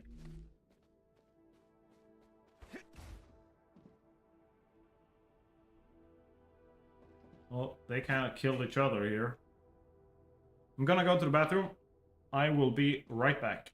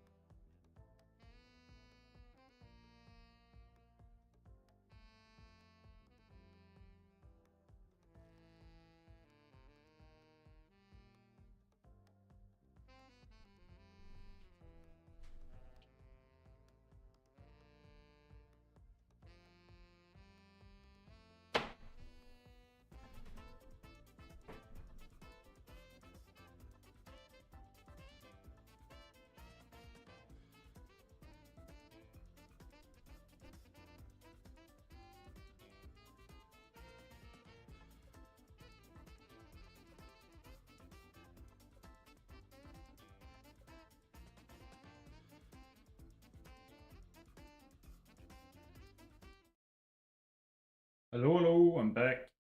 Let's see. Oh, haha.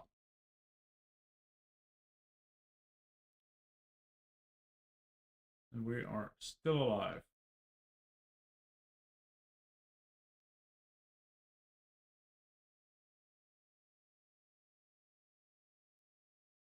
Well, we have a full inventory. Good haul. Gonna get back, and then I am going to finish or like end the stream for tonight. The VOD is up already, like automatically published and everything on YouTube. So you're free to check out. Like talk about Hytale and some like stuff happening at Ubisoft and stuff like that at the beginning of the stream. So if that's something that you wanna hear, go right back to the beginning of the stream and check it out. I won't be able to respond to you, but might be an interesting watch.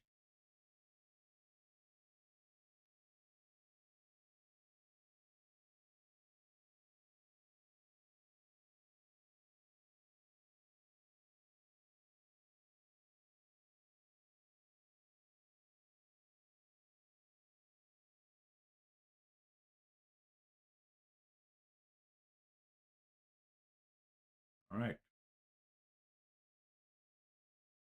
Back at base. Hello, base. If I take this now, and I go over here, can I?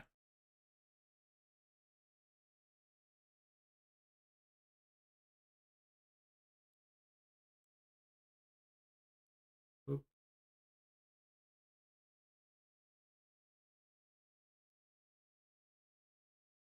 And then I can switch those out using war bonds. Okay.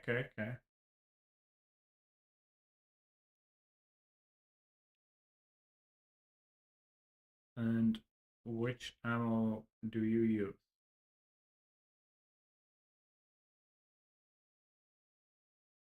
Probably standard ammo.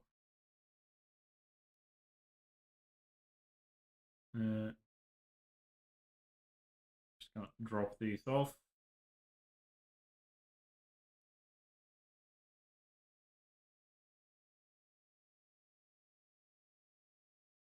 Those are in the wrong box.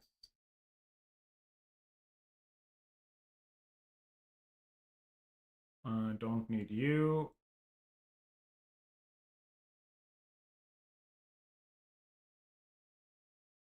And you go there. You can go there. Boop-a-doo.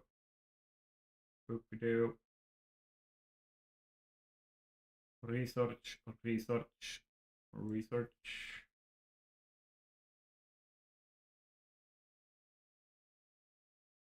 Capsule stuff. Not really into that right now. Ooh, research. Useless materials and there.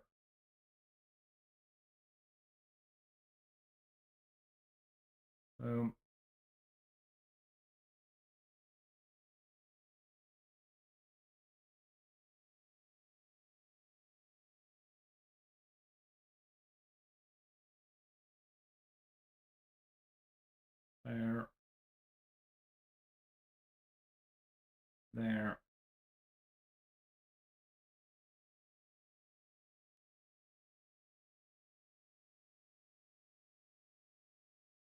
Let's just make another.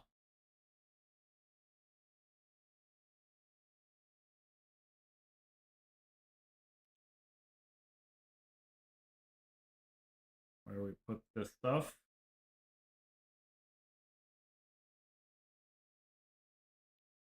do this. Can I stack them now? Okay, I can't stack them in the box. Okay, that's weird. Alright, there.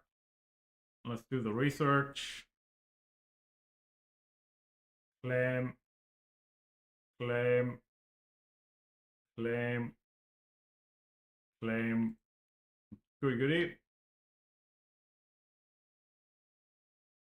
Let's see if I can.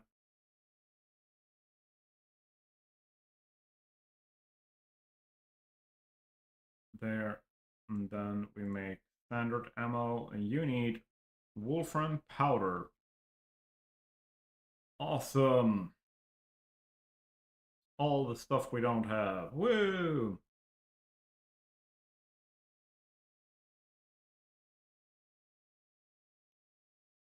And wolfram powder is made how? Can I stand here? Go in. Pick the furnace. Go into this.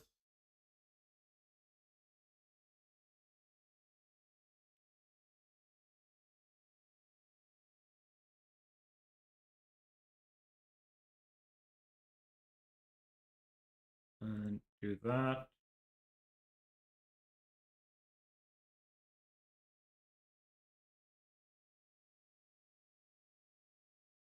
Ah, they don't have enough power.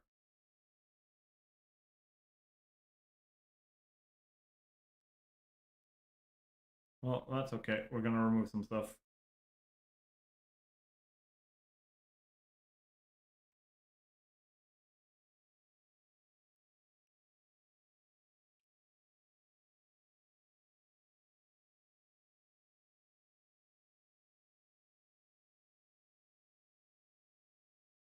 You only need wolfram bars to be made. Then let's remove you from here.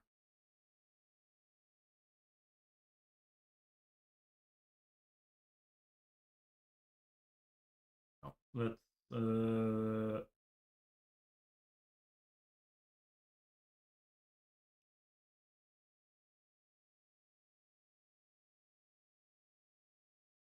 place you in there.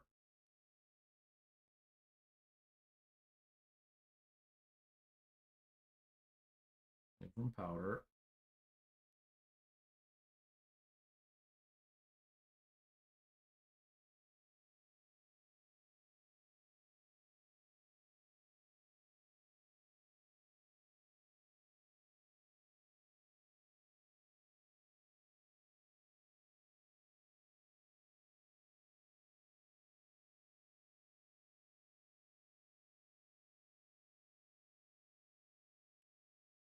There we go. And then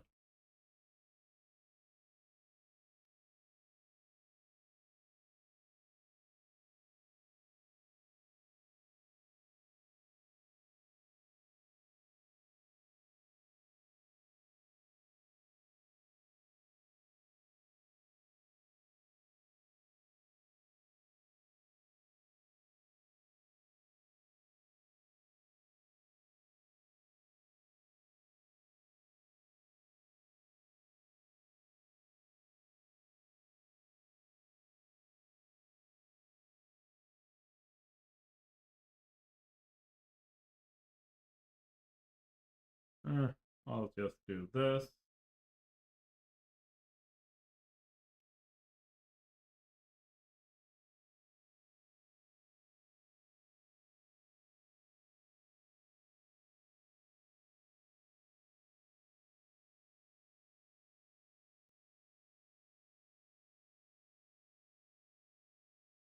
There. Adding in a little bit more juice.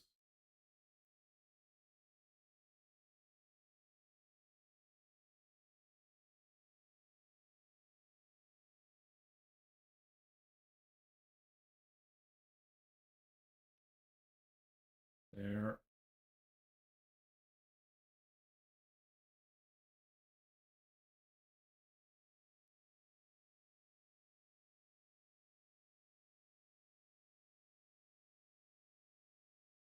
And then if I pick up like 30 of these, should be enough.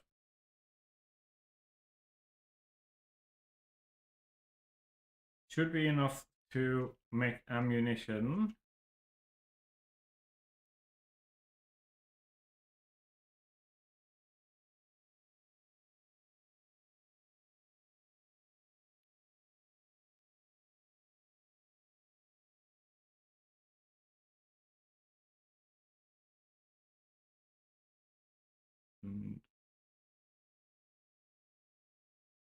Okay, it takes more than that. I understand. Don't you worry about thing.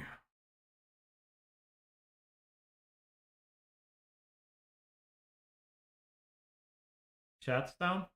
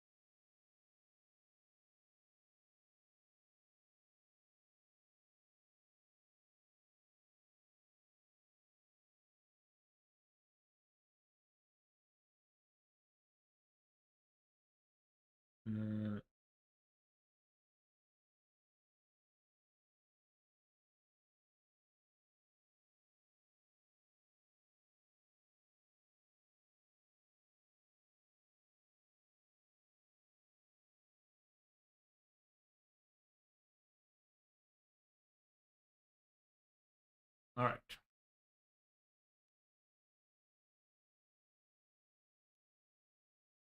Chat's back up.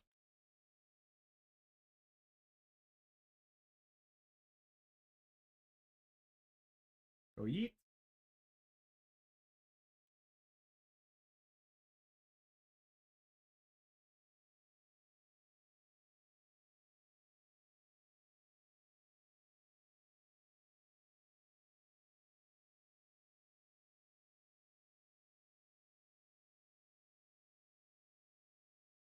There we go.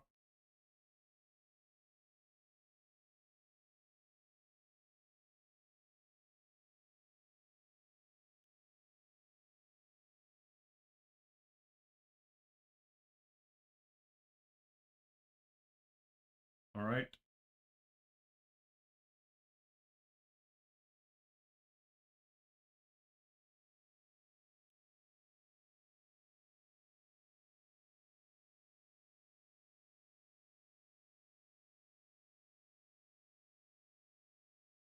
And you now, let's see, furnace.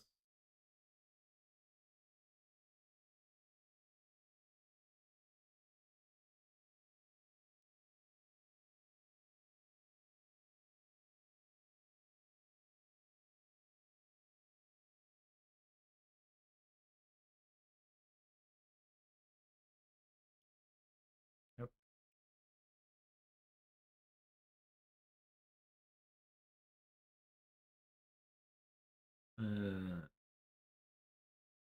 Titanium sheet, titanium rod.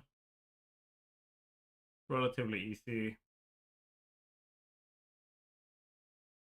They want tubes, a little bit more difficult.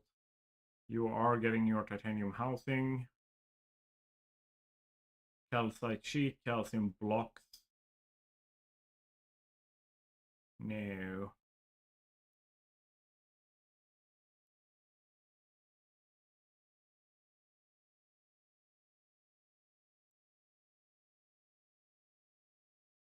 Titanium housing and wolfram plate. Alright. We have a general thing, like progress. I feel like we know more about the game. I feel like we have experienced some stuff. It's a little bit of a tangent there in the middle, but is what is. How does this? Oh, full spread is nice. Very nice. Very nice and wide.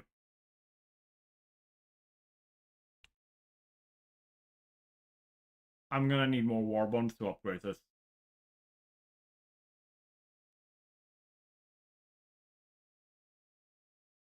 Well, thank you guys so much for being here. Everyone who has been here in the stream, everyone's watching the VOD. It's over. All my VODs are over on YouTube. You can find them on my channel.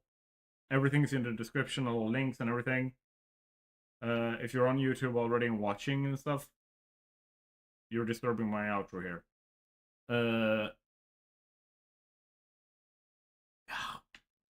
Chris distracted me. Okay, no. If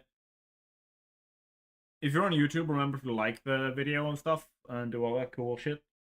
If you have like enjoyed the conversation, if you like what's happening in the streams, if you like the content on the channel and stuff, consider supporting. You can do so from $1 a month on Patreon. There's links and stuff next to the video in places. And we'll see you in the next stream or in the Discord. Also links around here. So, see ya. Bye!